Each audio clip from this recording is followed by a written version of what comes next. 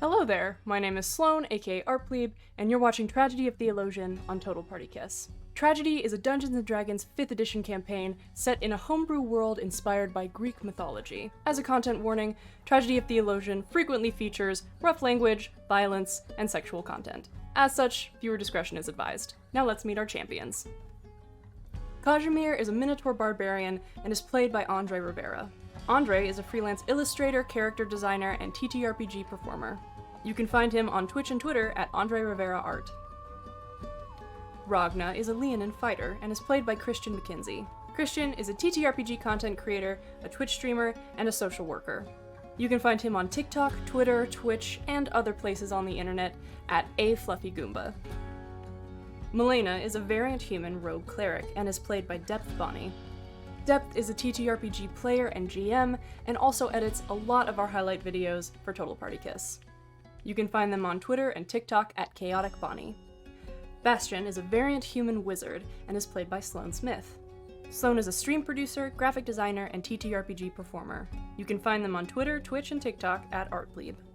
Finally, your dungeon master and guide through Gaian will be Serenity P. Serenity is a TTRPG lover, content creator, and voice actor. You can find her on TikTok, Twitch, and Instagram as Clickety-Clack-Snack, and on Twitter under ClickClackSnack. Once again, our content warning, Tragedy of Theolosion often contains rough language, violence, and sexual content, so viewer discretion is advised. Thank you so much for watching, and now, on with the show.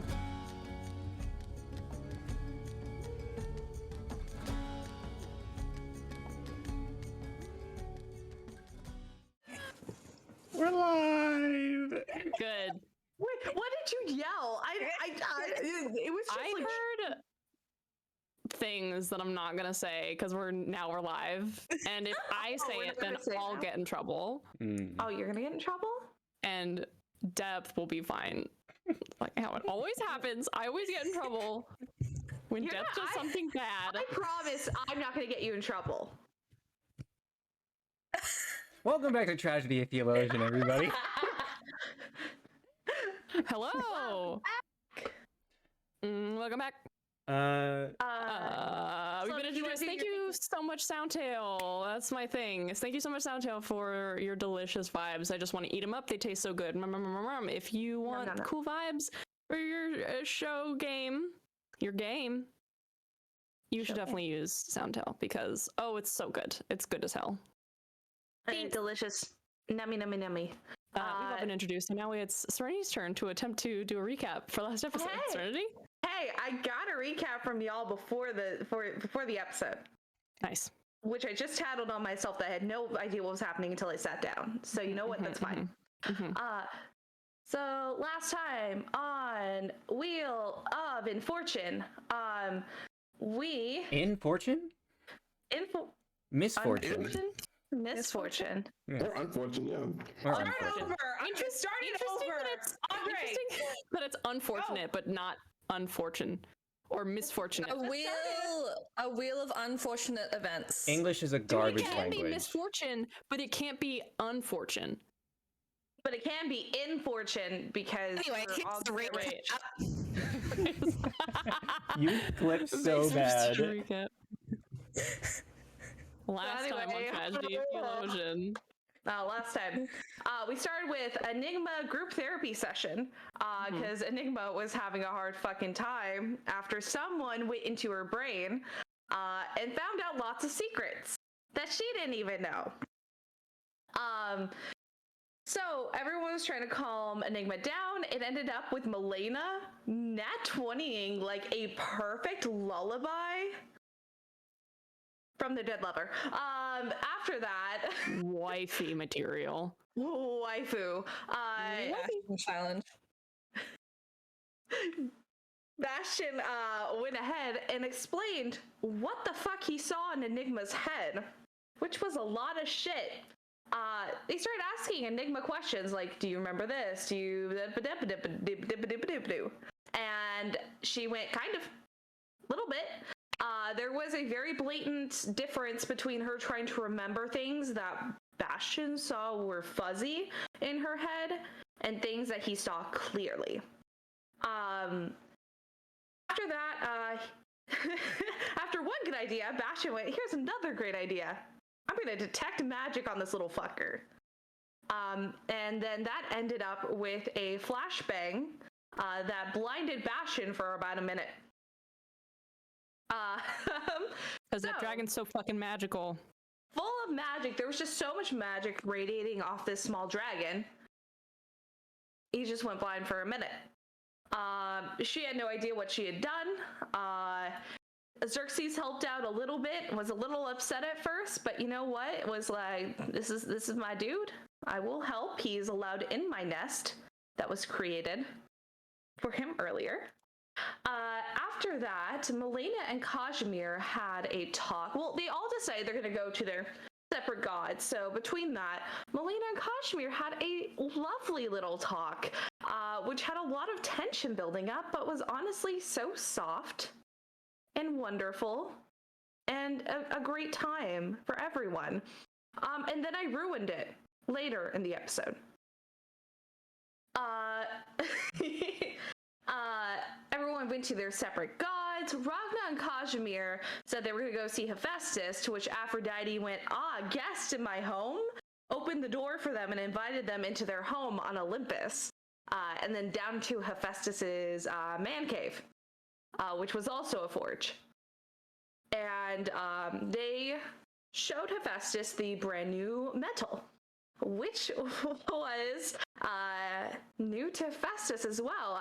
As he tried to hammer it once, there was no reaction from it, and he just got really excited. Hephaestus said that the founders should name it, and they should decide what they need to do with it, but Hephaestus would love to work on it.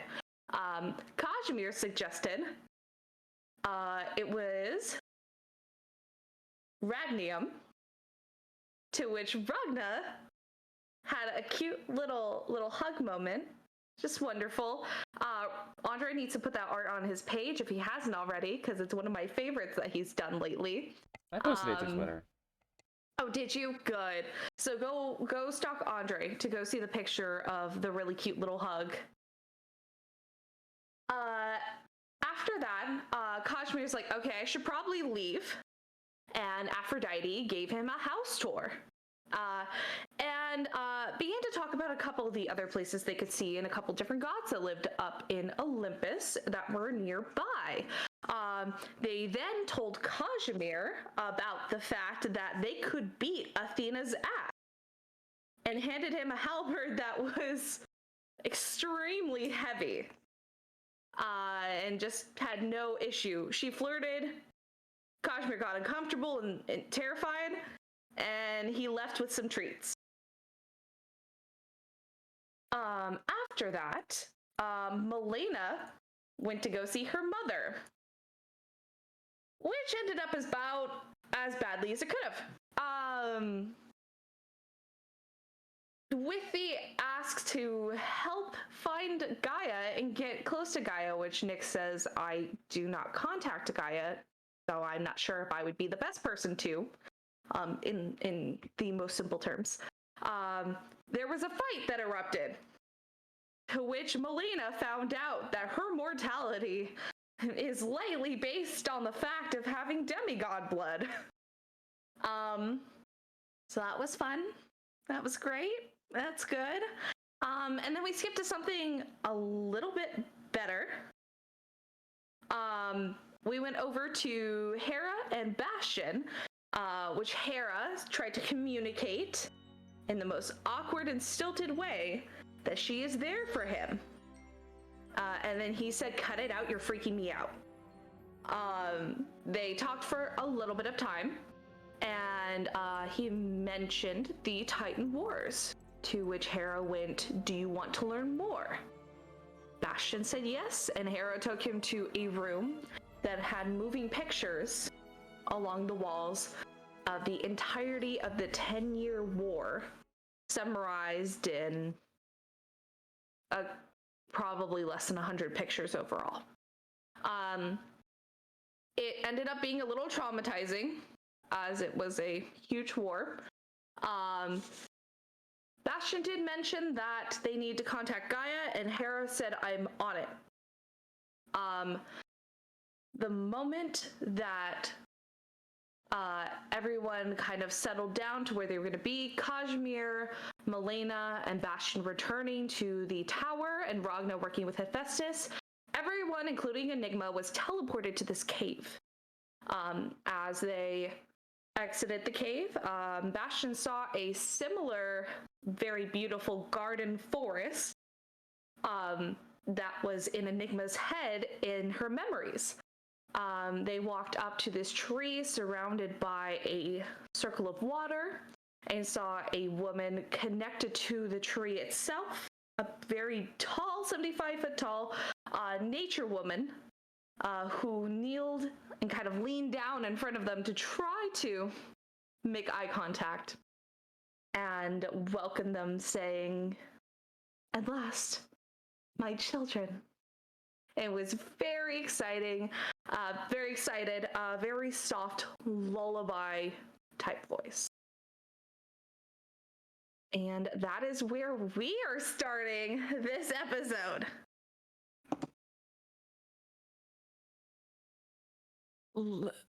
Lady Gaia, I presume? You would be correct. Bastian Diamandis, it's very nice to meet you. These are my party members, Kazimir, Ragna, and Melaena. He looks over all of you with this very warm, heavy, loving, just kind of motherly look upon all of you. We were hoping for a moment of your time to ask you a couple of questions. Did Hera tell you anything about our arrival?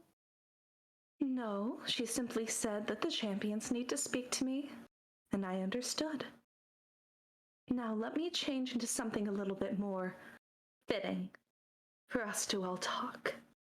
And you see the form shrink down until it's about 10 feet tall, something a lot more like human equivalent. And she just sits down in the soft meadow, the flowers moving around from her to kind of cradle her in a spot. And she just kind of pats the ground for you all to join her. All right, sit down on that ground. Yep, sit down on that ground. Yeah. We have Enigma with us, right? You do. Perfect timing. It takes Enigma a hot second.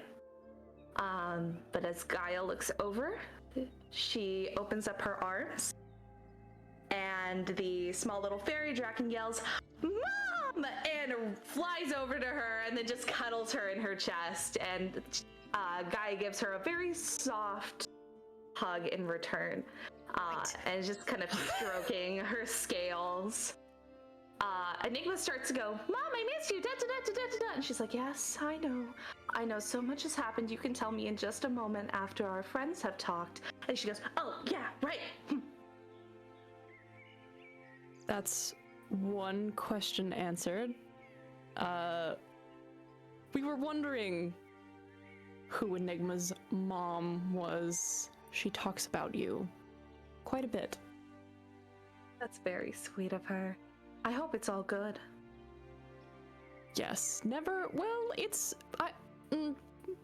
hard to say good or bad due to sort of how vague it is. She can't seem to remember your name very much. I mean, she loves you, obviously, but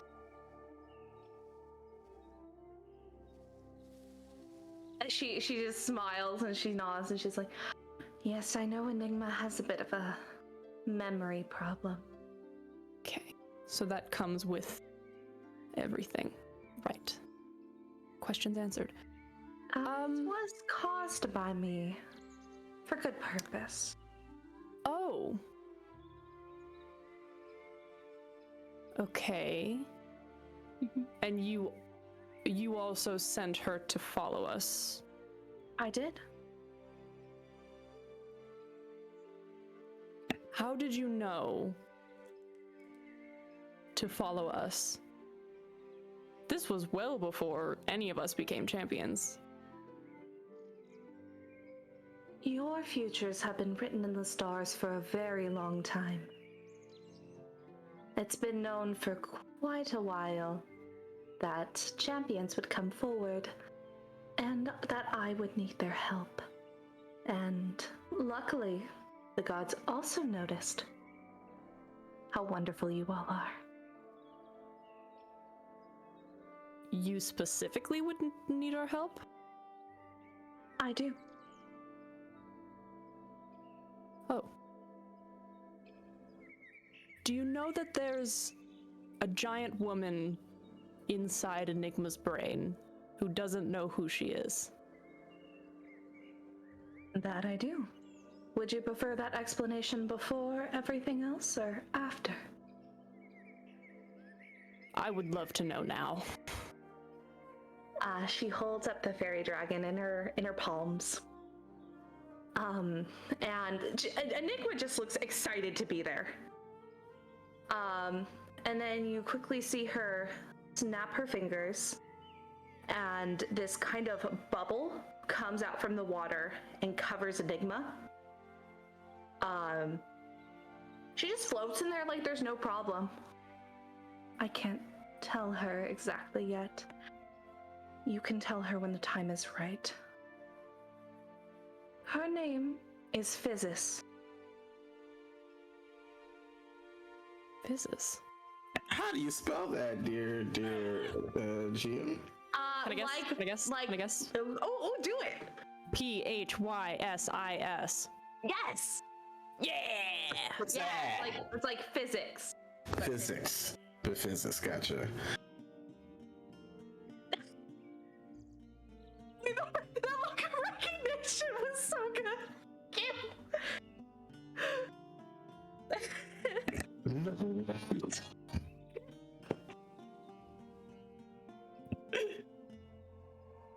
I'm sorry. Melaena doesn't know. Melaena I know, Melaena doesn't know.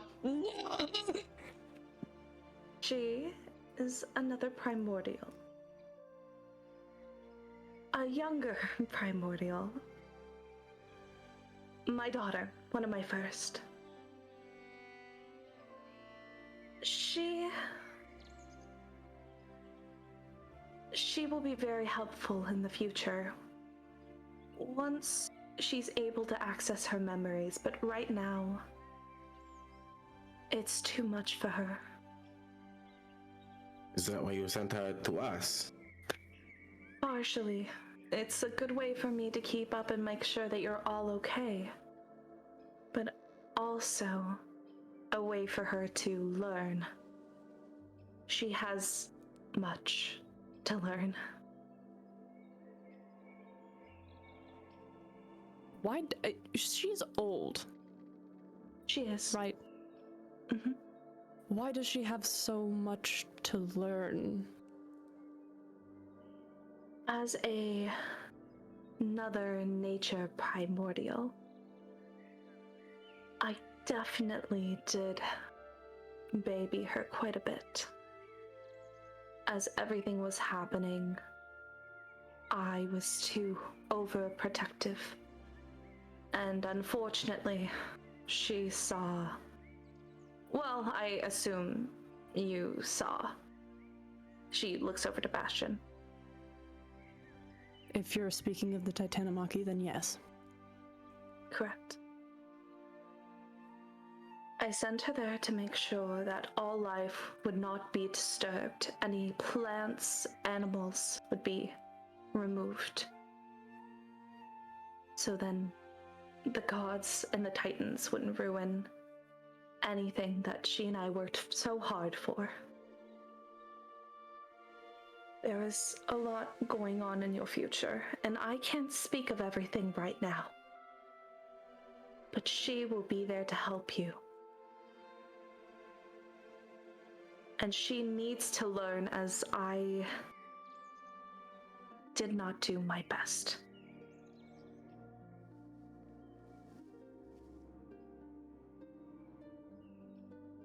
So, does she, like, fight? at all? She can. But she's more right now a messenger and a listener.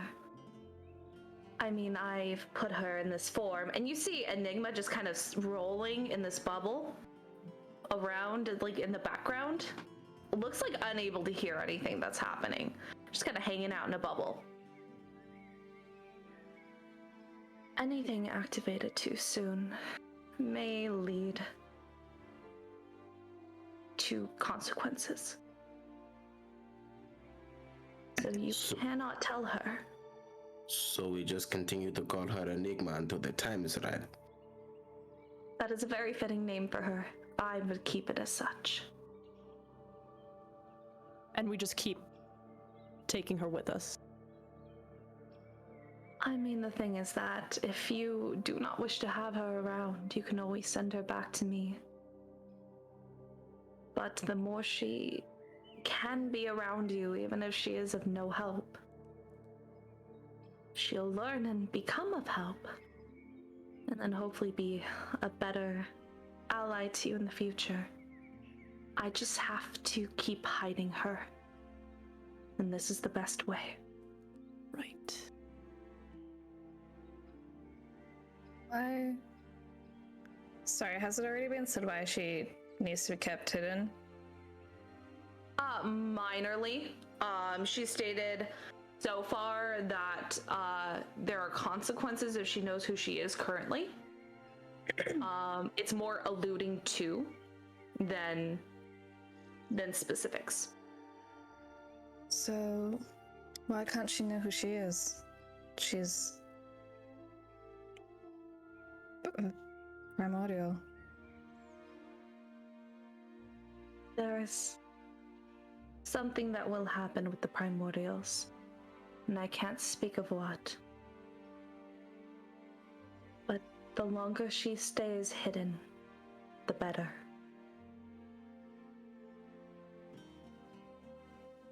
So we're hiding her from primordials? That's You're hiding her in general.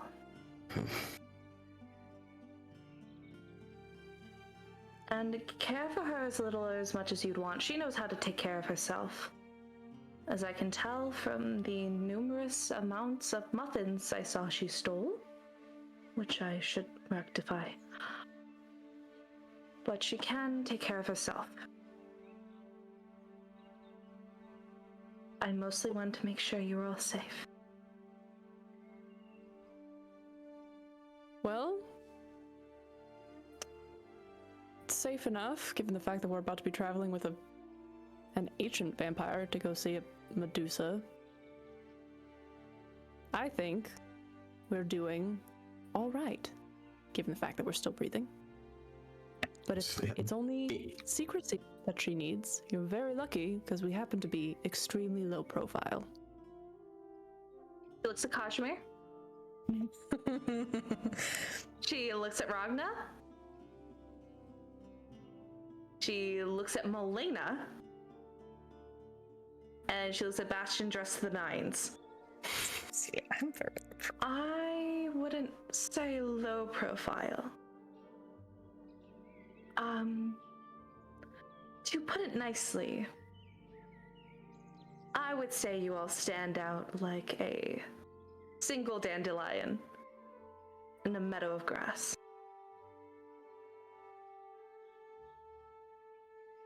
You're very apparent.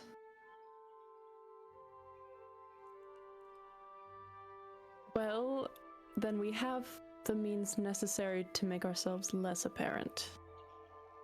Understood. I trust you. I trust all of you. Is this what you needed help with? With Enigma? Or is this something that you wanted us to help you with? There will come a time when you see certain things and you will hear certain things. To get you started, I need you to go to Scythen.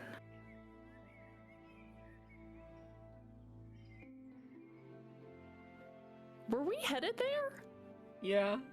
Later. Later. Right after this. Right after all this vampire business. You're already heading to Helsinki. Yep. Which is another place I do need you to go.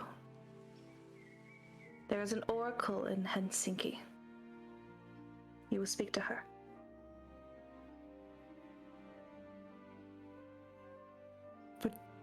But the Scythian part of it, though. We've heard some, frankly, freaky shit about Scythian. Understandable. I mean, I'm sure you seem to know a lot. So. Large cities are not quite in my domain. I hear things. The nymphs do talk, and I can hear all of them. I know there are things that are going unruly and just uncivilized there. And Have the nymphs mentioned people speaking in the tongues of the Titans? Because that's definitely a thing that's happening. Most of them don't know the tongues of the Titans, so I have not heard much. But that does make sense. Or other things I've heard. What's in Scythian that you want us to go there for?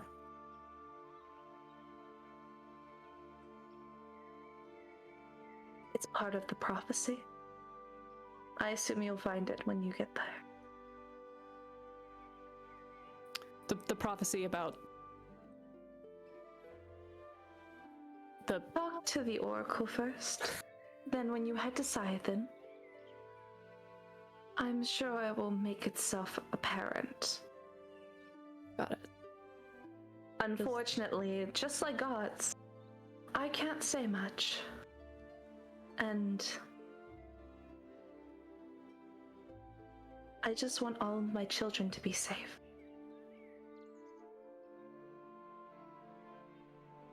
Does the Oracle have a name, by chance? Or is it more of a know it when you see it kind of thing? I do not know her name. We have her chosen, but she definitely has changed her name quite a few times. As she's gone around to different places. She's made her home in Helsinki. She has a chosen? I'm sorry, wait, no. Chosen name, I think. Oh, okay. Yeah, I was like, she changes her name. Yeah, Got it. they have like, yeah. Is she an Oracle of Apollo, or? She is simply an oracle of the gods.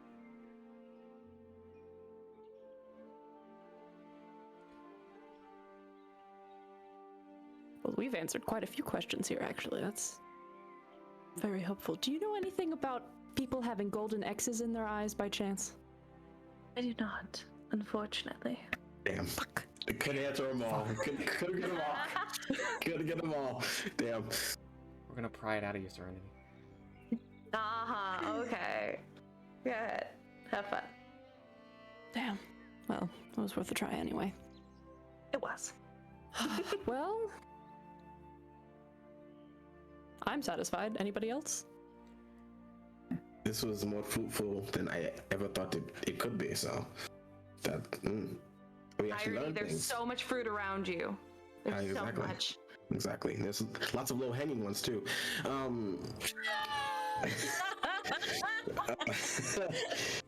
We actually learned something about that quest from a god, so that's good.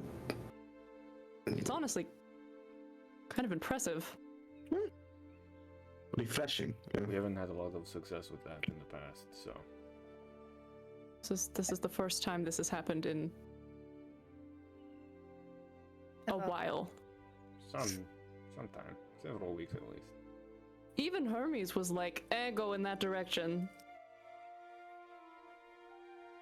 Well, from what I've heard, Hermes is very busy. not too busy to send us through an entire gauntlet of tests and trials. But sure. There are other chosen, which have to go through their own trials. It's like a training program, almost. There are many gods.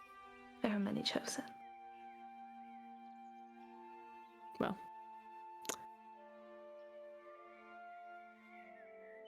Is there like a closing ritual? Should we eat berries together or something?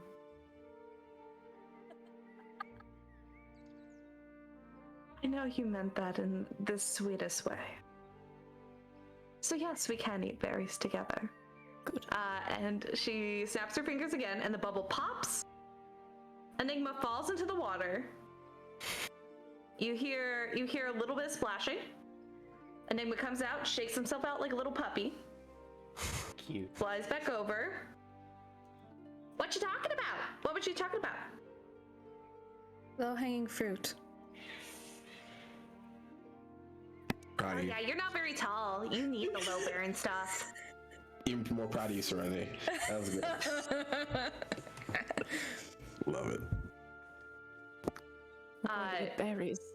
Yeah. So, Berries and cream, berries and cream. I'm a little lad who you know what?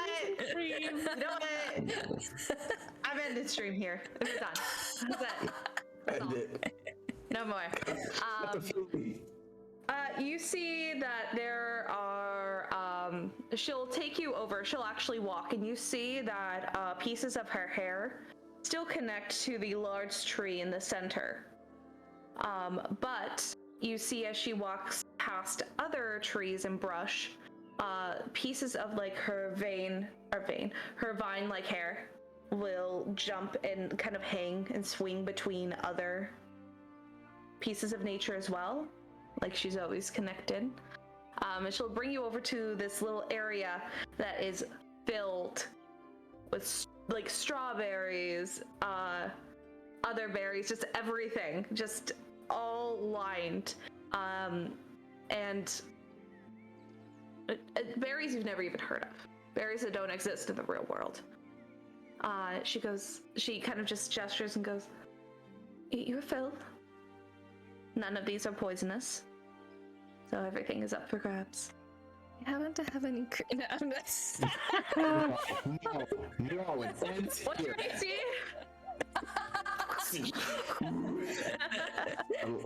I escaped death from Nick starting to die by Gaia's hand. Dude, if it's not the mom, it's the aunt. I don't know how to help you. Damn. I think Ragna will speak up as the berries are being distributed / looked at, and he'll ask, he'll go, if you've been watching us for as long as you have, would you happen to know who attacked us on the ocean? That is not something I can say. Okay. That actually gives us more answers. That gives us more answers. More answers than nothing at all. This is Christian speaking now, by the way. Ragna just turns, flips up the eye patch. Okay, you guys, this gives us more answers. That gives us more answers. So wait a minute. Straight into the camera. Yeah, just looking to Jim from the office, just like, okay, this means that it's primordial business, so some primordial's fucking with us. Cool. And that of disgust was genuinely Bastian somewhere in the underbrush looking for berries with Xerxes. Just going, oh please. Damn it. Not to her face, but yeah. My entire intention was to have a fun little jaunt. We do not have to drag this out. I'm good, I'm done. You're good. Yeah, so you can eat your fill.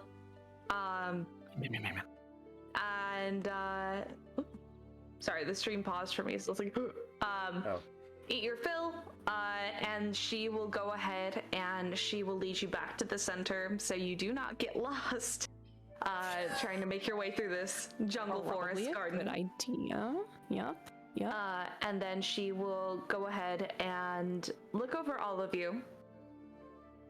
Then she'll walk forward, and then she'll open her arms.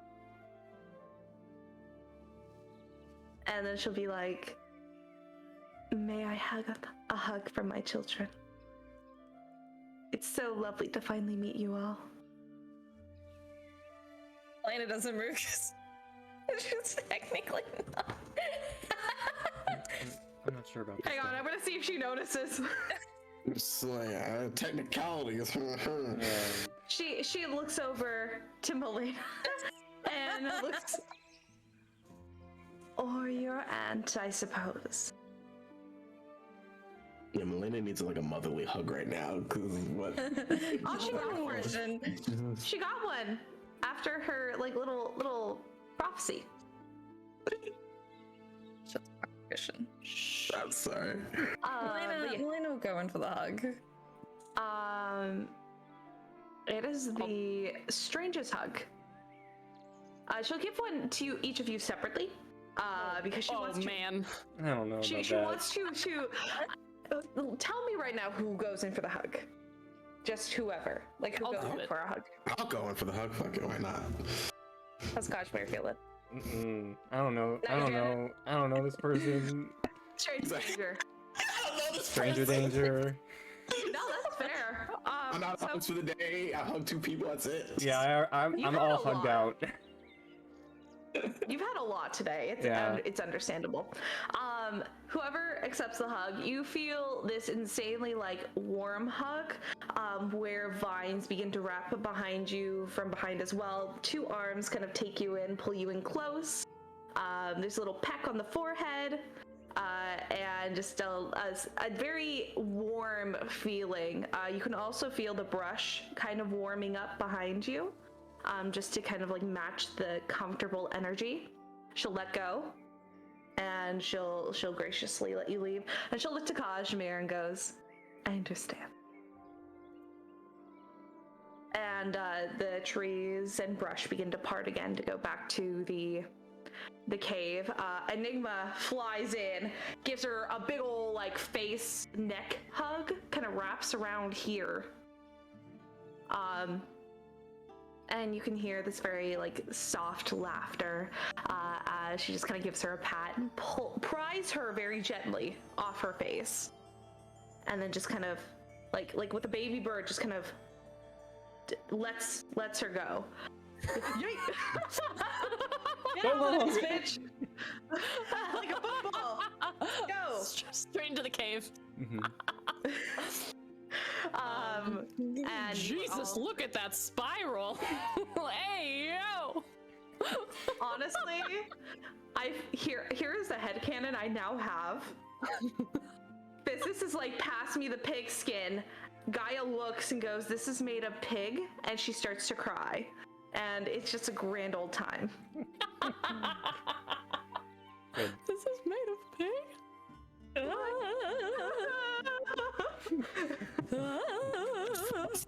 It's like, oh fuck.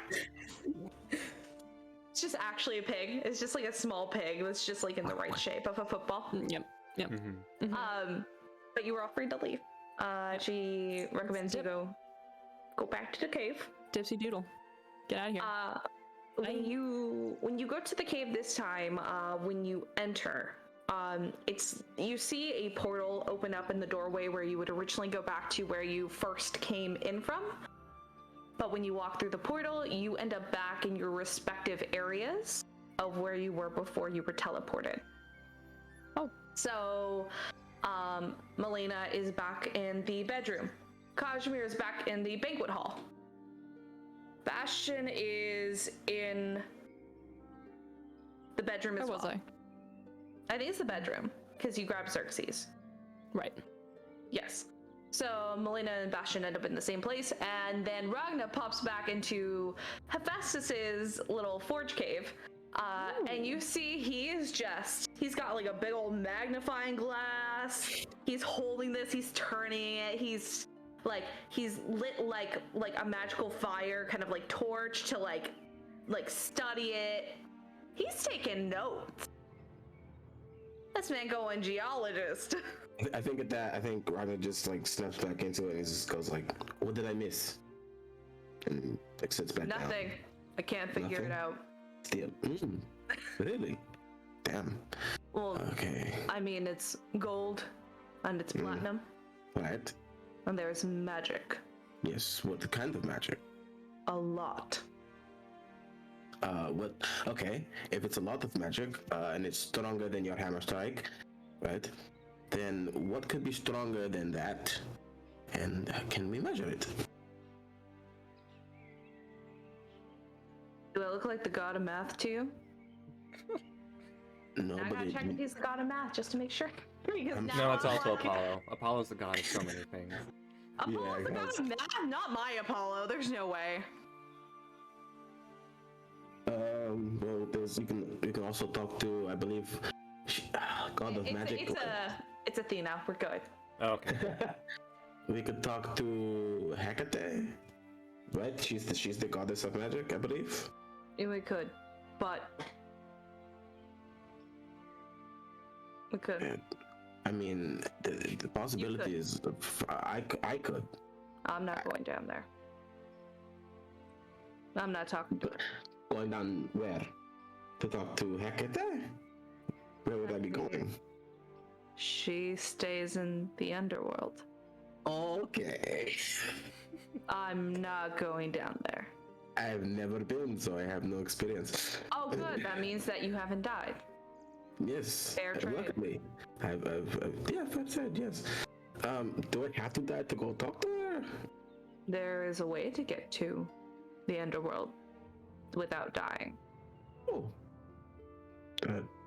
I guess that makes sense. A lot of old Greek heroes from the stories do go down there all the time, so. I'm going to change that up. So in the stories you've read, there have been myths of people going to the underworld. They have all been, like, none of them are proven. Like, there one that was a caveway, someone was just teleported there. There has been no one in current mythology who has gone to the underworld in this world.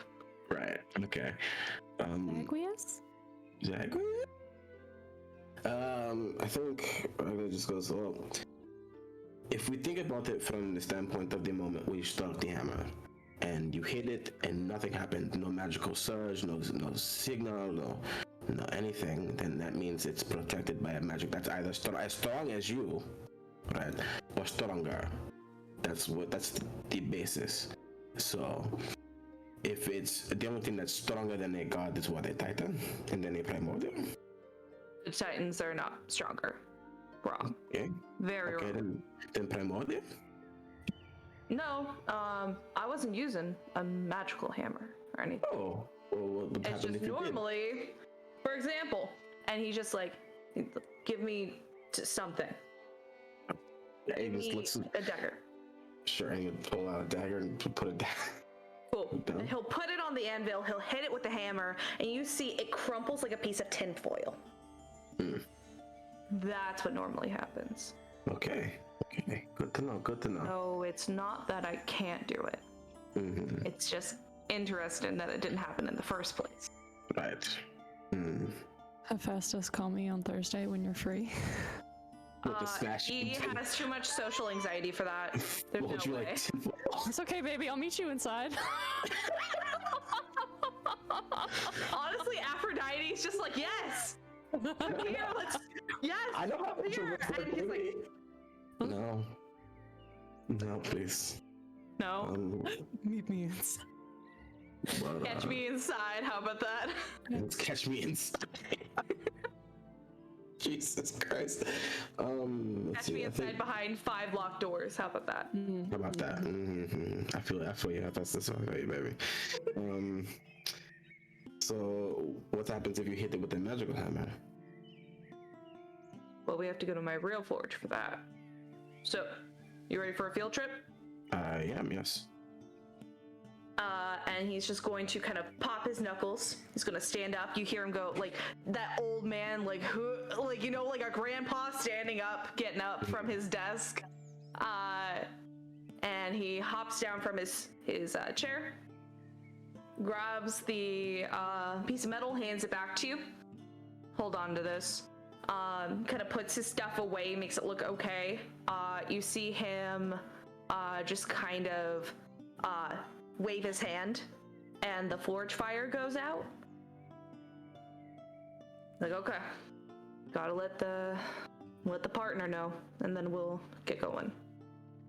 And then slowly but surely upstairs. And we'll cut it there. We will go to... Does anyone have anything they want to do? Yes.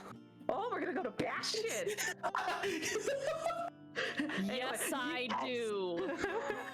We all know what it is. We all know. We all know what the fuck it is. I fucking like a world champion speed walker with my ass shaking and everything, walk out of the room, quickly across the dining room and up the stairs and into the office, where I grab my stack of papers and I hold them with my arms and I put my chin on top to stabilize it, and I walk my fruity little tardy boy ass over to the vampire's room, wherever I can find him, and I kick the door thrice to knock. Kashmir just watches. The way he walks reminds you of the tarts that Aphrodite gave you. Sorry, I like to think Melena's just still in the bedroom, just looking between the door that like Bastian just sped out of, and Xerxes just like, what the fuck just happened? Yeah, Xerxes is just like, and then just goes over to his nest, and you see that he has a little stash of berries that he put under his wing. He kind of lifts it up. There's a ton of berries that just fall on the bed, absolutely staining it. And he just kind of nestles in, and he just takes a strawberry and begins to eat it, and he looks at you, wraps the wing around the berries and pulls them closer to him. Not for you. Of course. Not for you. Yeah, so he told you he'd be staying in a room down the hallway. Just more of like, it was a guest bedroom. So he was out of your hair. You kick the door. You see it open.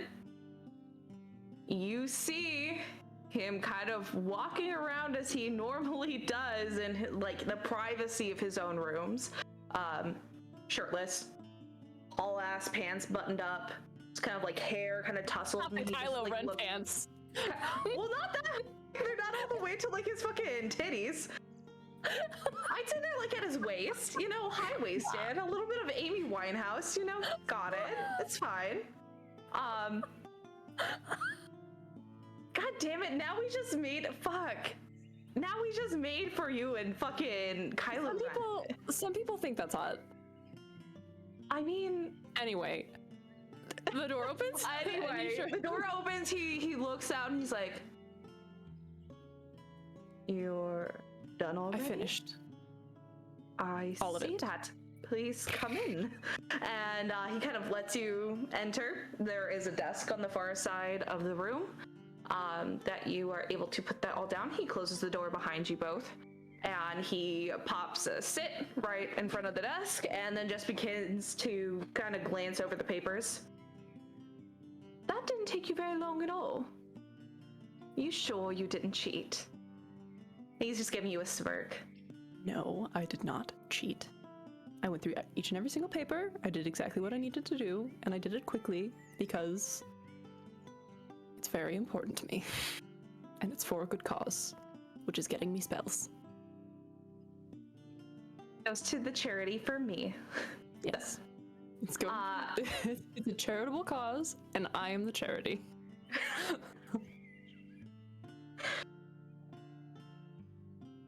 Okay. I had a really bad thought, I'm not saying it.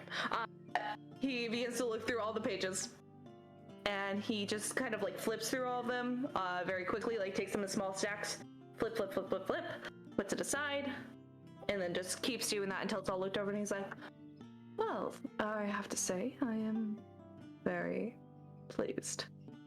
Thank you. You're welcome. Would you like to go get your spells now? Yes, I would love that. He's just sitting there like smirking at you while there's like pauses happening. You're just like, Like a kid, like ready to go to Disneyland. It's like, would you like to go now? Yes. He gets up. Money, please? You want to go to the Lego store, bud? It is exactly like taking someone to the Lego store because this bitch is gonna be locked in his room for hours working on these things. Okay, you get to pick out one toy from Walmart. Mom, I want the spaceship and the battlefield. Yeah, that's a fucking nerd. He wants spaceship and battlefield. He can't even choose like a fucking not. What do you want him to fucking like a cathedral? I don't know. What the fuck do they sell for Legos? A train? Is there So many anything things. that Too many things, A probably. cathedral. Why was Cathedral your first one? Oh man, I love my Lego set Cathedral. it's an incredible I work of bet you that architecture. probably exists. I bet you that probably exists. It absolutely does. Listen, they made a Lego Coliseum, like the real ass Coliseum. That sounds like something you'd want to go get. It's a work of incredible architecture. Who wouldn't want to emulate that? Is all I'm saying. Whose first choice is the Cathedral? I'm so sorry. What are we saying that I could, like, Bastian could get that wouldn't be a nerdy Lego set? If he got, like, a strip club Lego set, like, is that what Hell yeah. Hell yeah. Right? And then if you put the Lego on right and you press the button, it spins. I would Yeah. pay all the money for that. Fucking Fast and Furious Tokyo Drift official Lego set, speed track, racetrack with cars. Yes, please. We're so off track. What is happening? I don't know. Bastian hops off the desk and walks pertly out the door and just turns around and waits and then keeps walking. And we're gonna go and I'm gonna apply some spells. Are you? Yep. I think as they're walking past, Kazimir's just gonna ask, "Are you going somewhere?" I am receiving compensation for the work that I have done. So we're going to the magic store. Oh, to get your spells. That was the intention. I did this so I could get a spell. And components. We'll see. Ragna and I actually got some more money to help you with that if you wanted more than one. And we were going to trade in the alchemy jug as well, so How much money? A fair amount. A fair amount to you?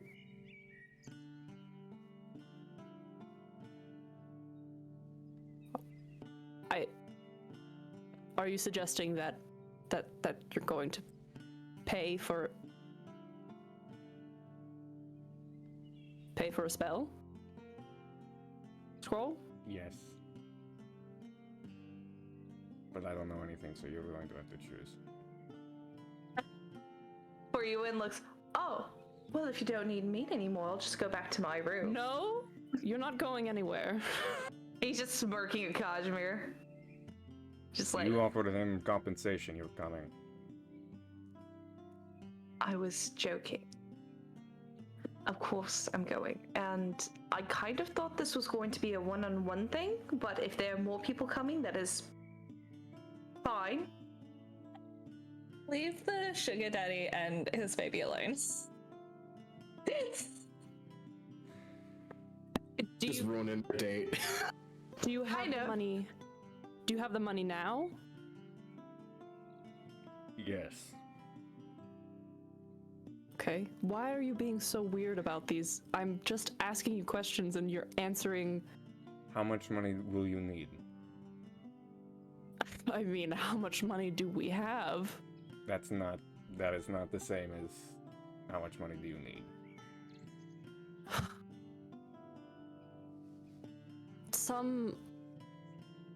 Several hundred gold. For a scroll and components, depending on what scroll I'm getting. One moment as I double check how much money I have. How much is a platinum again? 10 gold. 10 10 gold. gold pieces. Okay. Add a 0 to the end. Okay. Yeah. Just checking. If you'd like to just come with us, you're more than welcome to. Yes. More than welcome.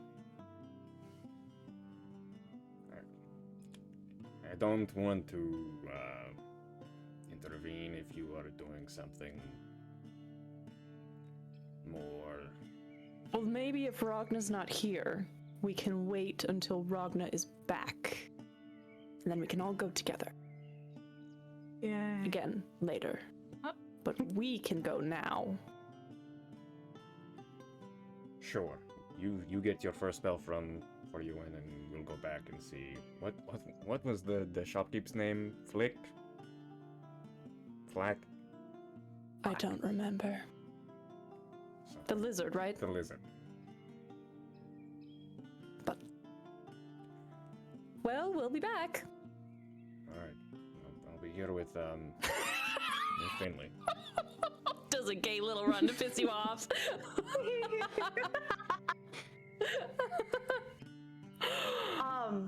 Xerxes! Melaena fucking sees. There's the call for Xerxes, and he just like.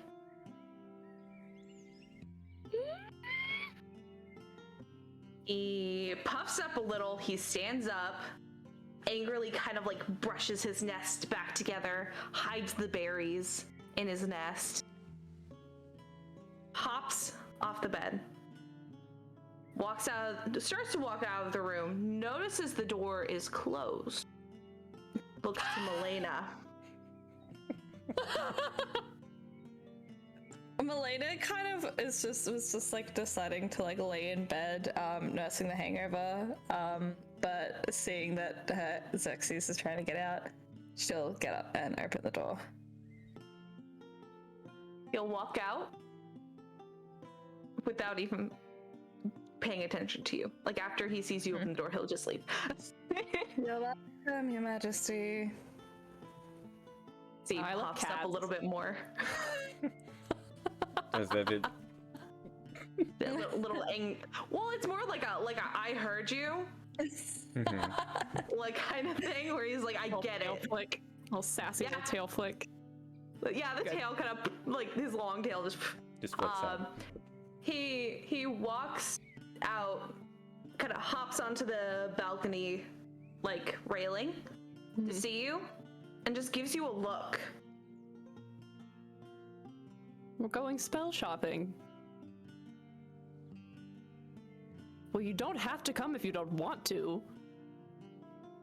And he flies over to you, like he glides, and he says in your head, "Well, I'm already here, so let's go." Fine. God. And Man, so we're gonna go spell shopping. I don't want to get in the way if anybody else wants to do stuff, but yep. We'll do this for a second, then we'll come back to people. Or actually, decide what spell you want. I know which one I want with this one. Okay, cool. We'll just immediately go. On the way, he's definitely going. He's talking about other places. He's like, if you haven't checked out this place yet, I highly recommend we could just go and walk in if you'd like to see. I do know a great spot for dinner as well. Maybe on the. Oh, I mean, I won't say no to being treated. Maybe on the way back, though. Later. Oh, of course. After business is done, then it's all pleasure. And he'll give you a wink and keep walking. Sassy little boy. Okay, we'll keep going. Xerxes is just fucking glaring at you. What? You're a fucking whore.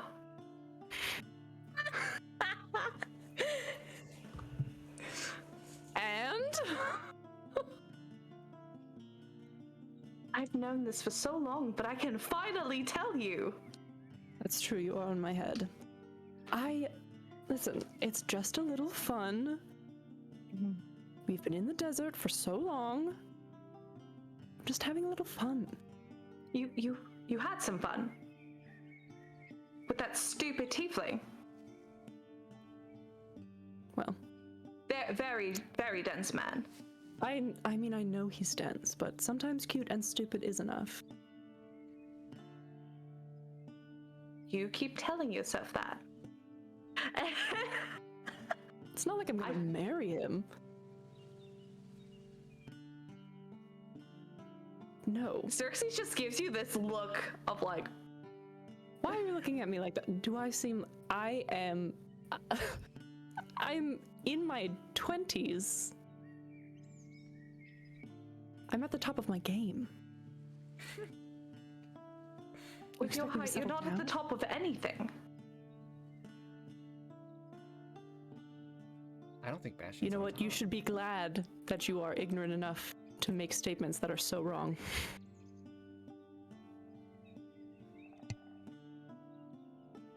I say this purely for the consideration of your eyes and what you would have to see. Oh, my eyes are perfect. It's you doing things incorrectly that's ruining them. I am facing so much criticism right now. You just... You hush. deserve it. You deserve it. Oh my god. Little bitch. Gonna keep chattering. yeah, this no, bird. you're fucking talking to your peacock while for you it's just fucking going off about places that he wants to take you. so it's a date. Shit. So we'll go back to does Melaena or Andre have anything? I was depth. Andre. Depth for Andre's in the game? What? That's crazy. Yay. What's Andre doing? Does Andre doing? Does Andrew have anything they want to do? Andre is probably on the coast of some capital city doing caricatures for some menagerie. I don't know. Aw. Good for him. Does Kazimir have anything he wants to do? Not really. I think just hanging out with Finley and Leto and Drachnos, I guess. The speed that fucking Depth just had on this meme is ridiculous. Absurd. Share it to the Twitter, it's fine. I am speed. You with one E, spid. Sped. Okay, so Kazimir's just hanging out. That's cool. Kazimir's just chilling. Melaena, does Melaena have anything? No, not particularly. She's mainly just nursing the hangover and being in her sad feels. That's fair. Hey, I need you to roll me a D100. Oh boy. Why? What if I didn't know? Why? What if I Well, said fuck me? then all the cool things I have planned have gone into the shitter. Yeah, it's gonna be cool. Can't believe it. It's gonna be cool. Oh boy. Uh-oh. What you get? Uh-oh. An 11. Oh, boy. Okay. Okay. It's either very good or very bad. Yeah. Find out about it. Find out about it.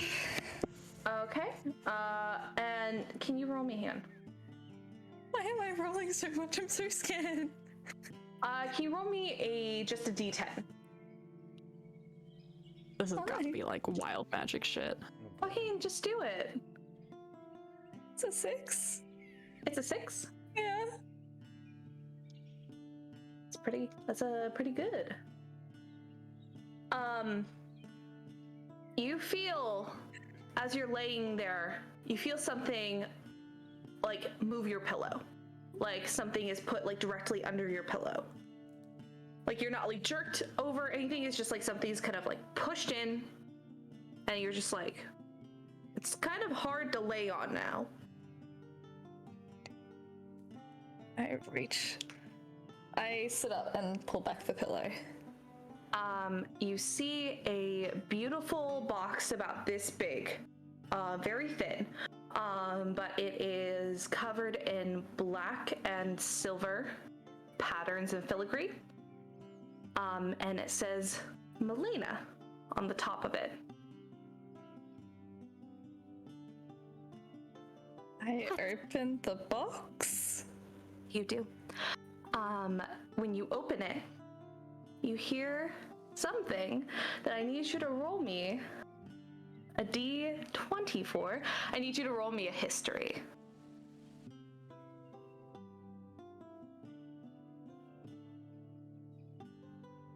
I don't think my history is very good. That's only a 15.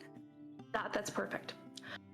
So you open it, and you see a couple things in there, but the first thing that hits you is a sound. It's like a music box. The song you really thought you've never heard before, but as it begins to creep into the back of your head, the small light chimes turn into a man's voice, and in the front of your head, you see a man with stark orange-red hair, just like you. You are looking up to him like you're cradled in his arms, and he's singing to you. And you see your mother standing right over you as well, hands on your father's shoulders, just kind of looking at you. It almost seems like at this point you're an infant. But you are remembering this beautiful song that he used to sing to you. In the box itself, the top, there is a note. And then there is like a little like velvety area at the bottom that looks like it's covered by like a small little piece of fabric. So you can't quite see what's under it yet. We take out the note. You take out the note. You begin to read it. And you see something you did not expect to see. To my daughter, Melaena.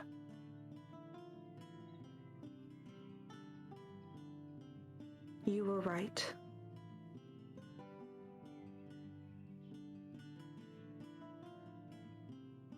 The pain that I've been giving you has been the pain of everything I have done. Until we can speak again, when you are less upset with me, I hope this is good enough. I am so sorry. Nyx. It says your mother, and then Nyx. And that's all the note says, but it's written in this beautiful calligraphy with this ink that sparkles like the night sky.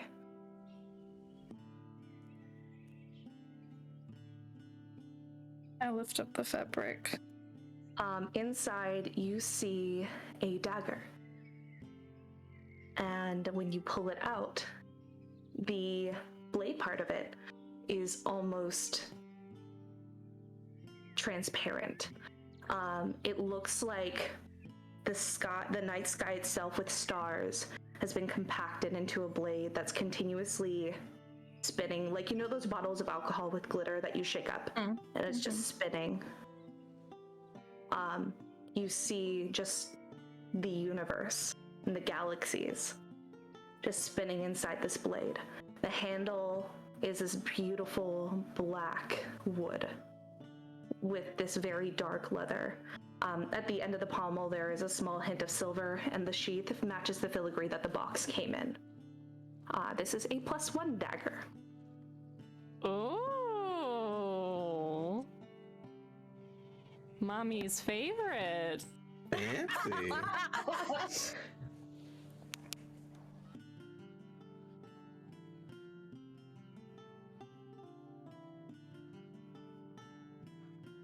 Melena's just gonna look at it.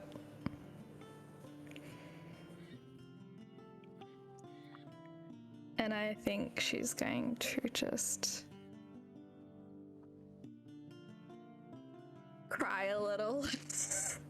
Absolutely. And just hold the dagger and look at the little like music box. Yep, it is all yours. You do not have to attune to your weapon. It's just a +1 you get to have. So yeah. Let's go ahead and we'll go back to Ragna since Kazimir didn't have anything right now. If you think of something, please let me know, Andre.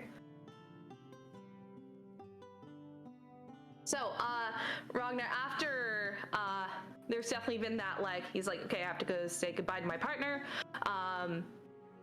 He goes up to Aphrodite, and you immediately see Aphrodite just, like, bend down almost, like, in half and just begin to, like, kiss him all over his face, like, grab his face and give him kisses. And you see him only kind of struggle because he sees you watching. Because he's like, wait, just because. Ragna, once he's like, sees him trying to dodge, and he looks, and they make eye contact. Ragna will just turn around cutely. Let's go. And this, you hear like little pet names from Aphrodite for probably about a whole minute until it goes, okay, that's enough. That's enough. Love you. You hear a smooch, and then he'll come over. There's definitely a little red kisses and pink kisses all over his face. And he comes to you and he's like, I'm ready to go if you are. I'm definitely ready, yes. Good. Do I have anything on my face? Not more than usual. Good. And he'll just kind of crack his knuckles, and you're quickly teleported to a very familiar dark forge. The sounds of the forge echoing behind, the natural sounds of like almost being in a volcano, kind of echoing. Much hotter. It changes by about 20 degrees from where you're at to where you go. That's even without the forge open. And you see him kind of stretch and go, finally, all right. So, what did you want to do with this? Have you decided?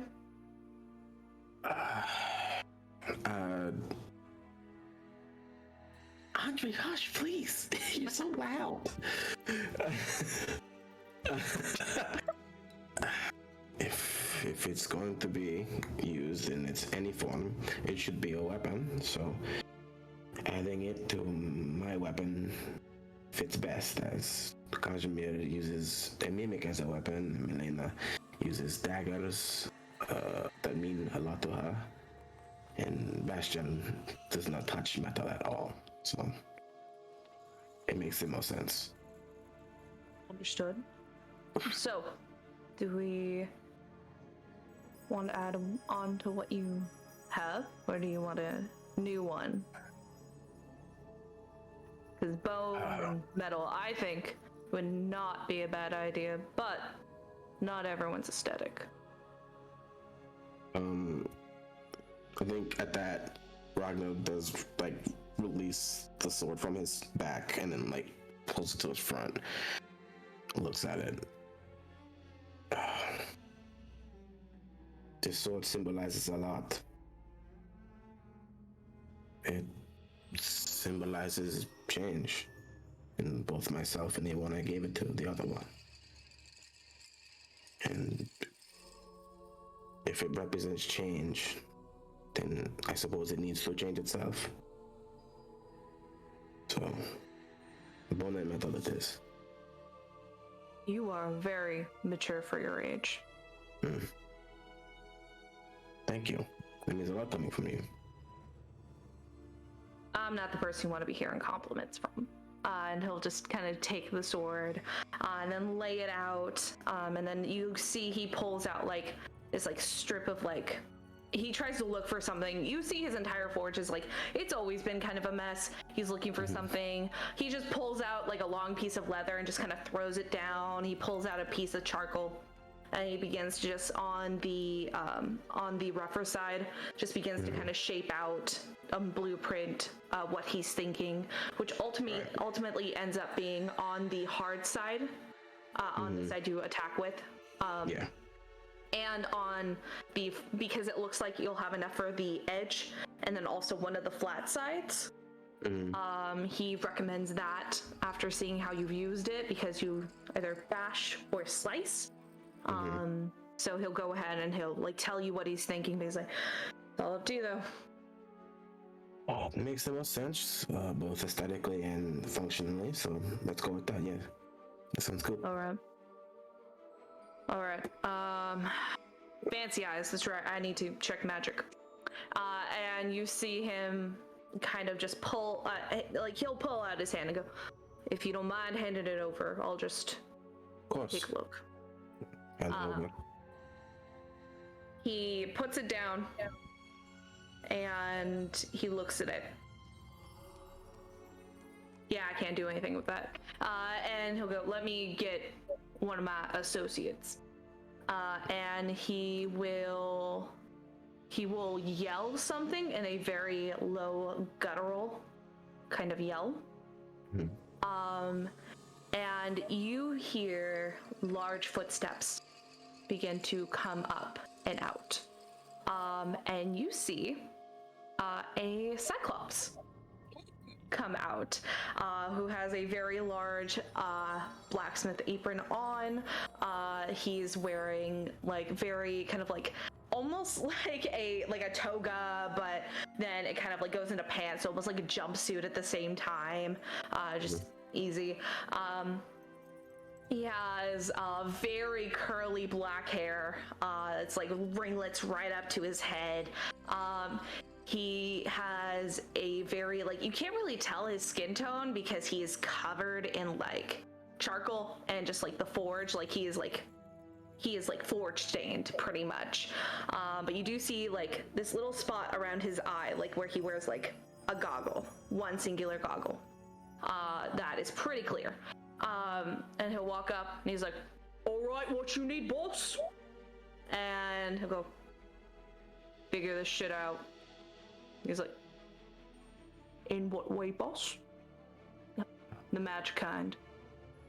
All right, can do. And you see he kind of just like picks it up with 2 fingers and he sits down in a chair, like a very large chair. You hear a very large kind of creaking as he sits down. And he stares at it for about 10 minutes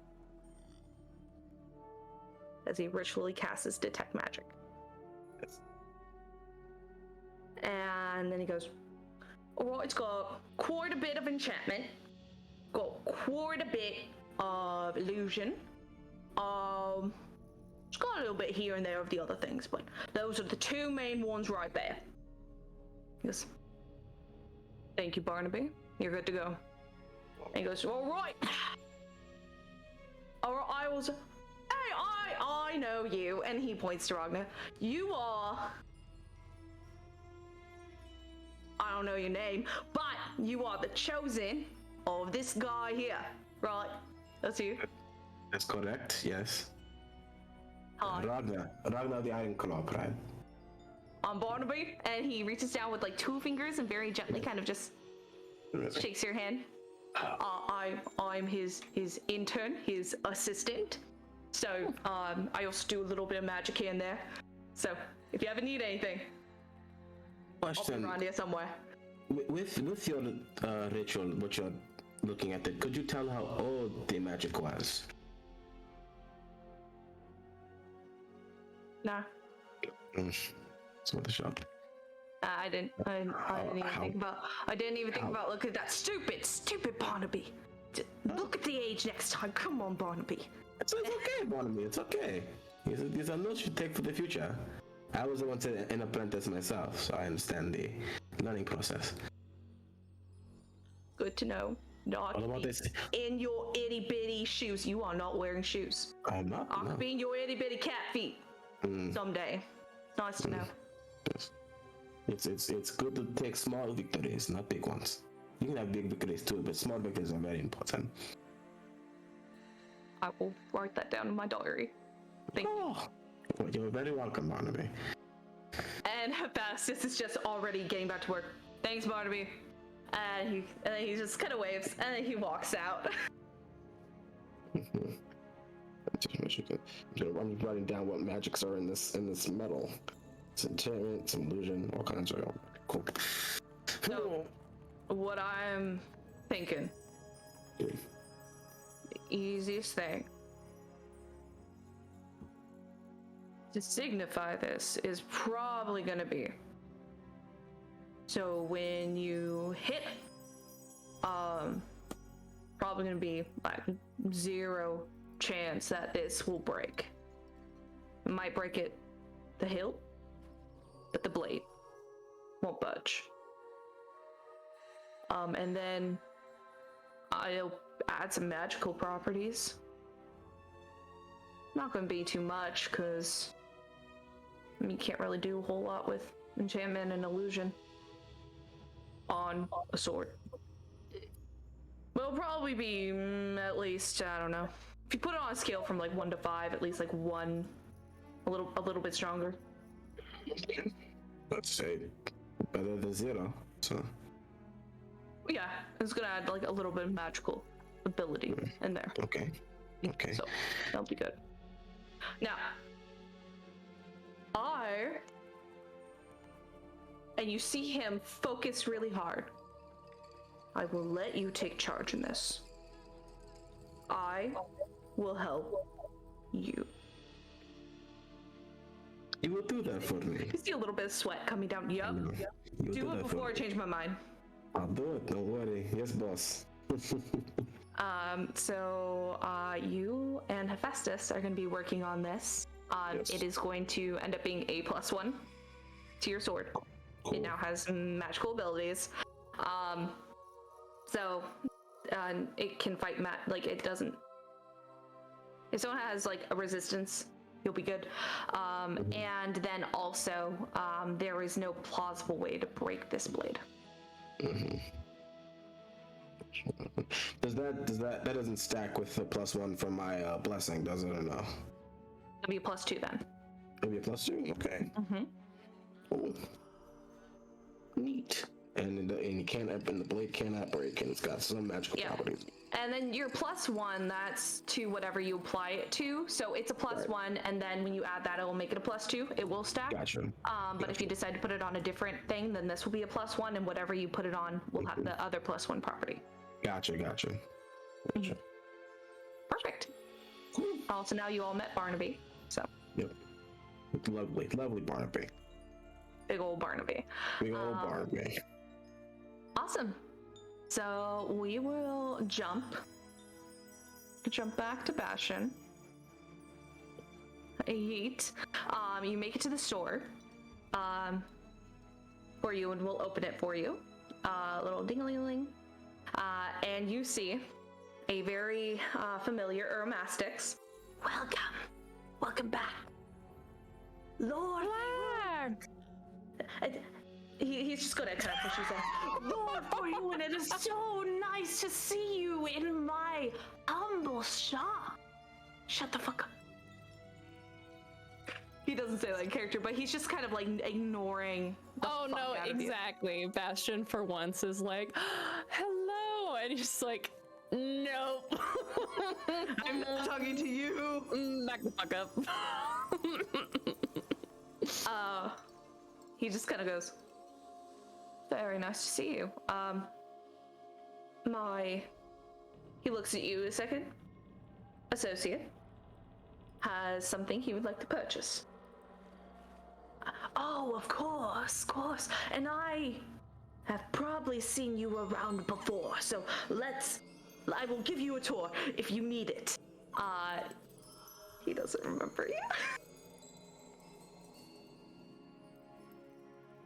He dunked on you the first time you met, and now he's dunking on you the second time. Know your place. Know your fucking place. Mr. Mastic says, shut the fuck up. Right? We don't know the dying man, this name over here, bitch. Get out of here. I would like to look through some of your... Oh my god, what's this bitch called? Hold on. I know what it is. It's in here somewhere. I've got it. You got this. Oh. I sent it to you. You did. So I can at the very least, like, literally my brain is just like, you don't know words. No words. You thought that you knew words. It's very funny and cute of you. Come on. You also Give it put to in me. characters Here- chat. We go. Yes. I would actually love to see your abjuration spells. If I could please get a look. You'll go ahead. 3rd tier. You see he will go ahead and he will take his big old book and he'll flip over to, he'll go through the back to abjuration, pull it open, and then you see the shelves behind him beginning to kind of like mechanically switch, well, magically mechanically switch the products that's available, and you see all these spell scrolls available. He goes, "Is there one in particular you were wanting?" Yes, I was wondering if you happen to have a copy of non-detection available. I do. I very much do. Perfect. I'll take that one, please. Okay. I also am going to need, so the thing is, it does require some diamond dust I do every have that. time you cast it. It does. Is there a way to maybe... could I get like a focus or something that would let me not have to use diamond dust every time? We did talk about this before out of character, correct? We did. Yes, perfect. Well, it doesn't get rid of it. You just have to have it. Oh. I thought I consumed it. We changed it, remember? Oh! I thought we were talking about using I thought we talked about using a different... Oh no, you're right. We did talk about using a focus. Yes. That was like 3 times the equivalent of what you needed, and then You said like a 300 gold piece diamond. perfect. Okay, cool. Yes, well, whatever the DM said before, we can do. So here. And he fixes my mistake, cause whoopsie. And he explains that you can use this diamond instead because it's like this much of the cost, and then it just cycles through because it's normally like what, 25 gold pieces. It's 25 GP per cast. Perfect. So having the 300 gold one, yeah, it will be fine. And it should last longer. We're just gonna give it the Costco treatment, where when you buy in bulk, it'll last a long fucking time. For Yay. cheaper. Yep. Amazing. Perfect. So I This have is this and that, and then, sir, anything else I can get you? And he's kind of looking between you and the Lord, just to kind of like. I have these wonderful other scrolls. They're actually on sale. 5% off today, just for you, Lord. And Ryu just goes, "Oh, what a generous discount." Anything for you.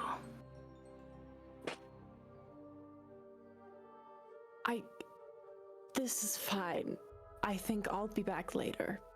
But this is perfect. Thank you so much. They do their transaction. You see that he takes like a magical quill. He will lick it, and then will begin to write this little receipt of the transaction. You see him pull the receipt paper open, like the little bit of parchment open, and then he will hold it out, and he will accept the gold, count it out, and put it in there. Then he will squish it back, and it just looks like a normal piece of paper. And he's like, Thank you for your time and your money. And I hope you're back soon. and he'll give the Lord a copy. And you will all be able to head out. I'm so excited! Yep. You have it. And then do you have the ink for it too? I think I do. I purchased materials previously in a previous town. Long ago. Long ago. In like episode 5 Oh, or I some also shit. need you to roll me a D100. The fuck is The this? fuck? I'm using my pink die for my little queen. Everybody rolling D100s out here. I rolled a 100. Oh You shit! did not. Oh did. shit! Rolled triple zeros, baby. When you walk out, you kind of see Xerxes kind of going, You can't puke on me. No. Off. and as you guys, he kind of like right in front of you guys round the corner your way, and he just goes, "Ugh," and you see this diamond pop out. He goes, and in your head you hear, I stole that for you. I hope you fucking enjoy it.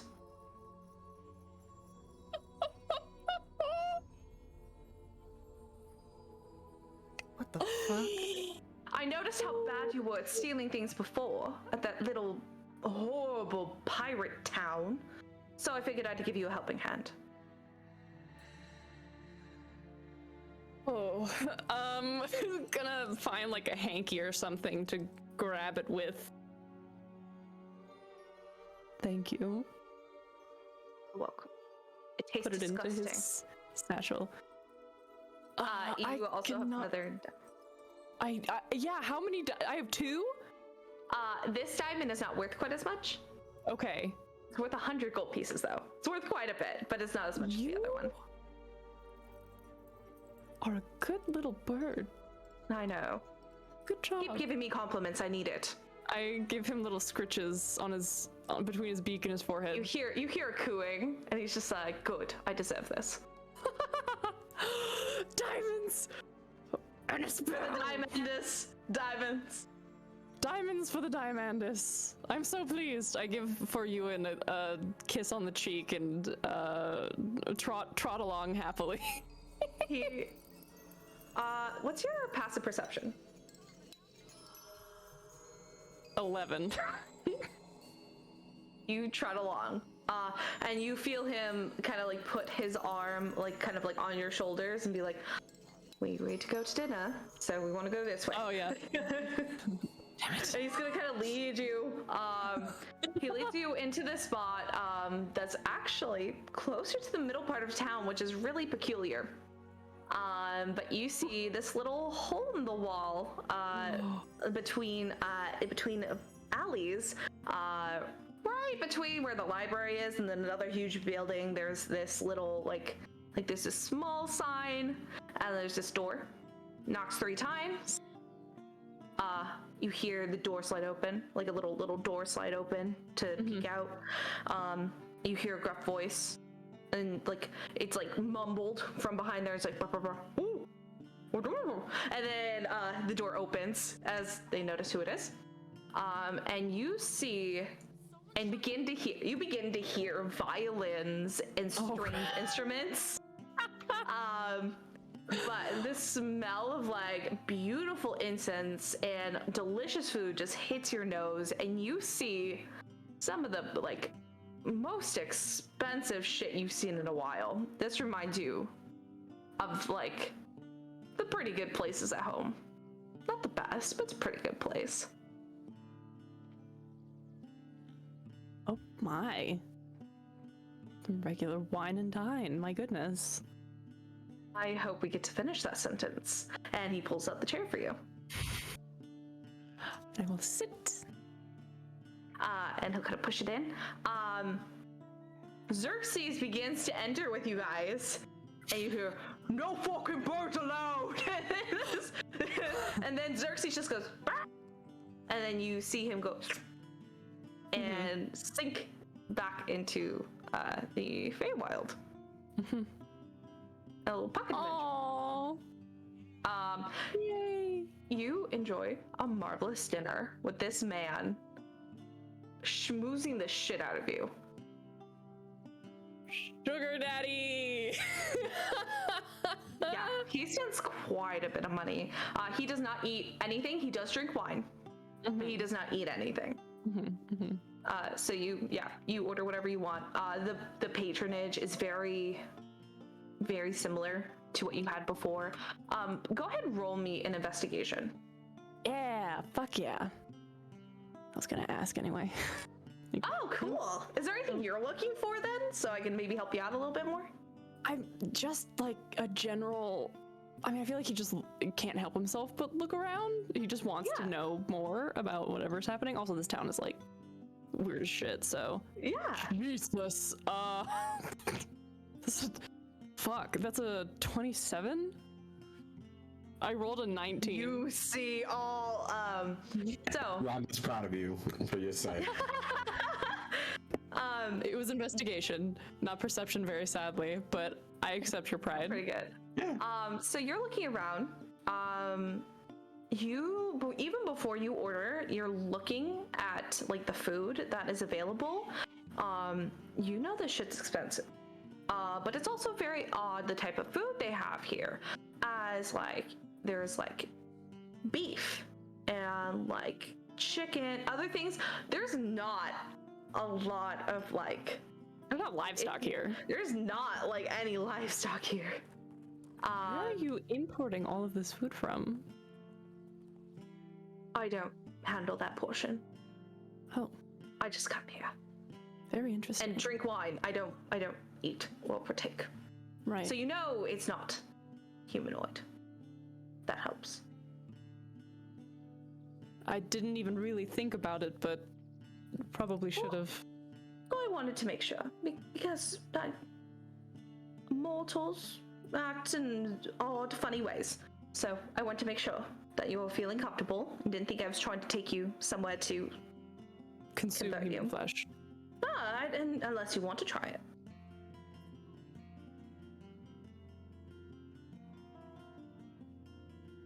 Save that for a different day. How about that? You're looking around. You notice that there's pretty much like any race that seems available in this town is here. They're not like discriminatory of anyone, but you do notice that all these people are wearing at least a couple hundred gold in jewelry each, so you know they're all pretty fucking wealthy. You do notice there are some people that are eating and aren't eating. Pretty apparent. You do notice two particular things. One, you do see a woman working the bar who looks very familiar, but different. You see a woman in a long black ponytail that's pulled all the way up, covered in tattoos. She looks humanoid. Is this the blood nymph from before? It looks exactly like her.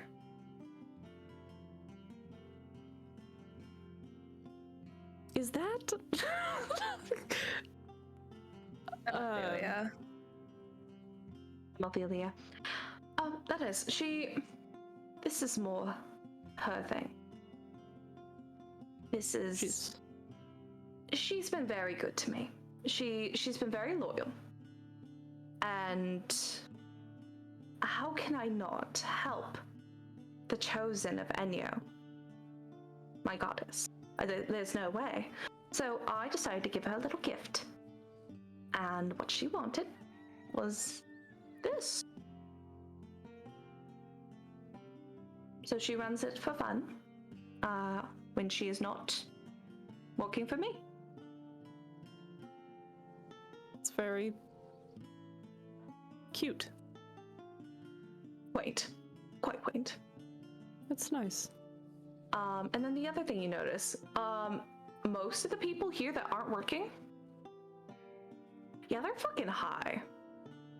You've seen people who are on drugs.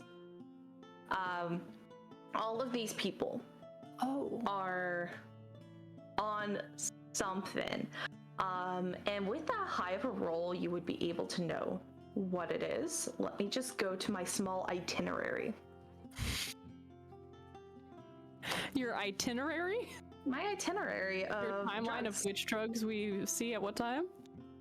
My itinerary of just general drugs and their effects, dude. Oh, I see. Your Google sheet. My Google sheet. I understand. So a couple of there are effects that you automatically recognize as red sugar. Yeah. Automatically. Everyone is in a very good mood. So it's nothing like the ones that you've seen that have more negative effects. These are all party drugs. You also see a lot of people who have a very kind of almost glazed over eye, that are just very happy. Their skin is like more blushed than normal. I don't know if you've done this one, so I will have you roll whatever kind of intelligence check you would like to. Oh. Just give me a good reason on why. Probably, I'm just gonna say history because this is, oh, well, that's garbage. Rolled a whole 8 on history. This is not one you recognize. The effects look like something you've seen before, but it's not something you've taken. So you're just like, I don't really know that one. It's very interesting though. And then there's another one that I need you to roll another kind of check for. Yeah, just do the same. I'll do the same thing. Mm-hmm. This is just, oh my god, yeah, I rolled garbage for that one too. Less, like a 7.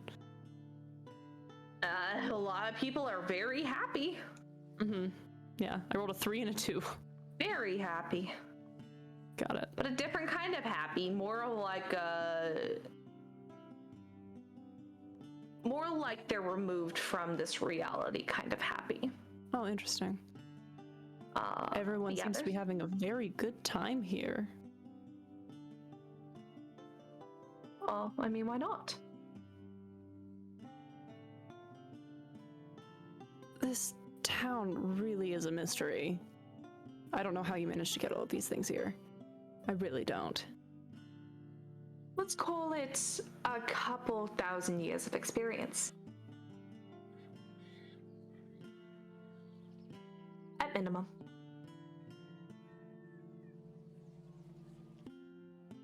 All right. Fine. Keep your secrets. I will. And I'm just gonna schmooze him. He got me. Okay. He got me some nice stuff, and I worked for it. But I'll give him my best consort / escort, kind of make you feel special. And have a good night. I'll just tell you something outright. He definitely genuinely wants you to have a good time. Yeah, I am having a good time, but I say that to say that Bastian is putting effort in. Oh, look at him putting effort in. I'm so proud of him. Is putting effort into making sure that this person who is not himself is also having a good time. Sweet. That's so sweet. I love that. I do want to ask before we move away from you. My big reason for bringing up drugs. Would Bastian want to partake? Probably. Is there one in particular? Probably the sugar. The one you know? Yeah. Okay. Absolutely, very easily. You see people going into like a back room. Yeah. Like what would be like considered like a powder room? Right. You see them going back and they're coming out and they just look so much happier. He definitely sees you eyeing it a little bit and then he just goes, go ahead, have fun. Okay. And gonna go. Stop making fun of me. Is gonna go back there. And get a little sniffums. A little snip. A little sniffums. Little bump. Go ahead and roll me a Constitution saving throw. I'm okay. We're back up to the mid-range. I rolled a 15, so that's a 17. That's pretty good. This is good shit. It's not quite as good as the stuff you've had. You had like premium stuff. This is pretty good. Oh yeah. Definitely not as good as the stuff that Aphrodite gave to you. That was good shit. That was like godly shit. Yeah, that was godly shit. So you have a wonderful, wonderful time. You do not feel any urge to have too much more. You're at that really nice peak. Definitely like how red sugar does. It does make you like a little like more head focused.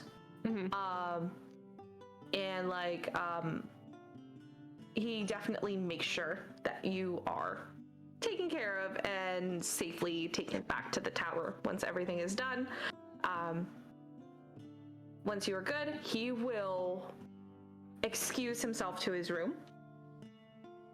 To just be like, enjoy your time. If you need me, I'll be over there. But give it a couple hours if there's anything fun you want to do. Okay? Okay. Yeah. And he'll wait. Yeah.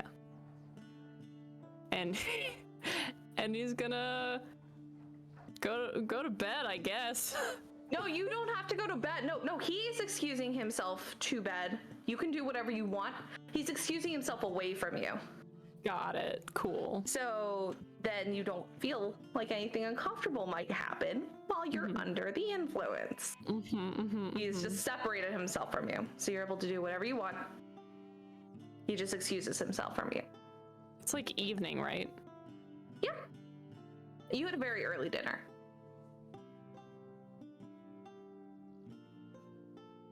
I want to look at that scroll. Oh yeah, you were able to get started on putting that in, and I'm gonna cut your time in half for putting that in because you're zooming. You're like meow, meow. I'm on fantasy Adderall. Woo! Dude, that sounds so nice.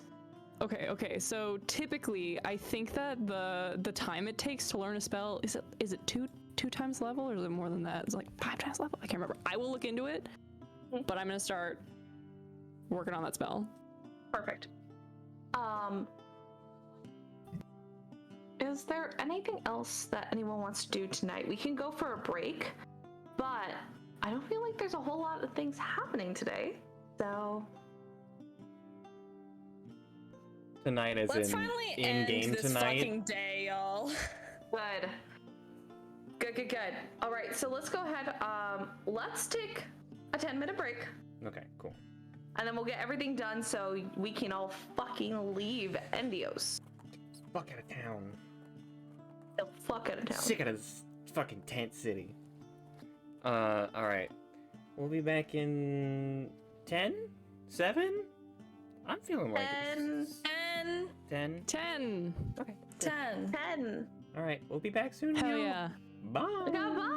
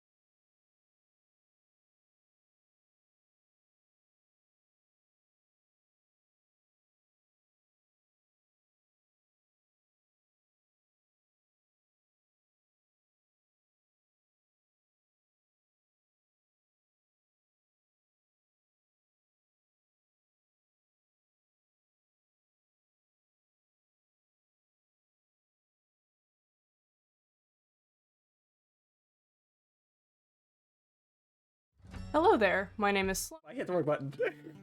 We're back. So sorry, I started the intro by accident. Don't look at me. Welcome back, everyone. I'm so sorry. That was fun. It's fine. It's fine. We got to see more Sloan, and I always want to see more Sloan. So, I miss Click so why do you bad. look surprised? I fucking loved it. Anyway, I loved passing it. Surprised that they're loved. More at 9. More now. what are we doing? What's happening? So, we are going to go to. Who wanted to do a talkie talk? We're gonna go to Kazimir. Because for you is going to come to you after they get back, and you see him excuse Bastian, kind of scoot him along. I kind of run like into the the bedroom Grinch. with my scroll, like a little gremlin. Like the Grinch with Cindy Lou Who, who's no more than 2. Just kind of like the push with the glass of like milk. Just like go. He's gonna come over. Holiday pull. Oh shit! It is almost Christmas. It's the most wonderful time of the year. I'm not convinced. You didn't have to let me finish that. No, I wanted to hear the through line. You made your pun. We're gonna go through it. It's called committing Because we're to not the quitters bit. here. He's gonna come over to you. Did you get your friends? Like you were saying you No, wanted to? I'm certain he's busy with the discovery we made.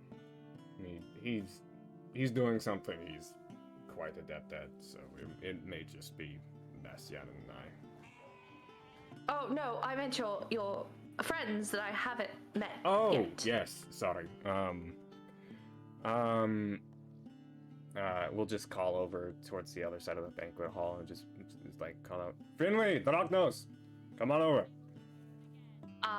You also hear the very heavy pitter-patter of a very big-hearted, big-pawed dog. Big baby. My baby. Big baby, who almost like catapults, not like off, like hits like the middle of the stairs, catapults off to get to you. Mm-hmm. Then welcome in. Thanks for the raid. Thanks for the raid. Welcome in. I just caught my big little dog. Big old little dog. A big old dog for a big old friend. Big old friend. Leto's very happy to be there. Also, hello, Norton. Anyway. What did you just say? Yeah, I need to I'm know. calling out a friend. Anyway. Oh, Perfect. cool. Hello, friends. Leto kind of gives a sniff for you and then goes back to you. And then you do see Finley, very still overly cloaked and dressed, and Drachnos come down the stairs.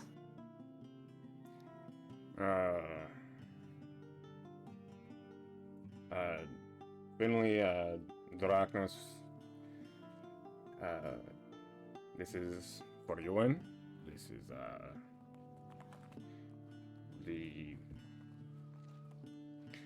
mayor? Governor? What is your title? The proper term is Lord, but Lord. any of those will do. And he will go up to Drachnos, offers hand. Drachnos looks at it, looks at him, kind of like gives him a handshake, and then just kind of like a little about it, not too sure. But then Finley, and he leans over and he goes, "So you're the special one I've heard about, I assume. Will you show me real quick?" And you see her pull down like some of the face wrappings and pull back her cloak to show her Medusa-line figure, and keeps her cheesecloth on her eyes as always. And he smiles and goes, "I remember you." You do? I do. I've known her for quite a few years. The Viper Queen. It's only noticeable I would have known her daughter. Did not know her name. And he looks. I'll have you roll me a perception check. The fuck? Or an investigation. Or Shit. insight. Do insight. Insight. Wait. Hold the fuck on. I gotta pull up. Make all the rolls right now. Wait, I have Throw a handful of d20s into a box. It was perception. We're changing to or- dice or pools insight, now. or it's all the same. Who cares? Insight. Fuck. It's a 6. 6? Dude. I rolled a 3. You are looking and seeing, and then you have an eye full of Leto, like you know, like in a camera when you're looking at something, and then a dog just pops up in front of it. Photo bombs. Eye full of Leto. You don't notice anything weird. It's nice to meet you. Well, meet you again, sir, Lord. Daddy. No. Oh my god, you gotta mute yourself, Deb. You gotta mute yourself. You always do this. That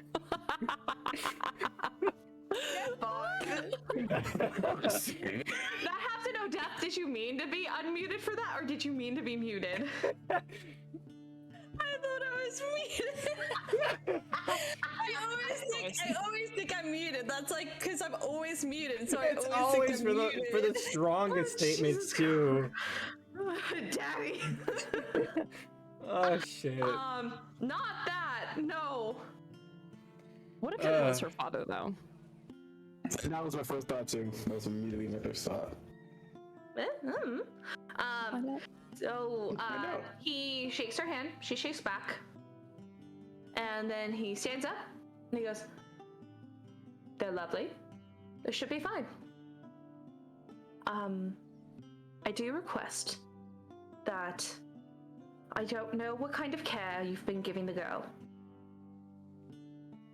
Up it a bit. I will make sure that she has everything she'll ever need. And new clothes." He looks a little disheveled.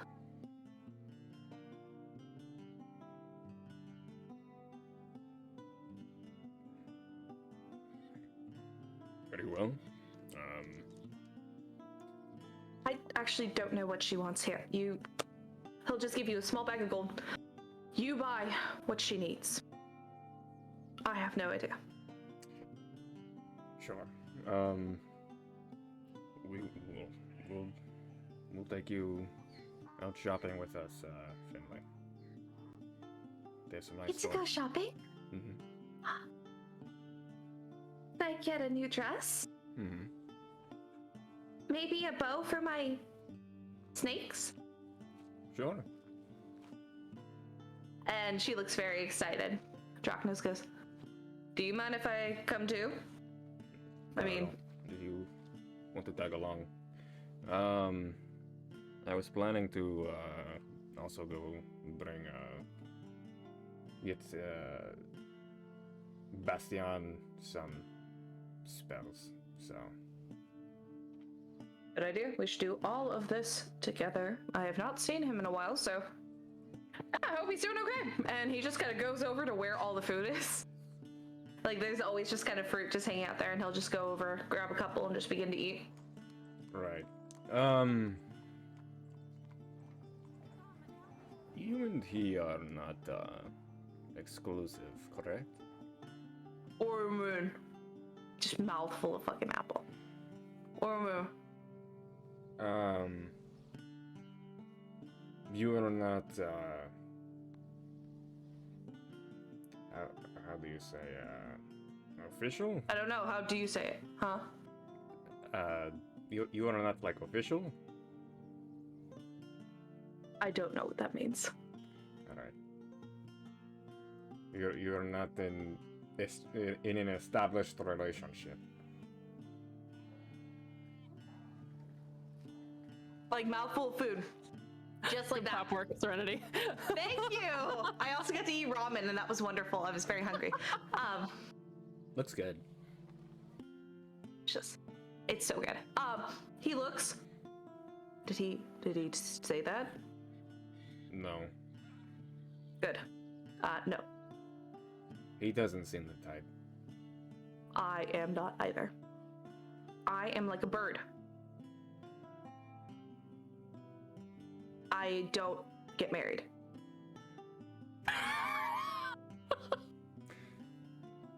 I don't think birds marry. See, I am. Oh. I don't think. Well, I'm not like a bird then. No, I am a bird. Anyway. I don't think most animals marry. I don't do that shit. It's not for me. Alright. Yeah. He didn't say that though. Yeah. No. Right. No, that's me inquiring. Yeah, good. No.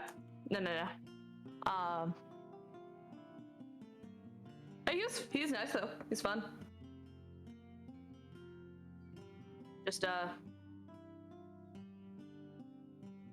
he doesn't seem great for a long-term thing either.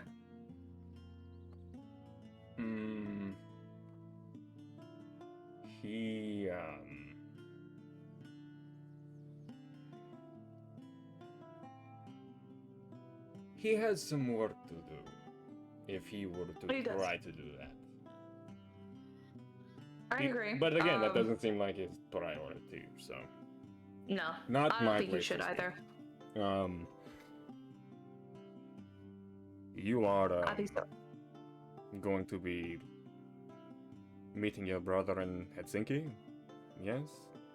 Well, I'm hoping so. Seeing how things are there, I'm hoping. Well, I'm hoping I see him alive and well. If I don't, then I'm hoping I don't see him.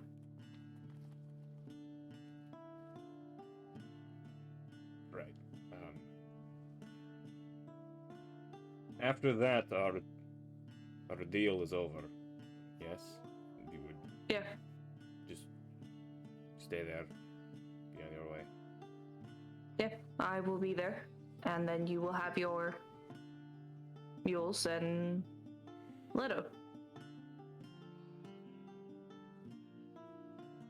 And, yeah. I mean, this is a lot longer than I normally stayed around people that I'm working for, so. Well, we did take a few side roads, so that's. We did. Normally I'd charge you for it, but I'm gonna go see my brother, so not too concerned. Also, do you know what you're doing with the kid?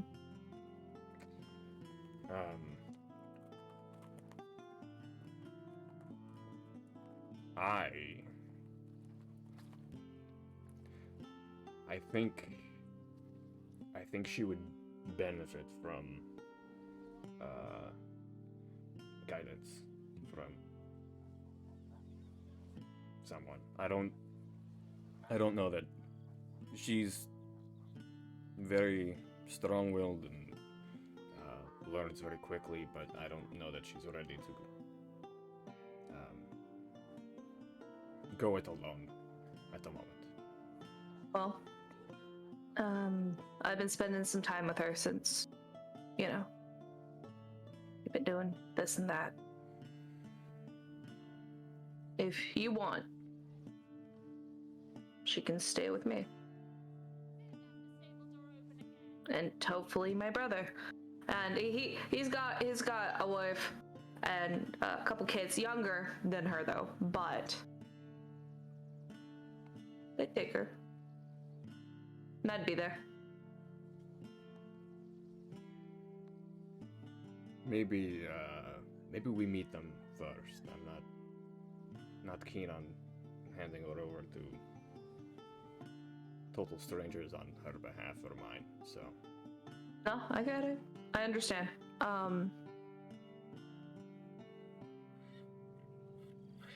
She does seem like she does need consistency, though.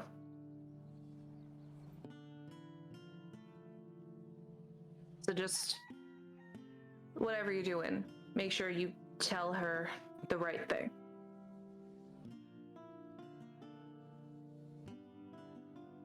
Because if you change your mind too much, she probably won't handle that very well. Right. Yeah. I don't know much about kids, though. I don't want one, so whatever. And she's like 20-something. Never mind. Kid. Maybe she should go to school or something. I don't know. She hasn't shown any magical proclivities yet, no? Hang on. Let me... something. Kind of. Really? Yeah. I mean, if you read a book, you would know that Medusas all kind of have, like, a magical basis. Alright, well, I've read a book. Oh, well, you didn't read the right book. Didn't have a lot of books where I was from. Where are you from? Selotira? I don't know that. It's on the other continent. With all the trees. So, it's a strange distinction. I mean, it's mostly desert here. It's mostly trees there. Up north, it's mostly mountains and snow and water. Well, you're just a regular geographer, aren't you? No, I don't particularly like to work out.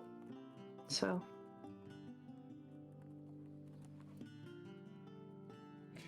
Alright. Good talk. He's so fucking dumb. He's so stupid. He's so stupid. I love him. Maybe I will get married. He doesn't want to marry you. Married like Yeah, bird. He doesn't want marriage. He's Not a like bird. Brooks. He's like a bird. He doesn't get married. My bones are really hollow. I don't know what my bones are.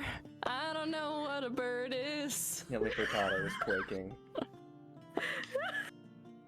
That was a cover by John Darnielle, or a parody by John Darnielle of.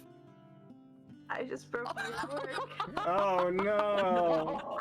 Oh no! Not the fork! Omens to come. Omens to come. No! Not the fork! This is punishment for all the shit you're putting us through. All the mysteries. Like what? You mean the dumb NPCs? Not done with that yet. All the questions. Am I done with my spell yet? Let's do a couple things first and then promptly. Okay. Does Melaena want to do anything?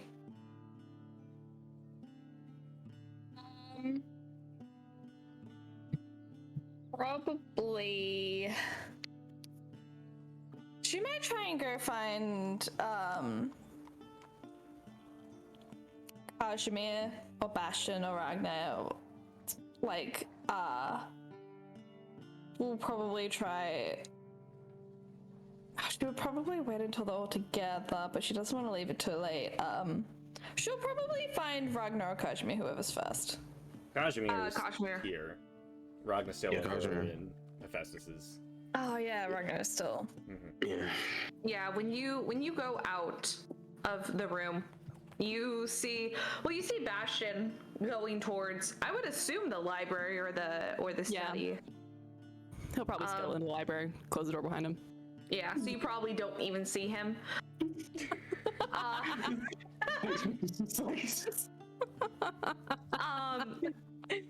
So yeah, you probably don't see him, but then you see Leto and the NPCs and Kazimir in the banquet hall, and you see Foryuan walking back to his guest room.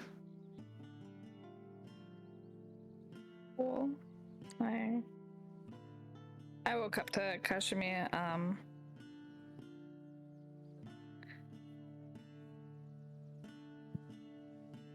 I've been meaning to talk about this, but it's hasn't been at the top of my priorities lately, but I Amethelia asked to travel with us when we left Endios.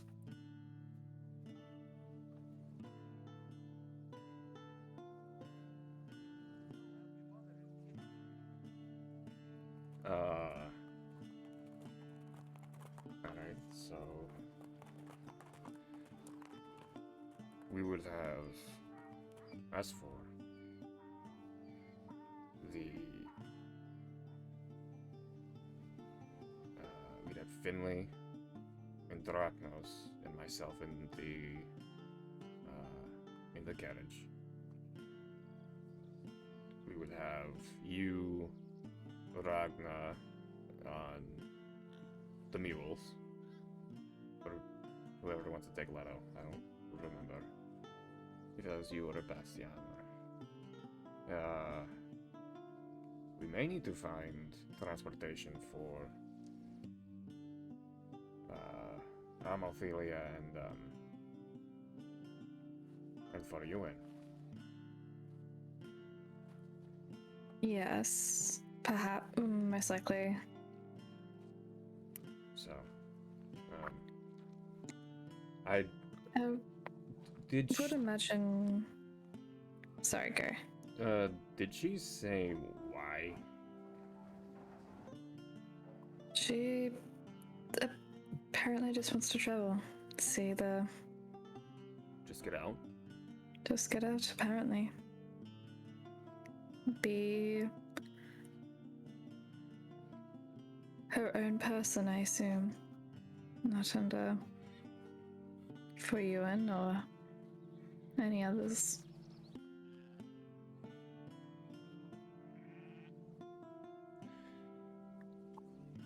I don't see why she couldn't come, as long as she can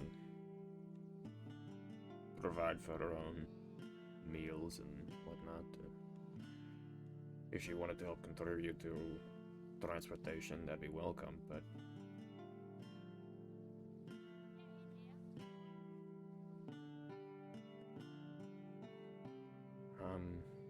Well, I'm trying to find anyone, but everyone seems a bit sparse at the moment, and I didn't want to leave it last minute to tell everyone.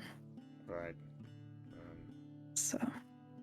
We can discuss all together, but I don't have any issues. Are you two intimate? Sorry, that's fucking.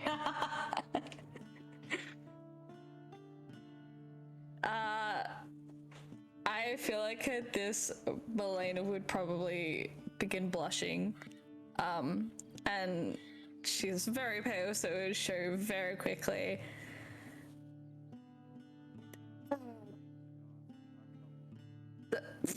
What are you doing? I'm lips fighting. What the fuck's happening? You. No, it's like they're kissing and then it's with tongue. Like this kind of thing, so it's copying you. You just look like a crab that's like ingesting sand. Enjoying a nice juicy burger. No, they're kissing and then they're Using tongue? That's weird, Andre. You gotta go into it. Melaena is going to look a little bit flustered for a moment.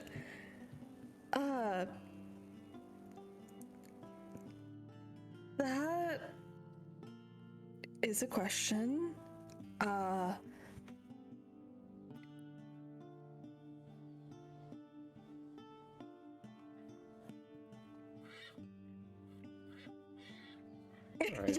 Alright, well, I thought I'd ask.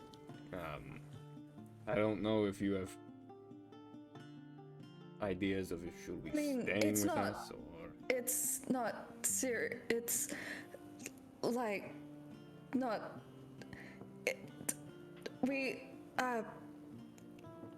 It's not like. It was. If you like her, that's fine. No, not like. I mean, I don't hate. I don't hate her. I don't. It's complicated. Mm-hmm. Right. You'll figure it out. Anyway, yeah. Good talk.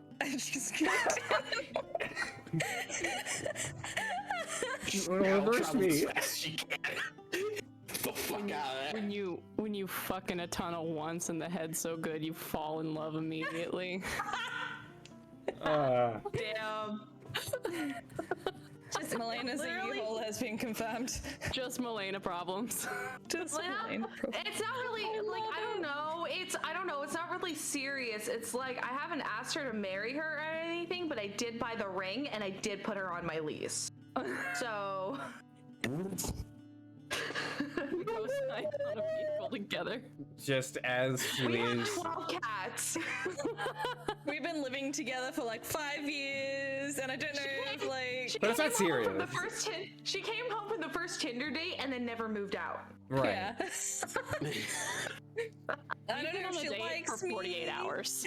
Dude, I don't even know if she likes me. My name's tattooed on her. I don't know. Odd's friend by her family. I think as Melaena just like good talks Kaj, he just like we'll talk about it. I guess. Damn. Kashmir didn't get the chance to not say goodbye. Fuck. Yeah. Stolen from him. Robbed of his moment. Listen, this is what happens when you ask a negative true charisma character if they're intimate with someone. You broke up so much with that. So it sounded like the when you thing again. I said when you. Do you ever have a dream? Anyway, what's next? Have you ever felt like this? What's next? Ragna's coming home. Ragna, get your ass back in this castle. So the sword is absolutely gorgeous. So it's this beautiful bone that has this like slight ivory, a little bit of yellow in it, with this beautiful, almost bronze, silvered color. I'd say it's close to rose gold, like we talked about before, but it's lining the side of it, and then when you kind of shift it to the side, one of the sides glistens in the fire. You see Hephaestus pull out, like with his own two hands, you see him pull out a piece of the like boulder from the wall, just a piece of rock. Jesus. And he just puts it in front of you. It's maybe 3 times as big as you are, like in its entirety. He goes, hit it. Do it. Okay. This isn't what I usually do, the test things, but and he just like swing. He's just like a straight down chop. Down the middle. Go ahead and roll to see if you crit. You're not gonna miss it. To see if I crit. Wait a minute. Oh, that goddamn. Gotta get the dice out. This is my first roll of the day. First roll of the day. Oh yeah. First roll of the day. That's 20.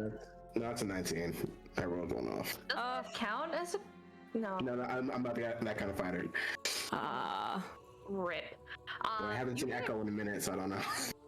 You hit it really, really, really good. When you hit it, you see the rock begin to split. And then you feel this, and you feel like the reverberations in your hand. This would have normally broke your sword. This rock would have just broken your sword. Shit, okay. But you see it holds up. The edge is absolutely perfect. There is no chipping. There is nothing of the sort. I'm trying to think of all the forged and fire terms I've heard, and I can't think of any right now. Right. It can kill. That's good. Got it. Solid. Honestly, Sloan looks like they're just about to leave and just like, oh, nope, I'm out. I love it. So you hit that. You do see something go really quick past your vision, and you hear another crack from the other side of the rock. What the fuck? and it's all the rest of the way. You probably split it about, I'd say, a third of the way. You hear a loud clang, and you see the rock begin to crumble and then fall in half. And on the other side, you see Echo. So goddamn soon, huh? So goddamn soon, huh? So goddamn soon. Cool. You see Echo, but there's something that's been changed about his visage. So the sword he had before is now completely covered in a similar metal to what yours looks like. It looks like it's almost entirely made from it. And it seems to be radiating this kind of magic. You see little like lightning bolts, like static electricity come off from it in different pastels that are very, very similar to the magic that has been described by Kazimir. But I think instinctively, just seeing. You said the sword on his end, like, because usually it just looks like the visage of the sword, not the sword itself, right? Yes, so you have this mirror image of it almost looks like what you want to become. The sword has changed from what it originally was to now completely looking like it's made of this metal. Jesus, but still in his Echo form, but it just looks like there's been something that has been changed about his visage. Right. Gotcha. Cool. Spoke too soon. I think instinctively, because the last time he saw Echo, it wasn't great. I think he instinctively just gets into like a defensive stance, just looking at him, noticing his sword is different immediately, and just not knowing what to think of it. He just looks at him. You see Echo just stand up and put his sword back. And he begins to lowly chuckle. It's a very familiar chuckle. You've made that chuckle. But it feels dark and just not as wholesome. It just seems dirty and evil. It's just a low chuckle. And he goes, I don't think how you could possibly fight me, but next time. And he will just evaporate, and Hephaestus is looking. You want to talk about it? 'Cause I sure as hell do. I do, yes. What the fuck? What the fuck was that? What the fuck was that? I don't know. Gotcha. I don't know.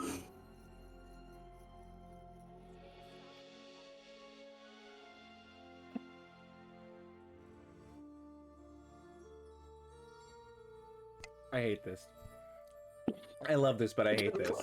Hey, Serenity, have you ever considered fucking not doing that? Why would you do this to me? With the lightning? The fucking lightning? Dog? This is Was it frightening? horrible. Yes, Serenity was quite frightening. Oh, no. The only thing scarier than an echo is an echo with Kazimir things. That's so scary. That's awful. I have to write this down and be like, Oh shit, Steph is going into game theory right now. That is where we keep all of our theories for Discord, is game theory. What the fuck? Okay, all right. I want to see what this theory is. That looked wrong. In every aspect of the word, yes. Like, completely, 100% agree. I need to talk to somebody about that. I don't.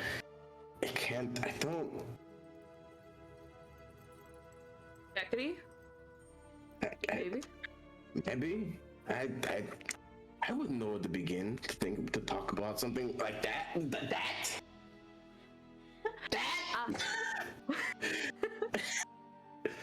I don't know.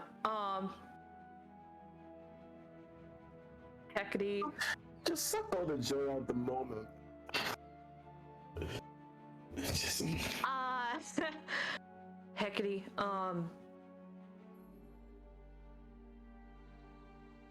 Apollo? No. Maybe. maybe. Apollo's like the god of everything. I don't know what he is anymore. Well, Apollo called it a manifestation of my inner self, which worries me every time I see him now. Like I was worrying before, then he said that, and it brought out a whole new anxiety in me. You know, it's not great. Hang on, I have to sip something. Oh God. Serenity, what are we doing here? I don't have to roll dice down, do I?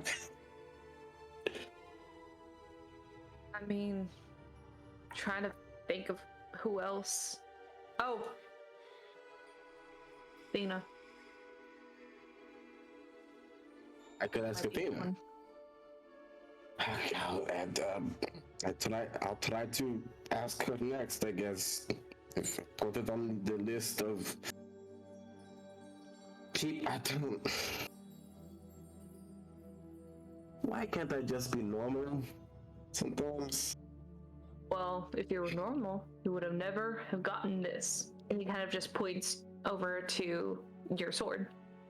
Would have never gotten Ragnium on there. Yes. Pretty cool, huh? Pretty good to say. Yes, it is. I'm still flabbergasted by that whole thing, but now it has it as well. And more. So I would I mean there's a couple gods of like health. Mm-hmm. I mean, I'm sure I can talk to someone. I'm sure you can find someone. Good luck. The most thing I can say to you right now. It is, but random question here is this. Just trying to get my mind off that. Did you happen to know my ancestor, the first Ironclaw, just out of pure just randomness? Did you know her? Not personally. Okay, but you did hear of her. Mm-hmm. Okay. So, Maybe I didn't hear everything correctly. You wanna be honest. You know how gods are. You don't hear everything quite right. Wanna tell me about her? I can only tell you what the legends say. Maybe what I have. Sure. I guess I'm not going home quite yet. Guess you're not. Hey! We can do that out of character, that's fine. Sure. Yeah. Sure. Unless you want to share with the class. I explained the legend before, but the legend is basically just the first Iron Claw stuck her claws in molten metal to feel closer to her forge, right? To feel closer to creation and the powers of creation. That's right. I'm not sure if that was an influence by Hephaestus or if that was just her, but that's what the legends say. Perfect. No, yeah, I needed a little refresher, so thank you. Yeah. Yeah, he's That's beautiful. wasn't me. But pretty badass. I'd say so, yes. I hope to strive to be like as badass as her one day. I'm sure you will. Especially if Echo is any type of reflection. I hope he's the wrong one. I hope there are certain things. Cool. Part of that means we get more Ragnium, which means we get to do more with it. So, go home. Some rest. Nev, in the most Amen. caring way. You've been with me too long today. Go home. Sure. I get it. And he'll like clap Hephaestus on the shoulder. You know, he'll say, "Good work today." Thanks, boss. I'll just kind of smirk. And then he'll kind of like give you a punch in the arm. It's a little harder than you expected, and you almost feel like you are punched through different planes, and you end up in the same spot, right in the middle of the banquet hall. Just like that punch kind of like equates you just like It's just like A fucking falcon punched through the plains. Akash just Incredible. like looks over as Ragna apparates into the banquet hall, and it's just absolutely. holding his arm. As Melena's walking away. you Everybody's coming to Kazimir right now. yeah. Half and half. I made this, and he'll take the sword off his bag and show Kazimir. And I wrote a description while we were on break. Hell yeah! Give me that description, baby. Look at you! Descriptions. Give me a second. So the bone part of the blade is carved down in both width and volume. So it goes from a super bulky, like ultra great sword to like a sleeker, one-bladed great sword. It uses ragnium, which we've talked about. It's like a rose gold as the edge, and curves up and on to the blade itself. And the filigree on it looks like a mix of like lions roaring and flames at the same time. That's cool. And Hilt is probably like a remix of the old Hilt. But, and Rad. he shows them that this is the product of shows them it's weighed like basically perfectly. But at the same time, if you'd expect Ragna to look proud of something like that, right? He's looking at at Kazimir's scar. He's looking at the lightning bolts on his chest, not the sword he's proud of. I think Kaj is like looking at the sword, very much in awe of like what Ragna has made, and kind of is just like looking it over, like kind of toying with it in his hands, kind of getting a feel for it. This is very nice. You made this, and then sees that Ragna's not looking at him, but at the scar. Mm-hmm. Are you alright? No. Echo showed up.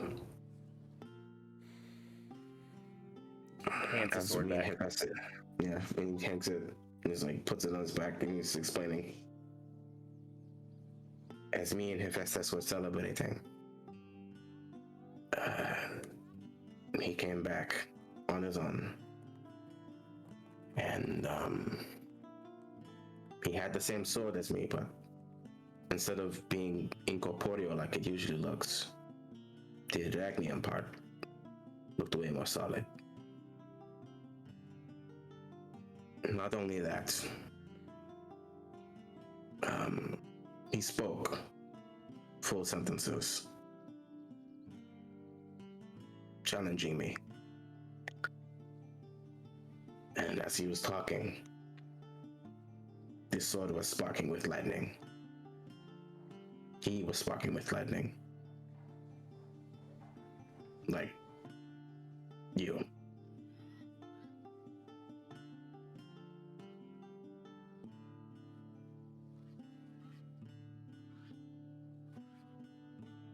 And then he vanished.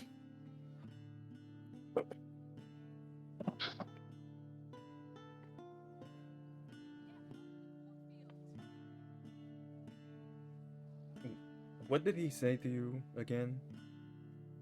What was the exact line? Sorry, what line? 'Cause I was too shocked. I was too shocked from the audacity. He said, "You don't want to fight me. Maybe next time." Maybe next time. With chuckling. Any chuckle, yeah.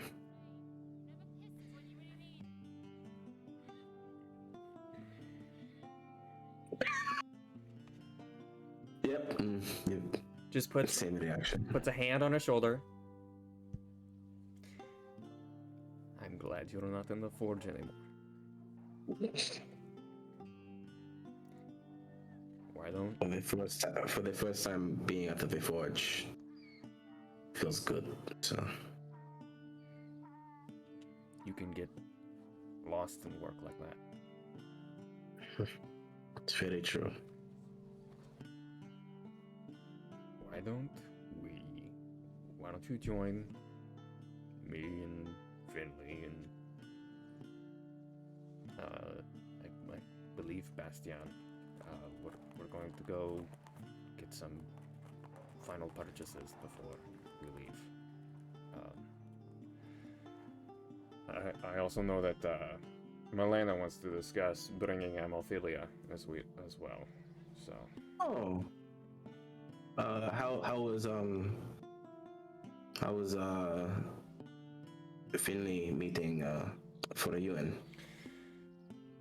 For the UN seemed to know who Finley was very distinctly, which better than, and it was a positive response, I should say, or more just positive ambivalent, perhaps. But certainly better than knowing who she is and being angry or vengeful or something. So, I mean, sure, yeah, I agree with that. Yeah, I'll come with you. Sure. I don't think I should be alone with my thoughts right now. So. Yeah. They started challenging me to a fight, so. We'll talk about it later. I'd appreciate that, yes. Sure. And I'll follow, because fuck me, Jesus Christ. I think Kosh is gonna call out. Bastian, are you done with the first spell thing? I don't know how they work.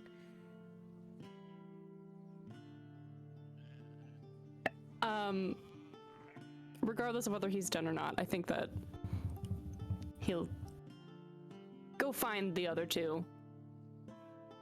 I could use a stretch at the very least. Ragna, you're back! With a brand new sword. It's very nice. Very nice. I can't hear think you. you're muted, but Yeah, it took shorter than I thought it would, being a new metal and all, so. Very impressive. I like the color. Rose gold. Yes. Very tasteful. I like it too. It's very fancy. Were we going we will go to shopping. do something? But Melaena wanted to bring up bringing Amalthelia along with us. I did point out that you will probably need more transportation to accommodate for you and at least, but Oh. Yeah.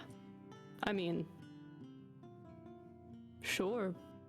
I don't see why not. I'm sure for UN has some kind of transport he can take as well.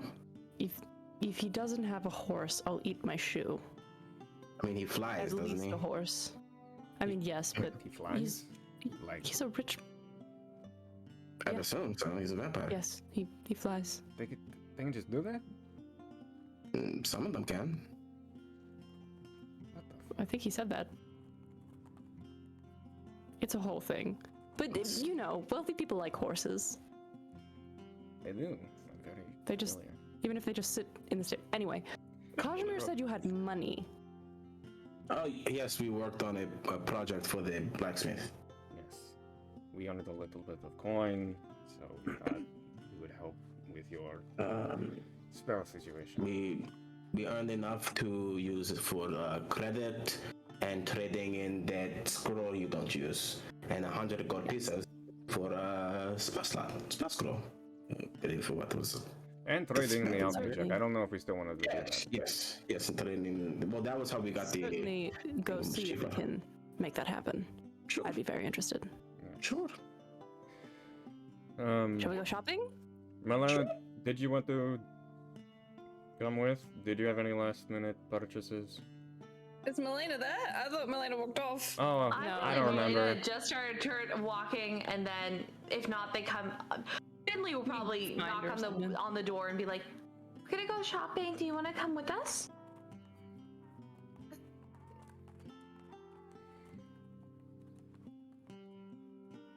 I'm blinking so hard right now.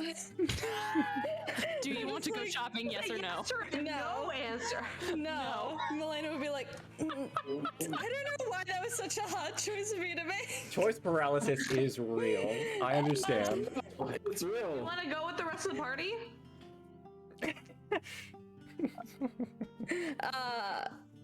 Shopping isn't really my thing.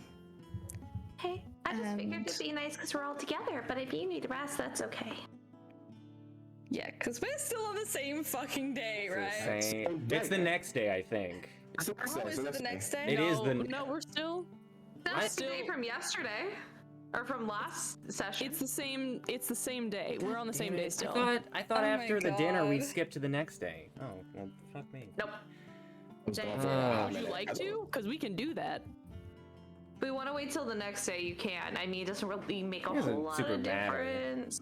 Either if we go to the next day, I am claiming a spot. I gotta talk to Melaena. But other than that,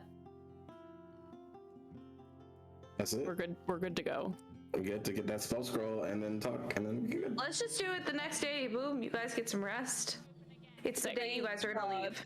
Thank God. Long rest. Long I've been rest. dealing with this hangover for 2 sessions. Rip. Oh my God, I can't believe. Okay, hold on. All right. Well, you're still you don't have any negatives, but you only think this hangover is lasting like a day. Shut the fuck up. Oh boy. Shut the fuck up. Uh-oh. It's better. Oh no. But you're still this is a drug that can kill people very quickly. It is. Did I have nightmares that night then? For the long rest? Where the fuck did they go? Where the fuck are my dice?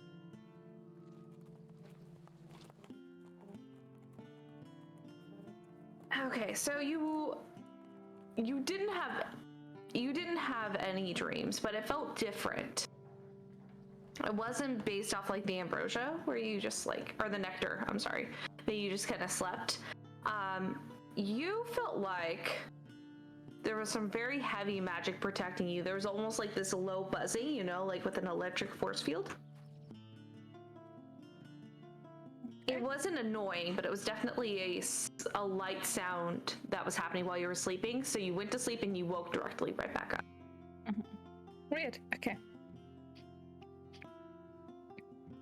Okay, so do we want to just go to this shopping or? Just tell me what spell scroll you're getting. Amazing. Okay. So next day, going shopping. I would like to get Dispel Magic. Absolutely. So whatever the cost, so it's the cost of the spell scroll, and then I will need materials. So that is 5, 10, 15, 150 gold worth of resources on top of that. Yes, and then he will take the deal that you made previously. Yeah, so that was the spell scroll, the jug, and 100 gold pieces for the spell scroll for the spell magic. Yes. Correct. He will announce he is having a flash sale on spell scrolls. 4% off. Ooh. If y'all want anything else. What a deal. Ooh. Think about it. You're spending 100 gold. You save 4 gold pieces. Wow. You can spend that on a whole case of just a whole case of Heineken if you wanted. You truly could. For gold? You can get like an entire freaking one of those huge barrels. Yeah. Some good ass Heineken. Yeah, All right. big old one. Okay. Do you want me to take out the like a keg. 100? Yeah, and then I'm going to make this short. Okay, yeah, it's 250 for what Bastian needs. Okay. Mhm. And I'll make the other thing short. Basically, for you and gave you about 20 gold Okay. to go spend on basic needs for Finley.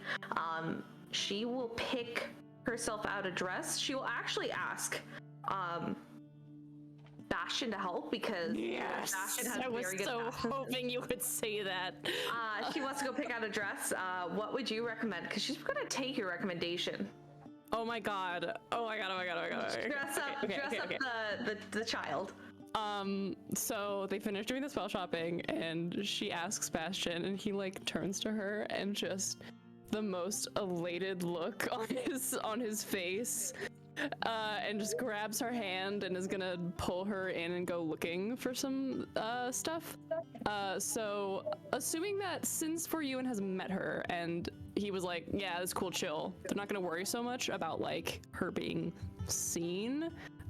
They'll keep it under wraps, but not gotta keep it tight to the chest. Yeah, she can pretty much wear whatever she wants from the situation that you've kind of figured out that's happening. She'll probably go get up a big cloak to go on top of it though. Yeah. So do you pants or skirt? Or both? A mixture. She looks very overwhelmed. Do you like pants more or do you like a skirt more?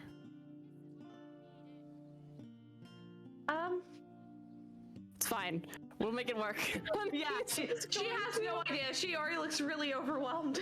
Okay, great. Then what he's going to do is he is going to get her a pair of she is kind of she's very thin, right? Very. And thinking of where we're gonna be, he's gonna get her a top that it covers all the way up to the neck and is long sleeved but is kind of billowy and overlaps on the front so that there's some wind sort of shoots that will give a little bit of ventilation from the desert, and then we'll pair that with a pair of tighter trousers that have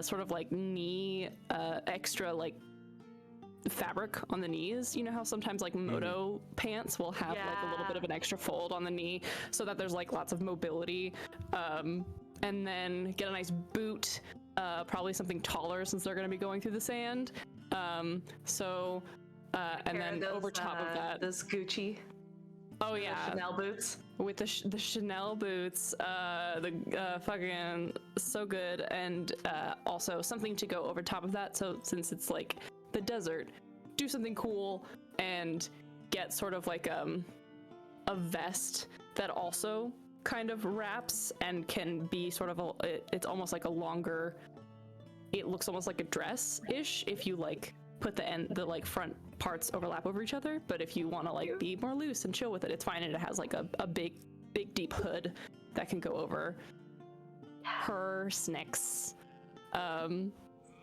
Yay. She looks like a little sci-fi adventurer in the best way. It's so cute. I love it. Ruffle action because she's very cute and sweet. It's nice. I love it. She picks out a matching ribbon that goes with everything, and she's like, I want that too. When you get back, you guys also grab a couple little things for her, because for you, and when he hands the gold, kind of leaned over to Kazimir. It's get her get her what she needs. This is just out of character. Get her what she needs. And he also looked very intimidated, like a little off, like not off-put, just he didn't know this would be the Viper Queen's daughter. So pretty much you can get her like whatever like you think she might need. Okay. So that also does count weapons if you want to get her something like that. Because then she'll go to Kazimir and go, weapons? Yeah. Yeah, I do think he would guide her in selecting a weapon. She said she was interested in a bow? Yeah, she liked ranged things. Ranged weapons. We could get her short bow for now. I think that'd be perfectly fine. Yeah. Short bow, some arrows. Mm-hmm. Also get her like a nice... Quiver. I'm just adding this nice little headscarf that she can use. Oh, That's Bastian's thing. yes. This little headscarf. Bastian comes back, I got you something else. Here. Just a pile. How much would that be? Arrows and short bow is good. His money will pay for it. Oh, that's right, he's paying for it. Forgot. Yeah. What if we gave her a gun? Crossbow, anybody? Crossbow? We have only legitimately seen one gun this whole campaign, and it was a shotty. Okay. What about a fantasy gun? By which I mean crossbow. Or she had two-hand crossbows. I want to give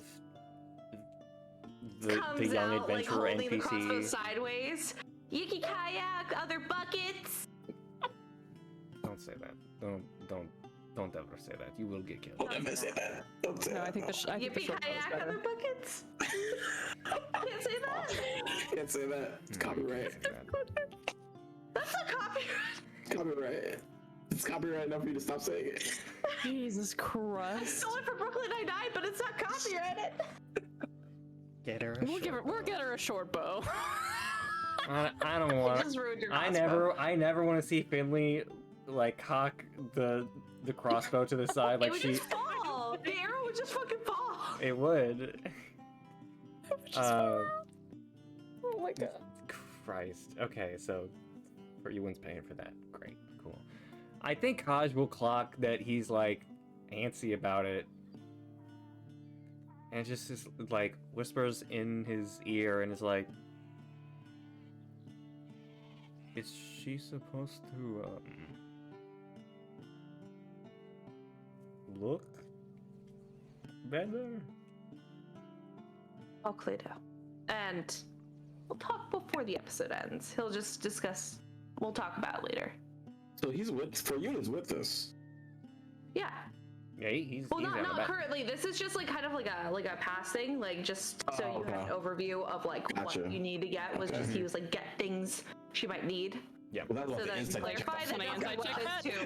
The inside check the fuck out of this boy. This vampire I bitch. knew you would. I'm gonna peek the shit out of this man.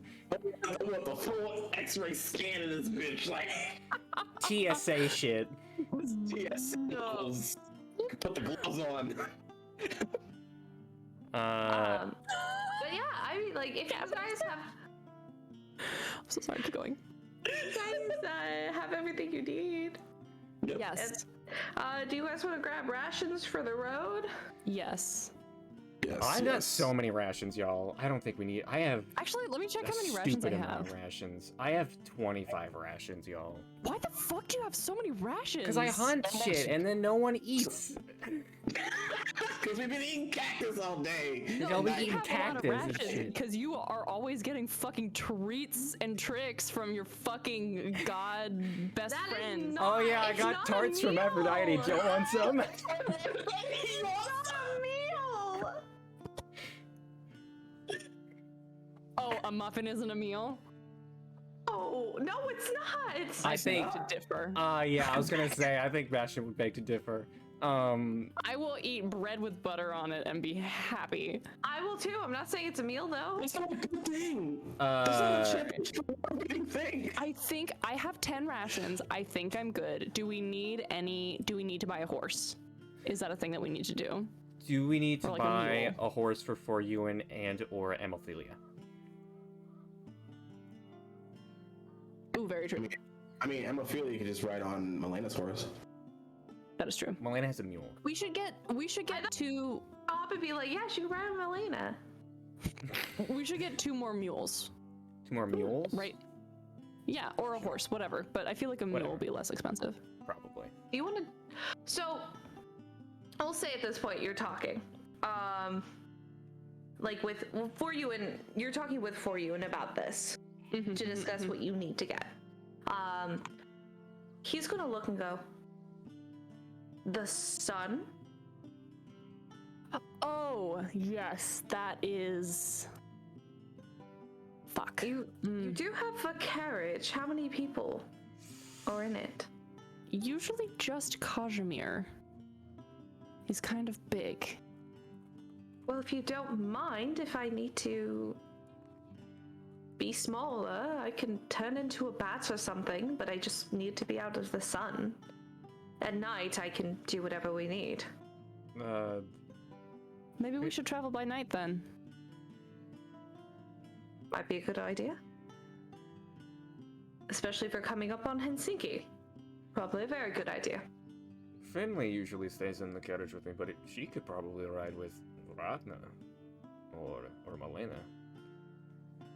Ride with anyone. That's fine. I can ride with anyone. I'm armed now. Yes, you are. Oh. And like our tents are enough to protect him and Amalthelia while they're sleeping during the day. It should be enough for a vampire, yeah. Okay. If he needs to, you can always put extra like blankets and stuff on top of the. Yeah, that's what I was wondering, is if we needed to buy like extra canvas or something like that. Yeah, but we can use like bedrolls and shit. Yeah. Yeah, we'll travel by night. Yeah. Cool. But still, do we need more? Do we need hooves? another? The thing that he was going to mention, he goes, "Oh, Amalthelia's coming too. Odd. She hasn't discussed that with me."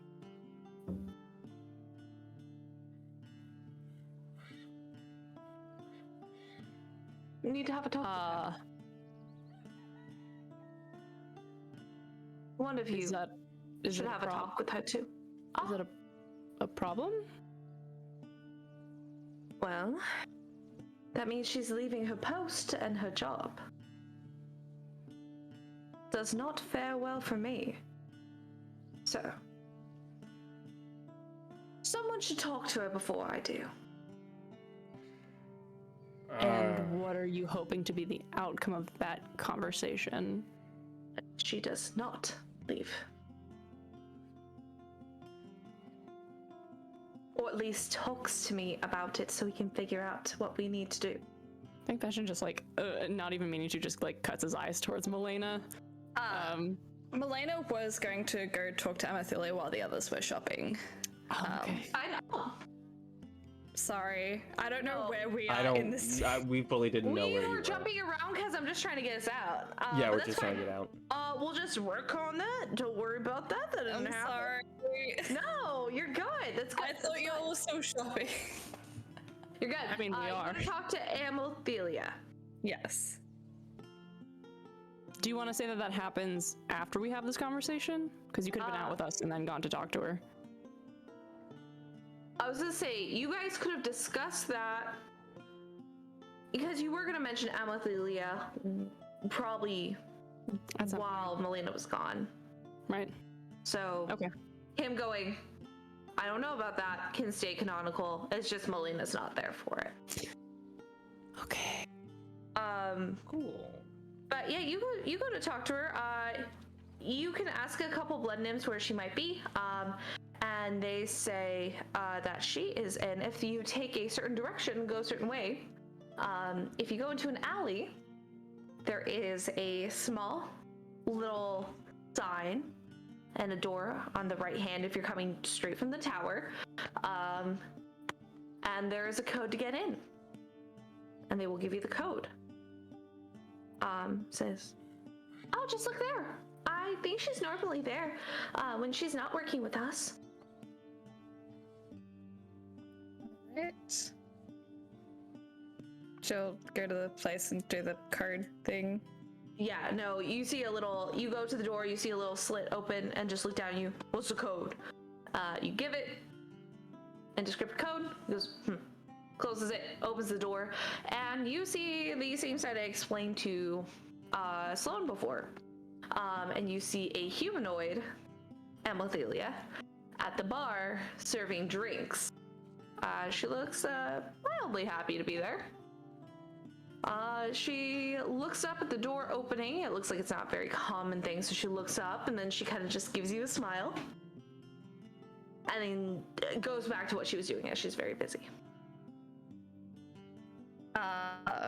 Is she like at the bar, like, or is she like? She's serving at the bar. Okay. Melaena will probably walk up to the bar and we'll wait until like there's like a quiet moment. Yeah.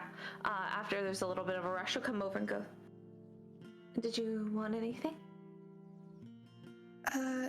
Could we talk for a short moment? Of course, let me go ahead. And you see her flag someone down to take over when she goes on her, to go on a break. And she'll go with you, and she'll bring you to a back room. And you see it leads to the kitchen area. And then behind there's like a small little cramped office.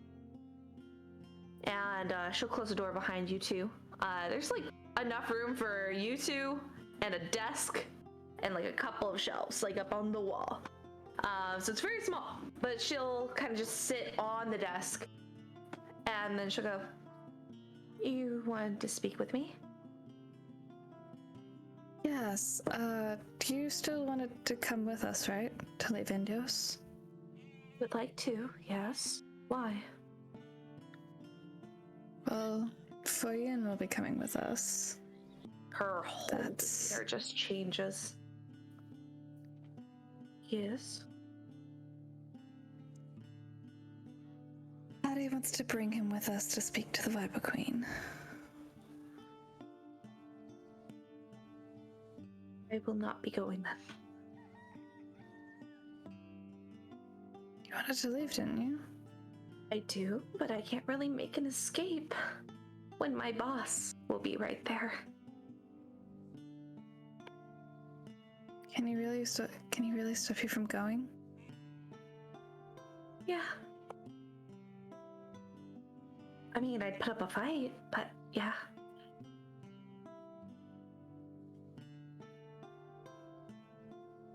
I need a contract that I am supposed to uphold. And especially being the chosen of Enyo, it gives me certain privileges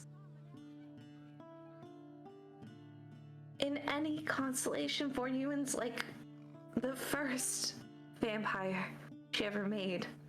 So even if she tries to pick favorites, still very powerful and like a first child.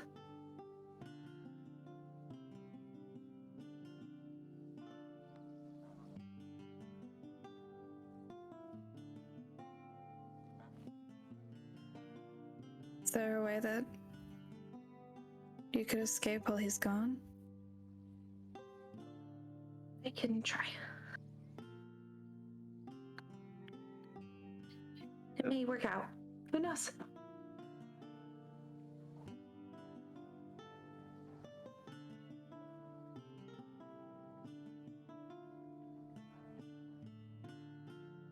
I'll be okay.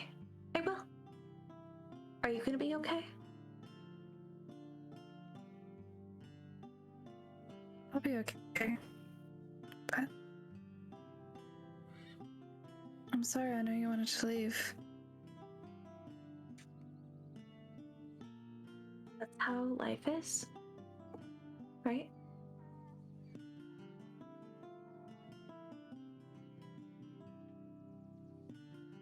It's not your fault.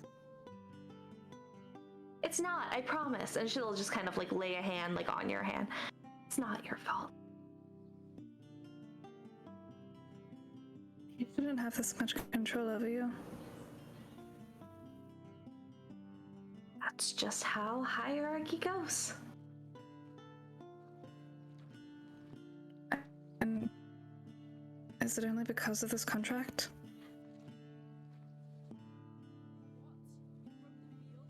Pretty much.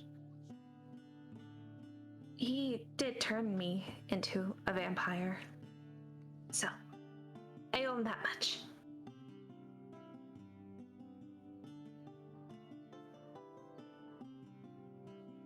Doesn't really take into account if he's taking advantage of it. He does treat me well. I promise. It's just... I would like to go do other things. And if I'm being completely honest too,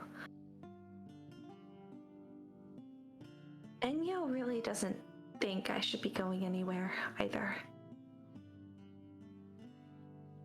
I'm trying to figure out how to cut ties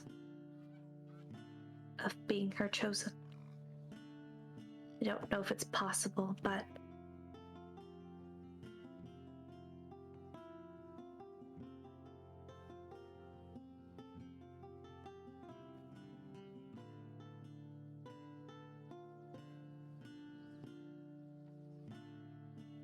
Yeah, we're checking something really quick. go off. Do what you need to do.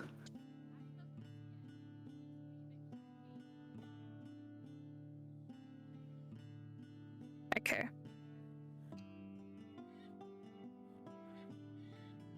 How... If you're a champion of Enyo, what does she want you to do if not to go anywhere? Well, this place is a haven for followers for her. And the city moves. So it makes it easy enough to do what she needs me to do, since I can be pretty much anywhere. I mean, this city has been on other continents before.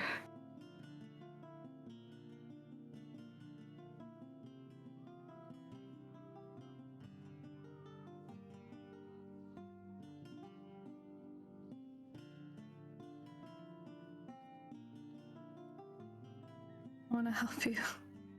I know. It's okay.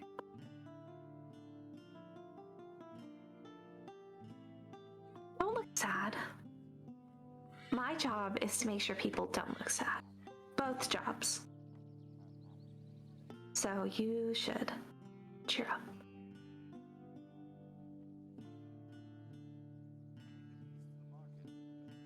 She's gonna lean over and she's gonna give you a peck on the kiss, or a peck on the cheek, and then just kind Peck of on the like, kiss. a peck on the kiss. Bam, right in the kisser. And she's just gonna sit back down on the desk, just trying to make you smile. I'll talk to the others then. Yeah, thank you.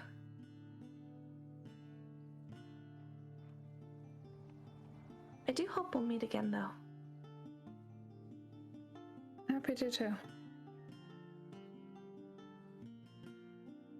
They should probably get back to work. And then she'll just kind of stand up, give you a squeeze on the hand before walking past and leading you back through the front, and then going back to her job. And Melaena is going to go shopping. Heck yeah. She's gonna ask around a little bit. Where can I find the nearest U-Haul? She's actually going to see how much it would be to have a horse. And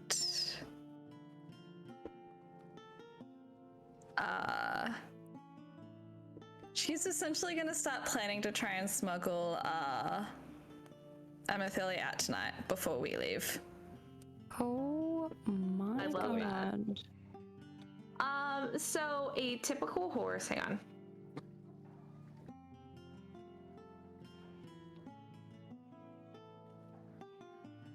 We getting a This riding doesn't horse? have to be like, we can like move on to the next thing. This is just what Melena's doing. You can get. So you can get the same thing you had, like a mule. Pretty slow in comparison. Those are like 8 gold. If you're wanting a horse, something that's going to be really fast, you're probably looking at like 75 gold pieces. Or if you want to do 50, you could do a camel. It's reliable, not quite as fast. They're pretty fast, but not quite as fast as that horse is going to be. Camel would probably do better in the desert anyway. Yeah. And those are 50. They're a big. Nope. No. Finish it, Slay. going. Do it. Don't be a coward. We're not quitters here. Get her a big humpy bitch. Just Damn. have you ever seen a camel run? Those joints are terrifying. Yeah. It's like Yeah. it's like a brick on toothpicks. Yeah, they're so lanky. Yeah. It's like Their like knees go backwards a and brick forwards. on It's bendy wild. toothpicks. It's terrifying. Yeah. Fucking Semper Gumby up in this bitch. I also, if I find the others with Foyuan still, I do want to like approach them real quick, just kind of like as a passing by. Hey. Hey. Change of plans. And she's gonna kind of glance at Foyuan. Just. Amethylia won't be joining us. Oh. She changed her mind. That's too bad.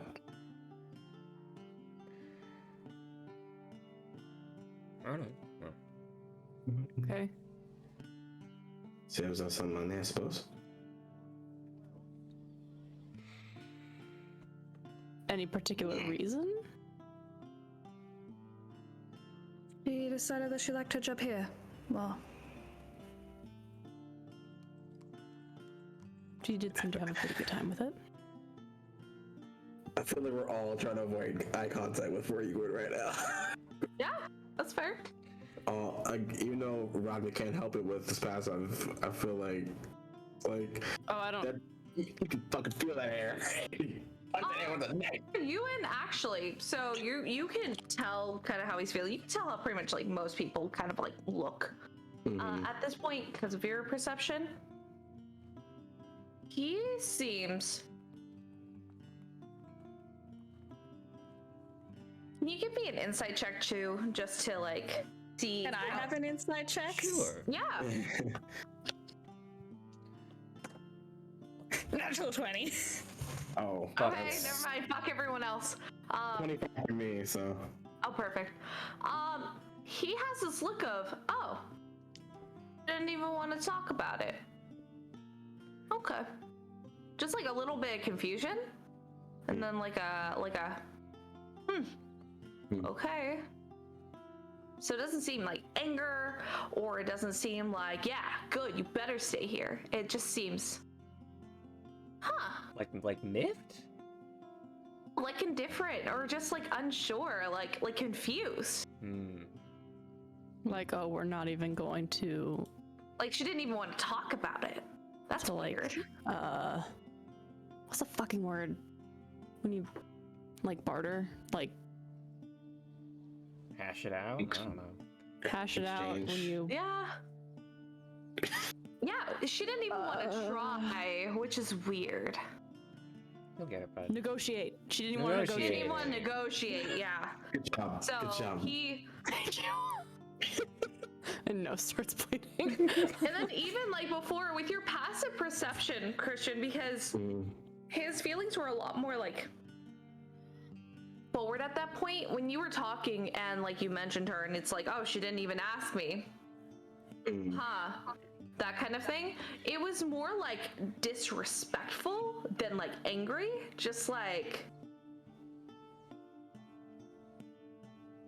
you know, if you go over like your boss's head on something, like your manager's head over something, you go straight to their boss. Right.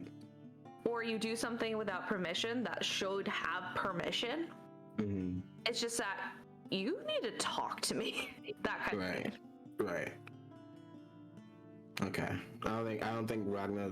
I think Ragna just like looks for you in for both instances, and then just like continues the conversation with everybody else. Doesn't say anything. Just stays his normal silent self in conversations. I feel like a damn thing. I feel like everyone's trying to avoid contact with for Ewan, but also Kaj is very much trying to like gauge Melena's feelings on this. That's sure true. Because after that conversation they had earlier.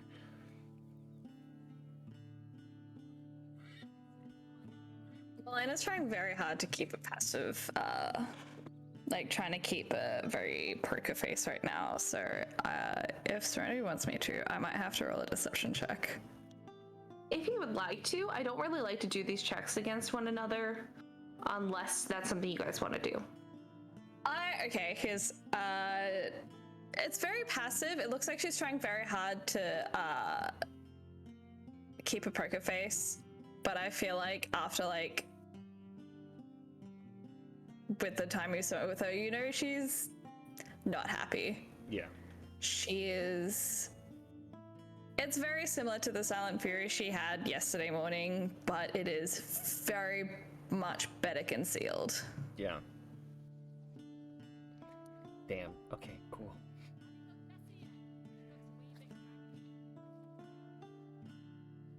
Yeah, he just looks a little confused, but it doesn't really make much more of it after he tells. He just kind of accepts the knowledge you've given him and continues on with whatever conversation. Right. Well, I need to get going. I'll see you all back at the castle. And she will leave. All right. Sounds good. Would you like to purchase those items for Amethelia? Yes. Okay, so if you want to do camel, it's 50. If you want to do a horse, it's 75. She's gonna get the horse. Okay, and then is there anything else you want to get her, or just the means?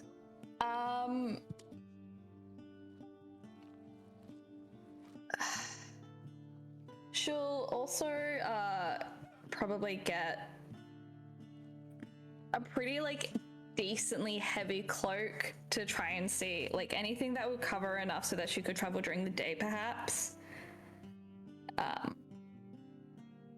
Like probably like gloves, a very heavy cloak that would cover way more than what would usually happen. Got it. For that, I'd probably mark off 5 gold. Just like close enough to help travel during the day, for Amethelia. Sounds good. All right. Is that all you want to grab her? Yeah, and she's gonna spend the rest of the day scouting the walls and surveying the guards. So, I'm just gonna give you it outright. The walls are not wildly patrolled from the outside. Like, there are people like when Draknos and Finley and everyone else was outside, they were hugging the wall to stay out of the sun. They didn't really care. From the inside, though, the inside is going to have guards, like just like doing their rounds, And there's normally about 2 guards at the entrance, but those are mostly for like check-ins. You would notice a type of barracks along the sides of the walls that are close to the entrance. But I'm looking for easy pockets to smuggle out that would cause the least amount of attention. I mean, here's the thing, from how you've been seeing, coming in is the hard part. Leaving really isn't that difficult. All right. If someone's just leaving, it should be fine as long as there's no warning out. Like you see traders walking in, getting checked heavily, and then just walking out with their carriages and stuff. All right. Yeah. All right. And then y'all can do the rest of the stuff. I'm sorry, I didn't mean to. Very good. Does anyone else have anything they would like to do? I think after all that shopping, I'm good. Okay. Does Sloan want to do something? I think this is a good point. Just you go. Sloan want to have Bastian and Melaena talk? I do. I do that right now. Can I skedaddle back while they're shopping for things and stuff? Or something. Yeah. This is the boring part. I'll take my leave. Is that okay? Yeah. All right. I thought you were asking me. And he's gonna head on back to the castle and go looking for Melaena. I'm gonna say you guys find each other very easily. Percy's at a seal. Where would Melaena be at? Now that she's done everything that she's needed, and she's particularly just waiting for the middle of the night, she's probably honestly back in the bedroom looking at the music box that she yeah, then you will probably hear him coming down the hall because he will call for you. And then do a little knock on the door. Yeah, come in.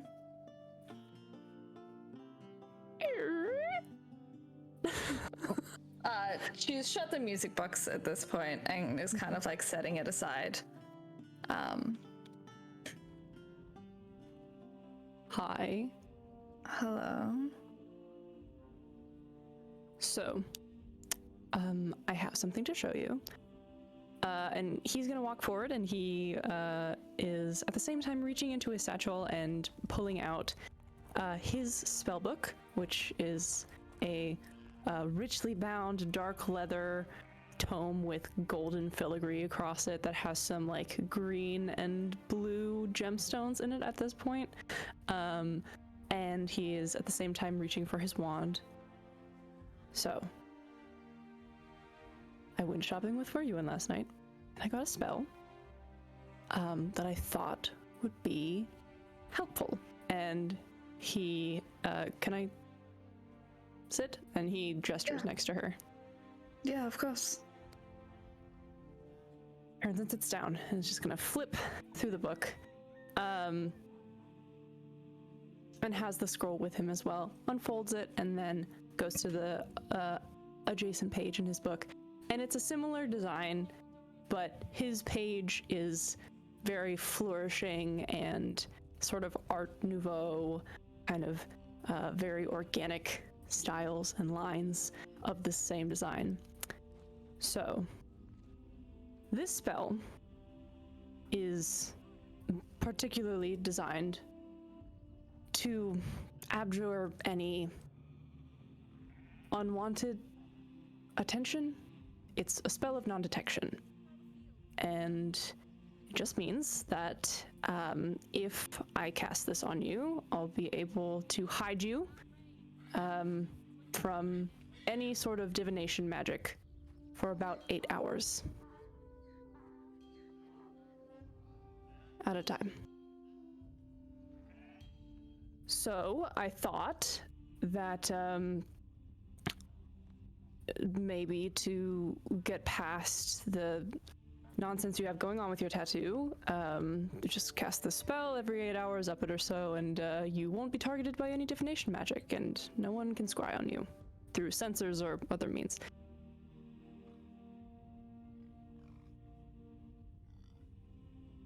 If you want. Use that the spell just to help me.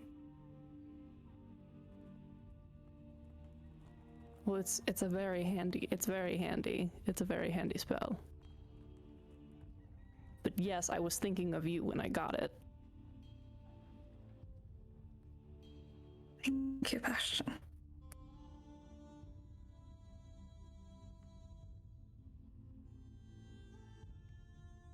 I can cast it now if you like. Yeah. Okay. Hold still.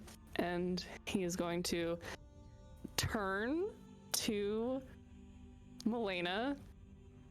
And ooh, this is fun. Okay, he will begin to trace some circular golden sigils in the air that begin to form and sparkle. Takes him just a couple of seconds, and then he goes, okay, now this part is a little more complicated. Just sit right here. And he gets up from the bed, and he paces across the room from Melaena, and then you see him reach into his pocket, and he pulls out a chunk of diamond, and he says, now usually you would sprinkle a little bit of diamond dust over whatever you're casting it on. I had to change it a little bit because I'm using a focus that's going to last much longer. So I just need you to hold really still. And he's going to yeet the diamond across the room at Melaena.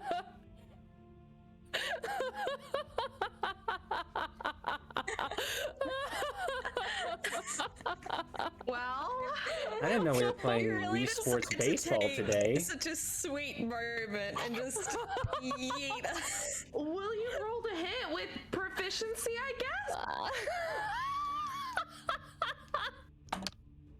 What a spell. Oh god, yeah, it's a dirty 20. God. Go ahead and roll like a d4 for damage. I don't know Hell if Bastian yeah. ever played softball or anything like that growing up, but goddamn. That's a 1. Just beats him in the forehead. So this is a like a honestly, because it's like a raw diamond, I feel like it's a lot bigger. So I feel like it's probably about like this size. It's a pretty decent chunk, yeah. Like, it's a chunk. Yeah. And it hits Melaena kind of like in the chest, like somewhere where it doesn't hurt really bad. It just ow. So it stings. That's not fun. But there's immediately this wash that Melaena, you haven't felt like this since before you met Zeus. Like, you feel this wash over you where you feel like there's no one watching. There's no one like on your back.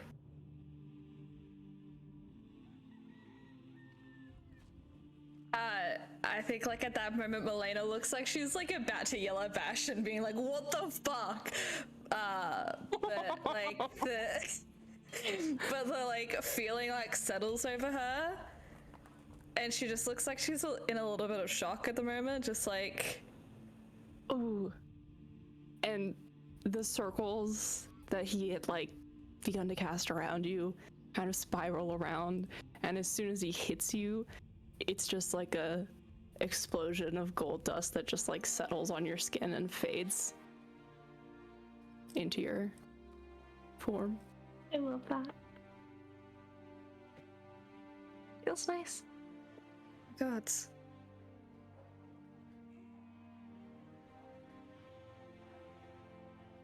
How are we feeling? No rash, no redness, no irritation. And Melena's gonna run forward and hug Bastian. Just like run forward and like tackle him in a hug. Would Bastian like- still be standing? Like, I'm just to be honest, I heard tackle the hug and this man. He'll stumble back a little bit and be like surprised, and then I think just out of reaction will wrap his arms around Melaena. Dude, Cade has never ate so well. Nom nom nom nom nom. Oh no. Nom nom nom nom nom.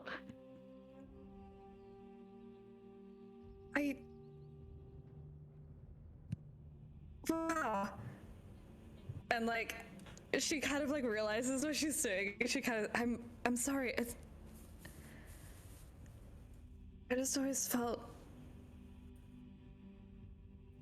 like I was being watched, and now it just doesn't. It's gone.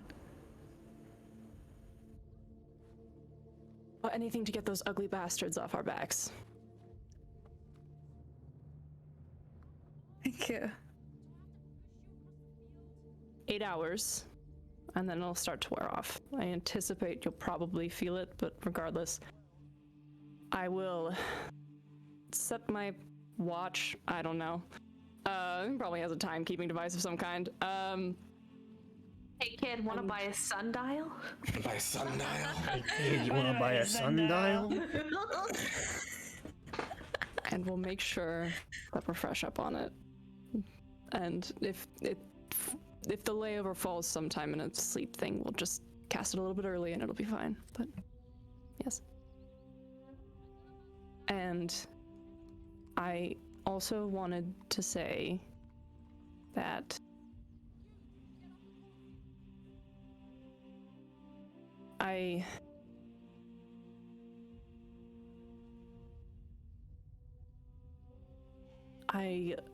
left while you were sleeping. And I left Xerxes behind. However, I recognize that was not enough. I mean, that it wouldn't have been enough to... It could have gone really badly. And even if it... For the raid. Thanks for the raid. Even if it didn't, even though it didn't, if I were a good friend to you, I would have stayed. And I didn't. And I'm sorry. Because I want to be a good friend to you. You have a very good heart, Bastian. Oh, well, I try. I think it's just hasn't been used in a while, so you're still learning. It's okay.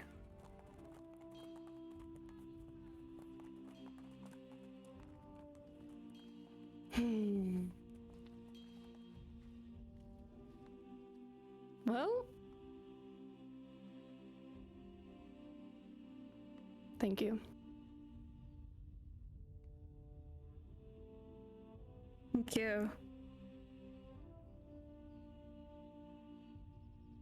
I'm a little scared of whoever's watching you, because now that they can't, I'm a little worried about what they might do just to retort, Yeah. but we don't have to worry about that until it happens. So Maybe it might give us a clue on who it is.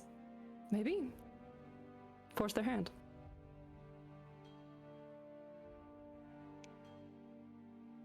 And that's it. That's all. That's all. That was a good scene. Wonderful. delicious. That was great. Yum, yum, yum, yum, yum. So good. He said food, y'all. He said friend. That is such a what a wonderful like jump from like from I don't know what episode are we on now? 21. 21. Like imagine 21 episodes later. You Friendship. finally you're like, yeah, no, I'm not a good person. I'm a bad person. And now you're like, friend. I want to be a good friend. And I love it. Like the first little step I think was like Kazimir. It's like we're not friends or anything special. I'm just gonna help you contact your girlfriend that you think might be dead. I didn't mean to make you spit out your drink almost. I'm sorry. Some service? We're gonna skip to the night. So we're not quite at Melaena's thing. Ragna, what are you doing at night? Ragna. I don't like this. Question. Can we say that we took a nap? Like we took a nap and then we got ready to go? Like is that what we're planning or You're are not we quite leaving yet. Okay. Got it. Sorry, I thought we were leaving. You have not planned to no, you're good. This is a good distinction. You have not planned to leave yet. Cool. Cool. What's Ragna doing at night? I think he would, because this was the second day or the third day, right? I'm trying to remember what day this is. This would be the second night. The end of the second day. Right. Okay. So then, Ragna is going to be writing a letter. Probably in the library with a pen and ink, and just writing a letter to somebody. If that gets interrupted, I don't know. I'm terrified now. Is that a certain someone? It's spoiler alert, it's his family because he hasn't talked to them. That's fair. And he doesn't know where Vontus is. He would talk to Vontus if he knew who she was, but he doesn't. But he's writing. One of your friends has something for that. He's busy helping other people not be detected by scary gods. So, and being friends with them and not me, it's fine. I gave him friendship license, but it's okay. Fuck. We're working on it. He's just writing a letter to his family. Like gets a little bit homesick about it as he's writing it. And I do have the letter written out already. I'll send that to you, Serenity. I would love that after session. Yes, I will. If I get interrupted, I guess we'll see in a second. Maybe you do. Go ahead and so while you're doing this, you're writing your letter in the library. Yep. It's a really beautiful, like peaceful night. There's that light reflection of red from the moon casting itself onto the curtains atop the city. Right. You hear a voice in your head.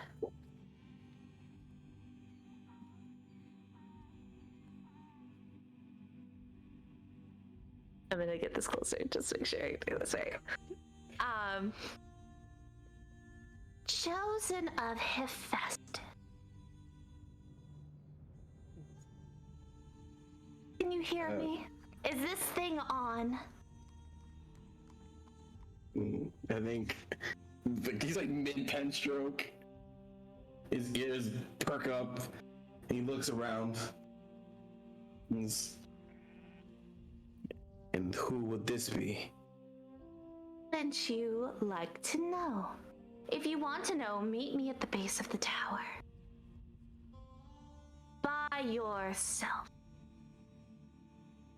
If you bring others, I will know.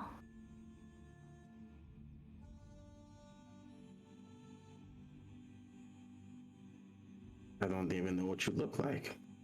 Well, wouldn't you like to know? Like I said before, if you come to the base, you'll get to know me much, better. Oh, now it's my turn. Now it's my turn to decide.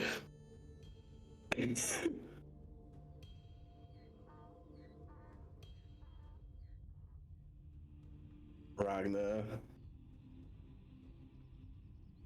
I guess he's finished with his letter. He'll fold it. Put it away. Grab his sword. Put it on his back. And head down there. By himself. By yourself. By himself. You're not contacting anyone. You're not telling anyone. I don't know if Enigma's around, but we'll see.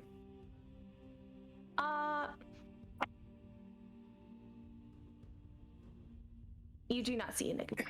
Cool.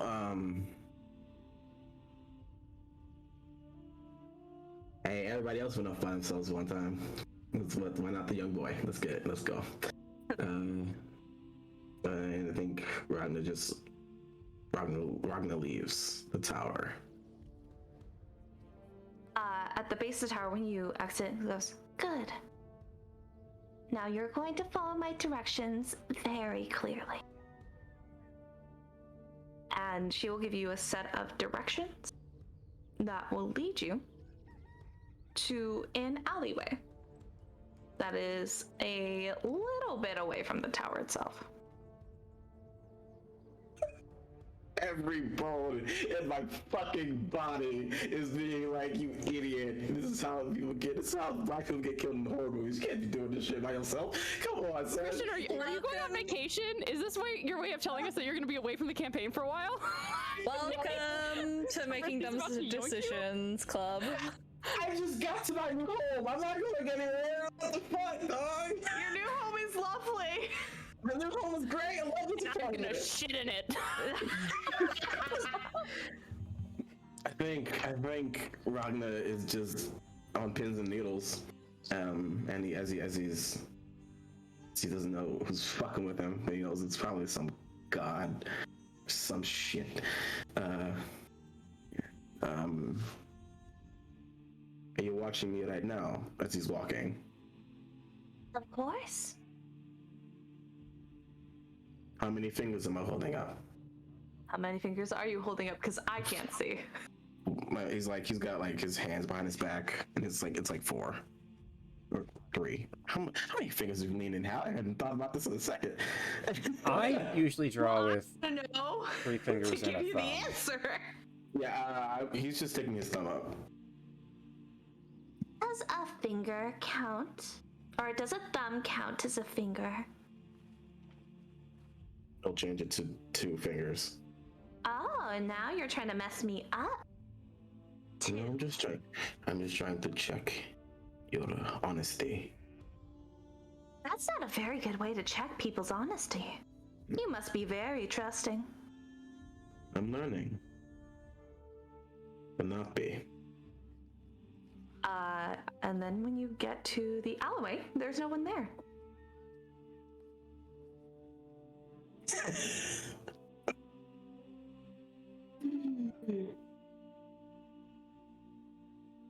Remind you, Serenity, I do have blind sense of 10 feet.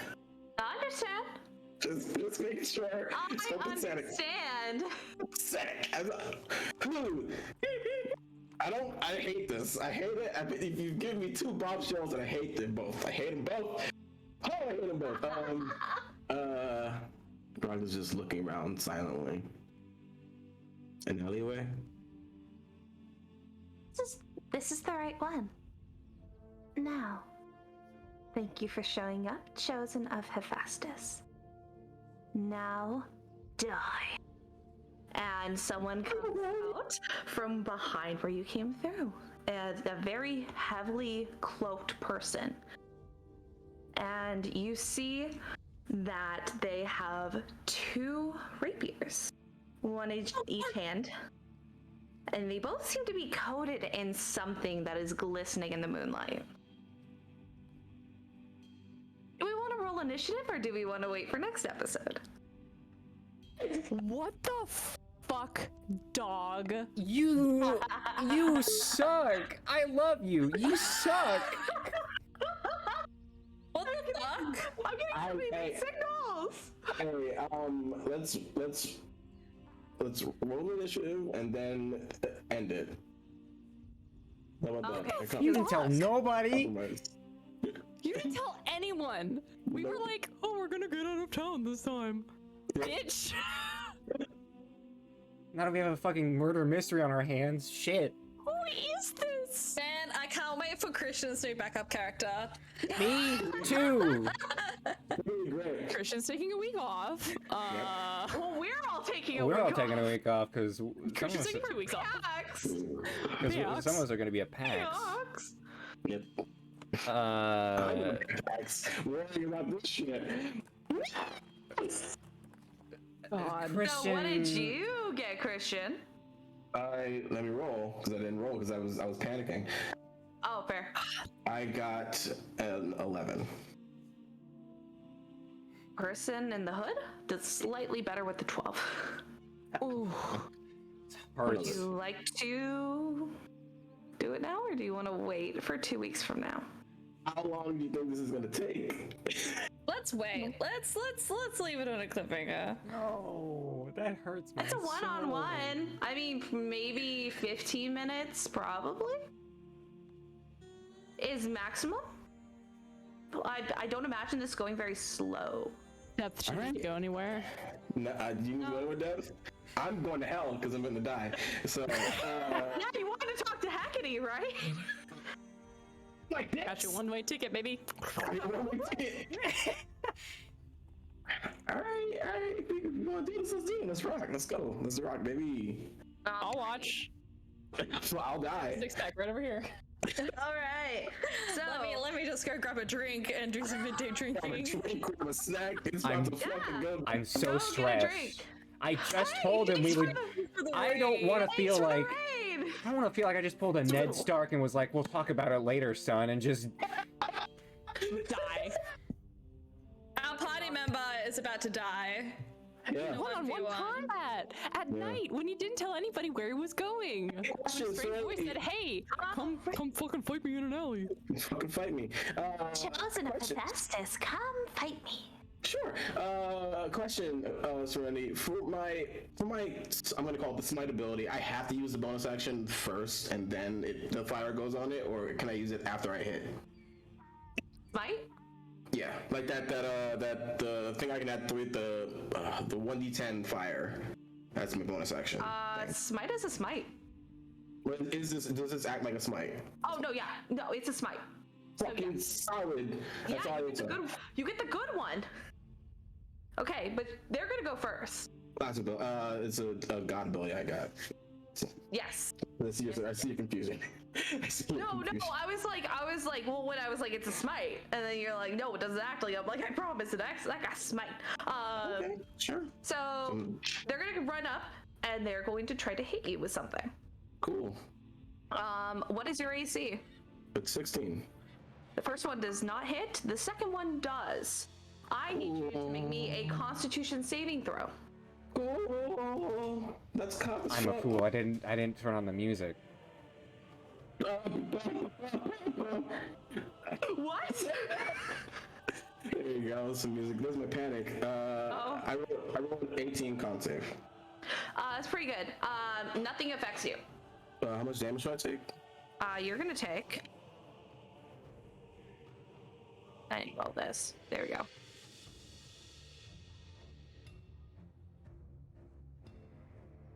You're gonna take a total of 19 damage. Oh god, As 19. one of these, are you resistant to anything? No, I am not. Okay, so you're gonna feel the first rapier is gonna go towards you with their left hand, which seems to be their dominant one. But then it's going to flip around with the right. They're gonna hold the rapier the wrong way, almost like they hold it almost Ahsoka style from Star Wars. So they hold it like backwards, and she's gonna come in back and jab. And you're gonna feel this crushing, burning pain in your side.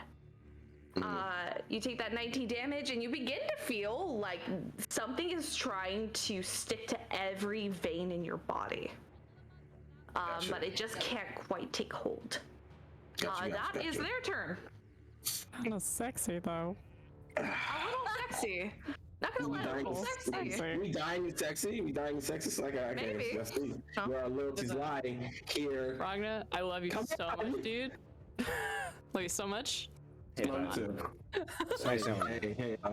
Hey, y'all. Ragna's just gonna take the new sword off his, I guess off his back, cause like he dodges one as he's taking his sword off his back, and he's just gonna swing for the fences. Go ahead. And out of sheer like, oh fuck, here we go. That is because this is now a +2 weapon. What's my attack? Attack is so that's 18 to hit. You bring it down, and this figure just slips from right under your sword. Missing that attack. How much was that to hit? 18 to hit. Okay. Ragna's gonna die. I'm sorry. Don't give up on me yet, y'all.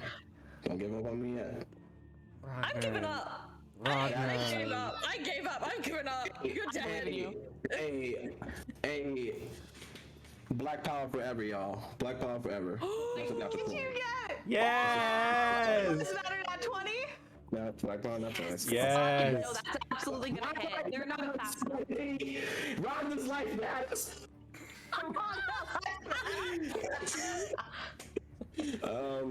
So that is, I will roll it on here because that's So proud. stuff. I'm terrified. I'm shaking right now. I'm fucking heaving. Shaking and crying. Shaking and You're crying and crying. throwing up. I have to find a meme. Hold on. Mom, I threw up. And I will add that smite to it. Go ahead. Discussed. As Ragna like he misses that first one. He, with the new weight of the sword, easily shifts, pivots, and just like moves to slam them and like them against the wall with his sword, just like pin them. Trying to, and it's like the sword just goes alight. And so that's. Did you double your crit or double your smite too? I'm going to do that right now. I'll tell you the full results in a second. I'm scared now. I'm so terrified. I am scared. I don't want to die. I need a calculator. I love that you're singing this, and then you're telling us you need a calculator, and you just crit, and you add smite damage, even though you're not even a paladin. My paladin. This for the price of one. Well, that was my one hit for my damage because I used all 3 of those dice. Hold on. What is Wait, you put all the smite into this?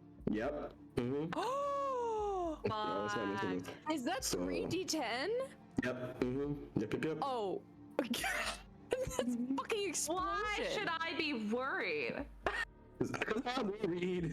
Where's my Why should I be worried? I shouldn't need it. That's 51 damage total, and with an extra 3 more fire, so with 54.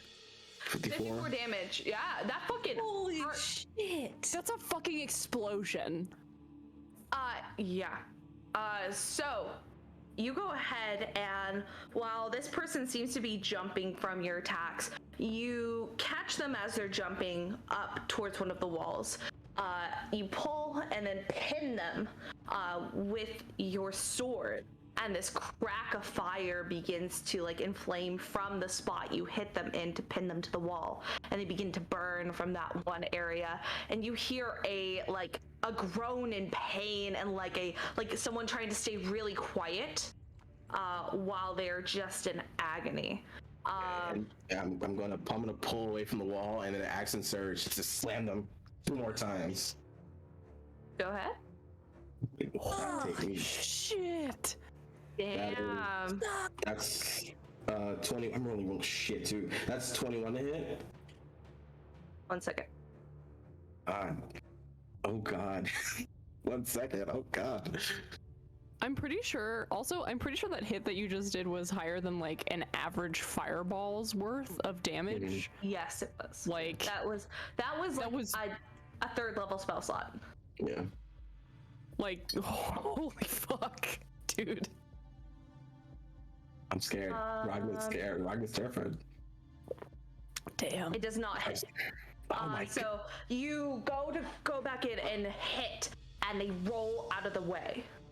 And they roll all the way, so they're behind me now. So as he misses, they're next to you, not quite out of the way, but they roll off the wall. They're probably on like your side. Gotcha.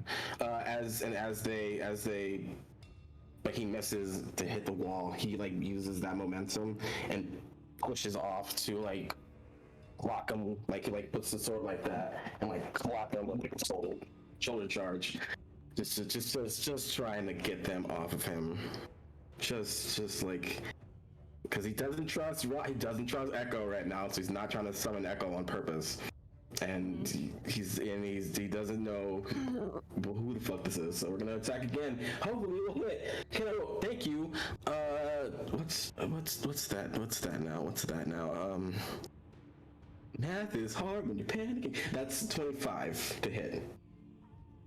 Just barely. That barely hits. 25 is the 8. What's wrong with you? You're a monster. I'm not saying anything. I'm just saying that barely hits right now. Fuck you. I can't believe you.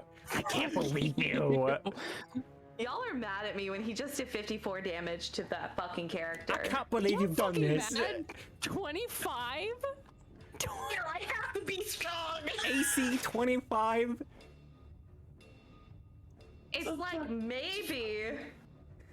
I don't want to hear shit about Kaj having a 21 AC ever again. I don't want to hear it. 19 points of damage with fire of that being fire.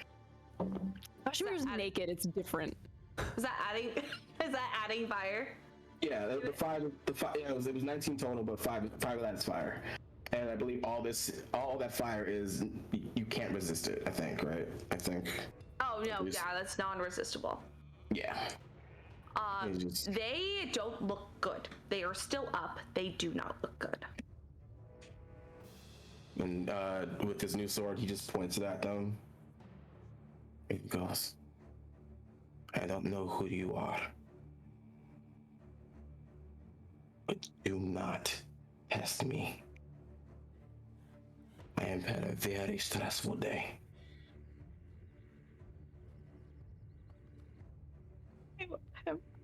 I know you're being very mean right now. I love him so much. I had a day, alright?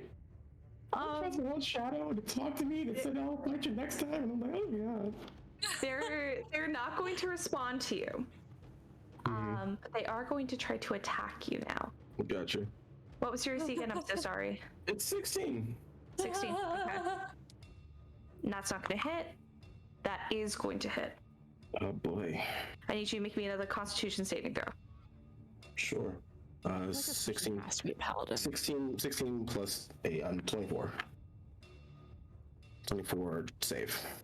24. That's fine. Yeah, you're feeling that same like effect. But there's nothing that like is happening from it. It still feels awful, but you are going to take some damage. Yeah.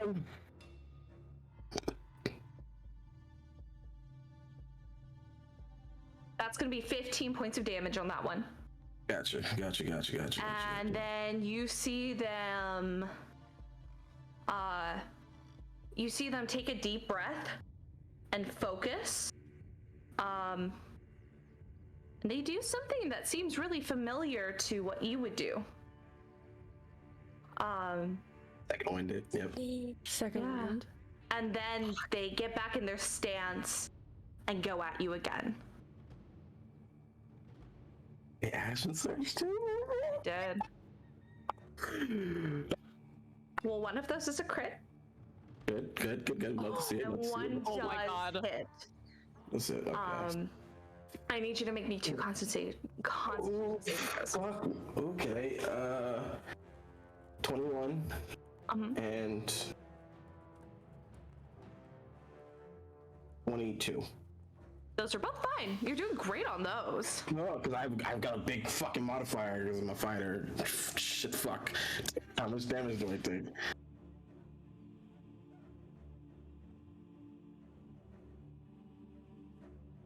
$29 damage from the crit. Oh. Where are you at? I'm health-wise. I have 1/4 of my health left. I'm at 22. Okay. I am shocked that you have that much health left, honestly. He's got 20 You're gonna take a lot less in this one. Because I rolled 2. I rolled some 1s, so 9 total damage. 9 total? Okay. Oh, left. 13 left. But that is their turn. Screaming and crying and throwing up. Screaming and crying and throwing up. I think getting that low. Yeah. I don't have my. It's in the other room. Can I go get my my tube? You go get your tube. Go Get your tube, buddy. Go get your tube. That's good. God. Get your tube. I'm so scared. Oh my god. Come on. I do want to preface this for everyone who hasn't watched the show before or doesn't know. When I said I want to play this game, I'm going to make it a high RP but very deadly combat campaign, and they went okay. And now I'm throwing deadly combat at them, and they're mad at me. He's so deadly if he fucking told someone. Oh my god. Like maybe this was the whole fucking plan. Do There are. I think, okay, so Ragna is he's bloodied the fuck. Taking deep breaths in and out. He does the same thing that she does, and he will second wind as his bonus action. And I will regain. I'll regain 15 hit points. So. That's one hit. That's one hit. So I'm back up. That's an extra hit. We'll take those, and he's just gonna roar, and his eye slitting like it did before. And he's trying not to lose it, but. Do it again. It didn't work. You might need to. No. You ruined everything by moving. What that?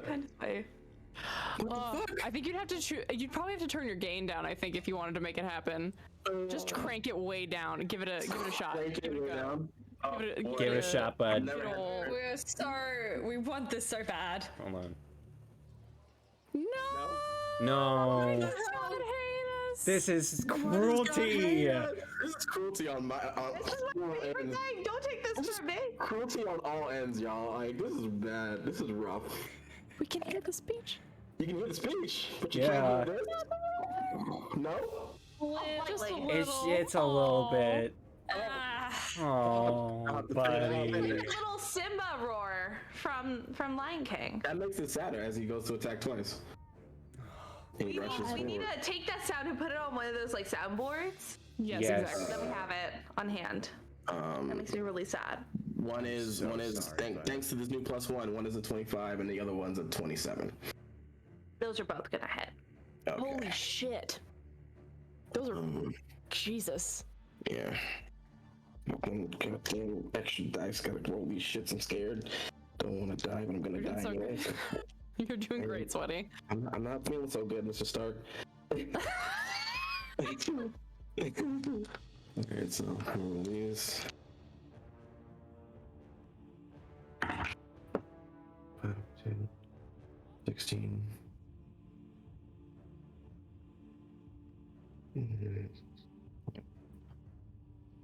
20.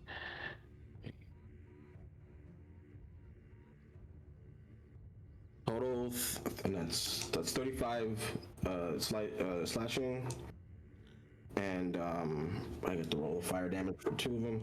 For the 2, that's a full-on 12 fire. That's really good. I roll max fire. Shit. But I'm probably gonna go down if. Shut up.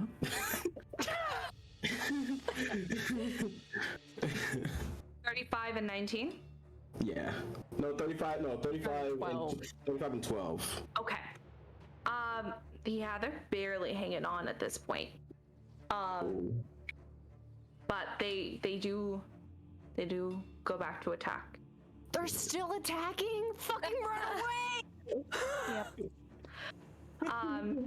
With your passive perception, you see that the wounds you're creating are coming back together.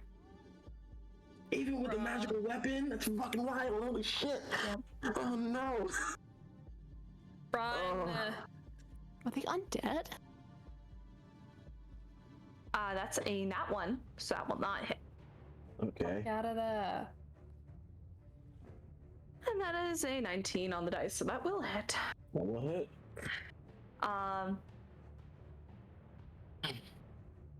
At this point, let me see. How much health do you have left? I have 28 total. Okay. I don't think this will kill you. Hopefully it doesn't. Or get you down. Hopefully it doesn't.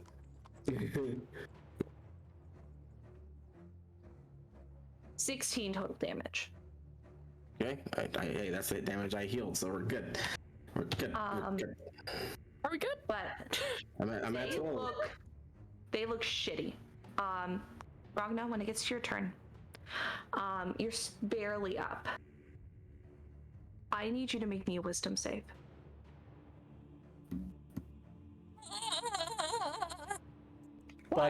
Buddy, now's not the time for good little peacemaking rock. You gotta kill this bitch. You gotta kill this bitch. Manifest your Kosh, I don't care. Be a murderer. Get that fucking echo out! That's a 12. Your head, you just hear. Do it. Kill her. I will be your hand. You have a very, very strong urge to moiter. You do have to use echo in this. Why did you say it like that? Moiter. Moida. I'm trying to help the situation. I'm not telling you you have to do. I'm not telling you have to do lethal damage, but you do have to use echo, which he does not do unlethal. He doesn't do unlethal. I know. Fuck it. And that's 12. I don't know how good. I'm losing control. Oh fuck. I'm losing control. How could this happen to me? I'm a good cat. So you said he has to use echo. He does have to utilize echo. His attacks do not have to if he makes his hits. They. I'm so lost without you. Bonus action. Manifest echo.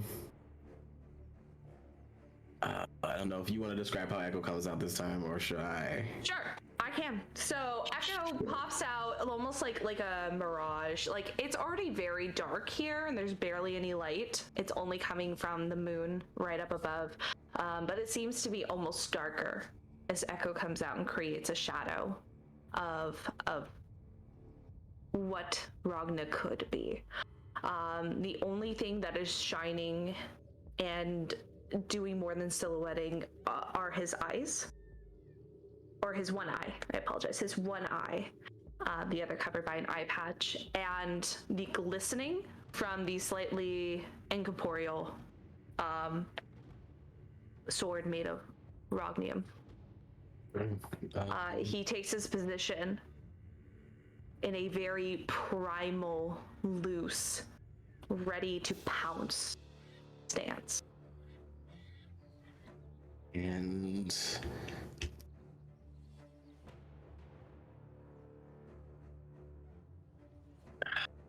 I'll charge and attack twice. Okay. Now, I do want to ask because I don't want your character to officially change unless this is something you want to do. Would you like to use Echo first? Because I know Ragna's smart enough to think that. I mean, if he's losing control, I'm sure like it's like that scene from Lion King where Scar just tells the hyenas to go, and he stays like go after Simba. So it's just like a nod forward for him to attack first. For Echo 2? For Echo to attack first using the ability, the extra attack Perfect. ability. Go ahead and roll your stuff.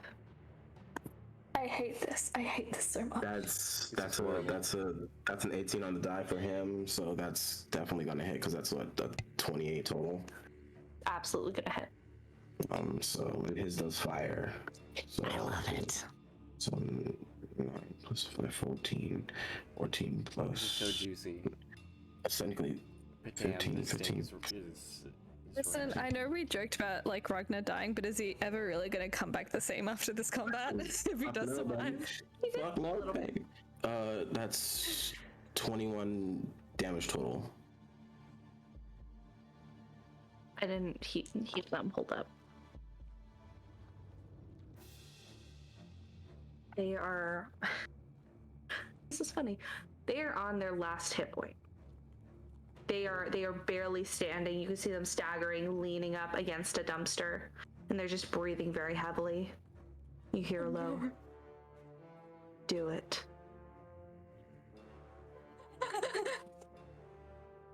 And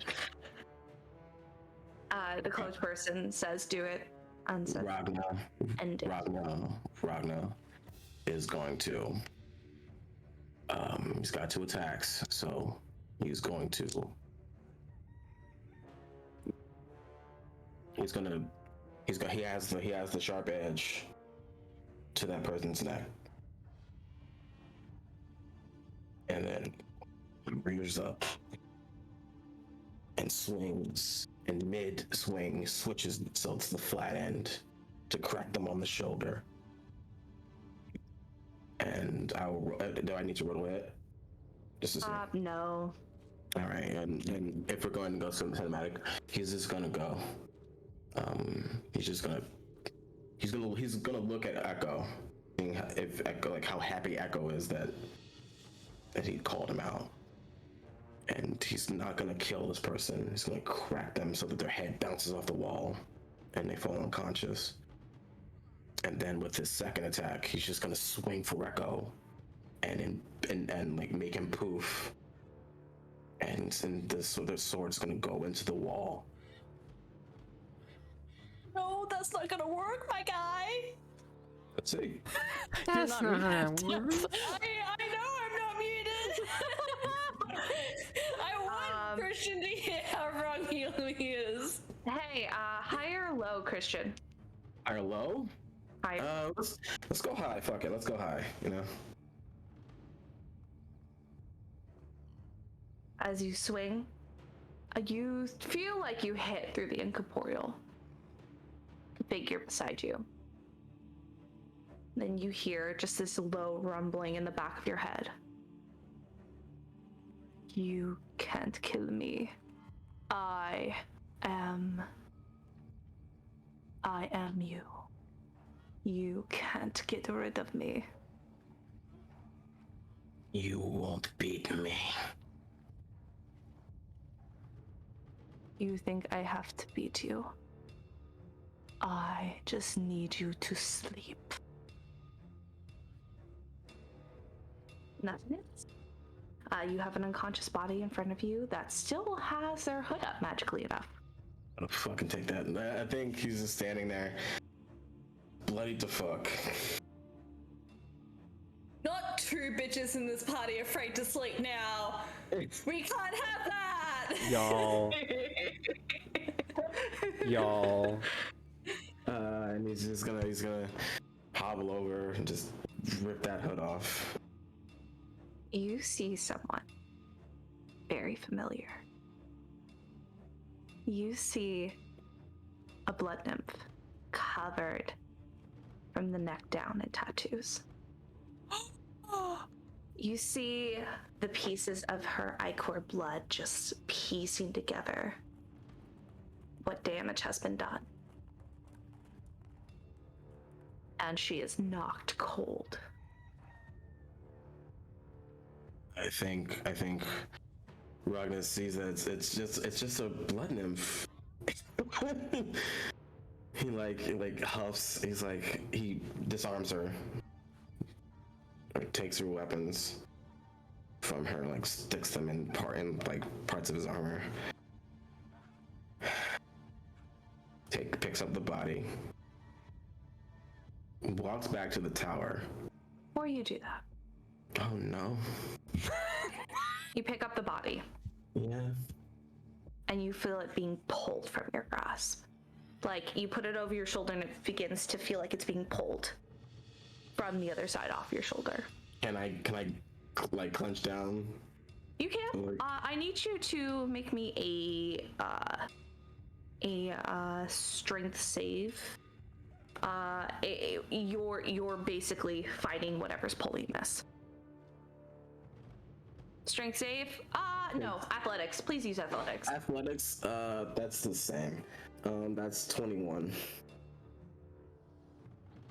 You're barely meeting this person, as you can feel this body just being pulled. Like, you holding one side and the other half being pulled. Can I turn to see what's pulling him? You see a woman coming from this portal that is dripping with this magical blood. And you see this hand gripping onto the ponytail of Amethelia, just pulling. Her skin is leathery and very, very gray. While she does have like a beautiful face, you can see how gaunt she is. And that she has kind of like a sagging lower lip, so you can see her bottom jaw continuously with her 2 teeth pointing down.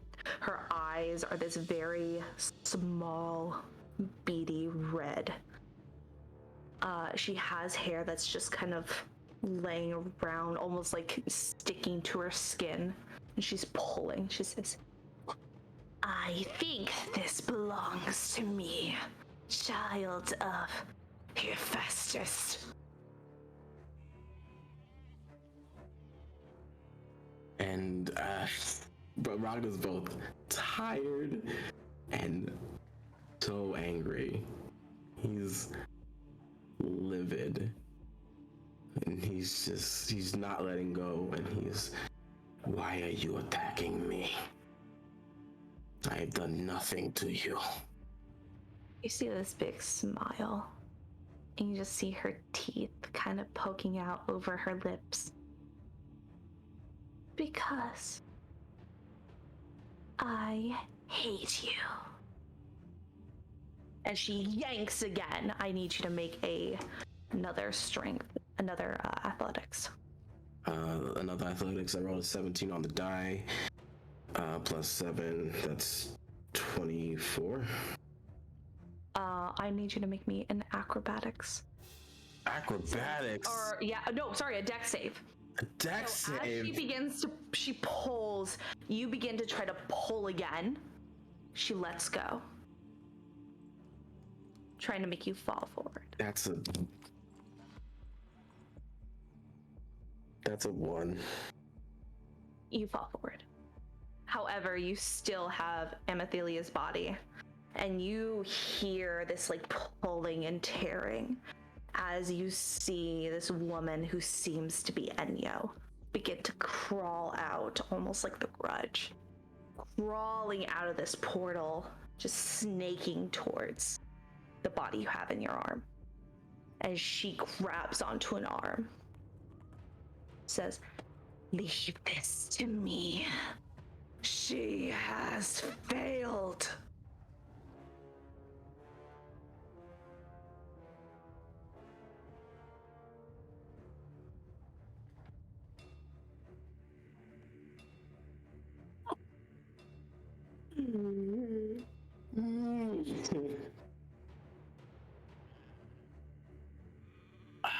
Fuck.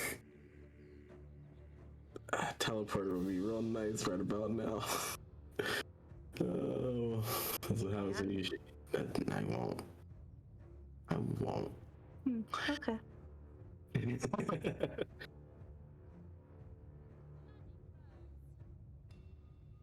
you like how I said 15 minutes has been 30? I'm so sorry. Right? I'm so sorry, everybody. But this is so good. Fuck.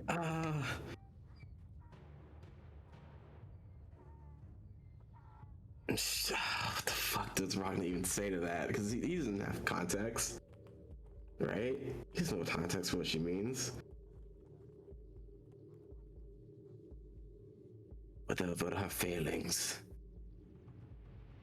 they have nothing to do with you. They have everything.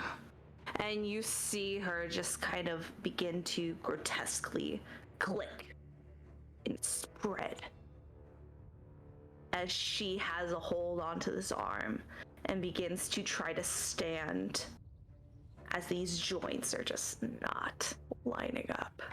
She has a hold on the arm? She has one arm. You have the rest of the body. It is up to you.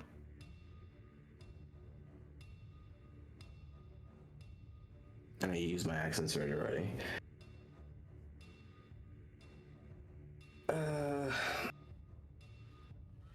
And I know she can regenerate. So I'm gonna. What the fuck? Because I'm on the floor, so I can't even get up. You can. It's just difficult. Right. But you can, absolutely. While still having a hold. Right. I don't see that as impossible. Right.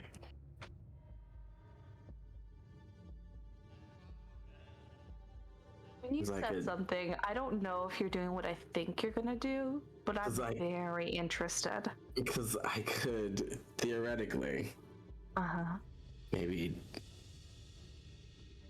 take her arm off and bring the rest of her with me back to the tower. That's point. How feasible is that, Serenity? What would I have to do something like that?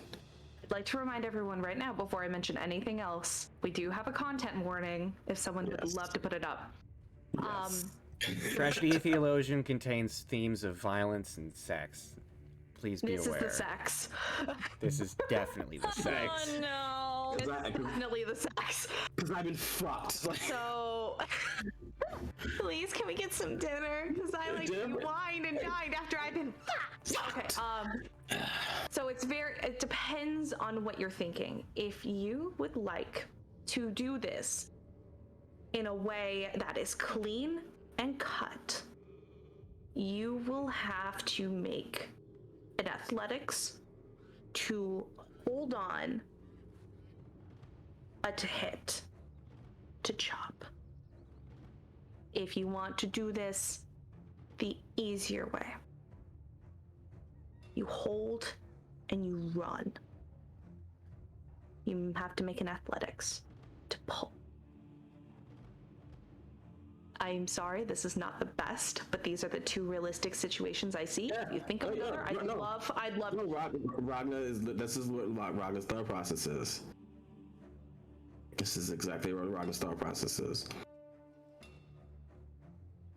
He sees how far the tower is. Sees how tired he is. Looks at Hemophilia. It's about 5 minutes away by walking, so if you run, it'll be less. Yeah. And he just grits his teeth, almost to the point of cracking them, as he takes off with her, just pulling her. I need you to make me an athletics. Gotcha. You have advantage. I needed that advantage. I really did. That's Is athletics? This is 26. I do want to let you know that this is 2 failed death saves on her. Oh my god. Either way, it would have been. Right. There's no way you could have made this one way or another. I'm just letting you know. Right.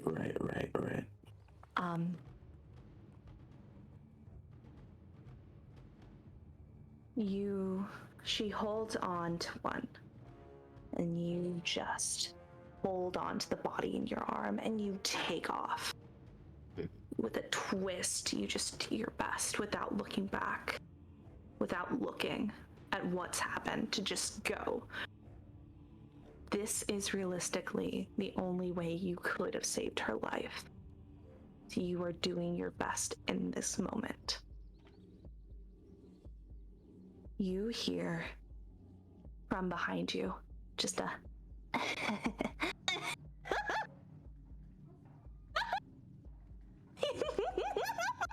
and you just hear that from behind you, and you hear a portal just close.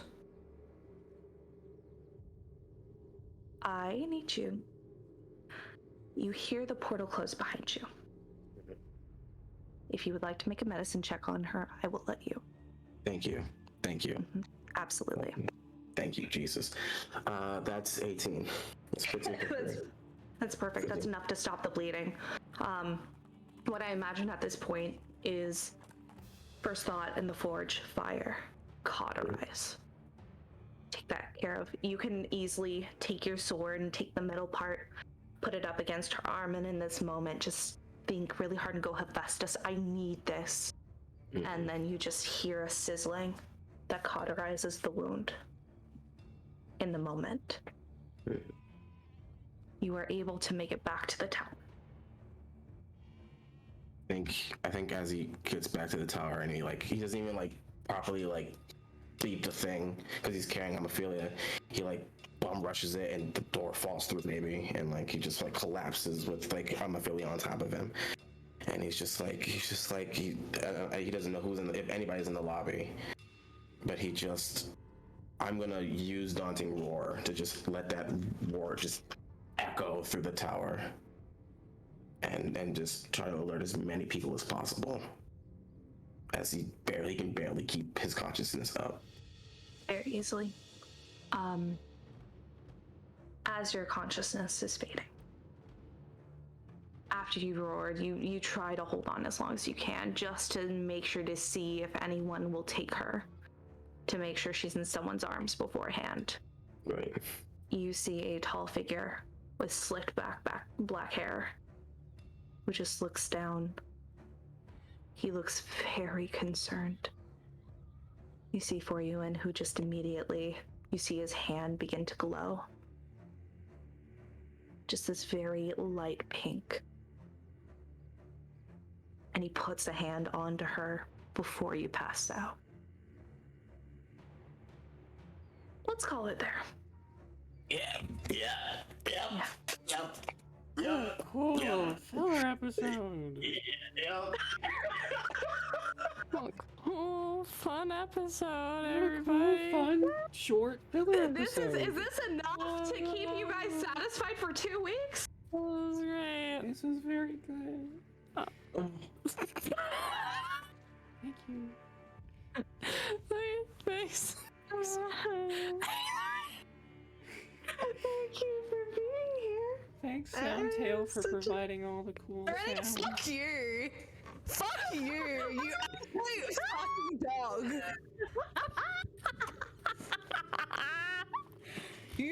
I would call you so many worse things right now, but I don't know if I can say them on stream.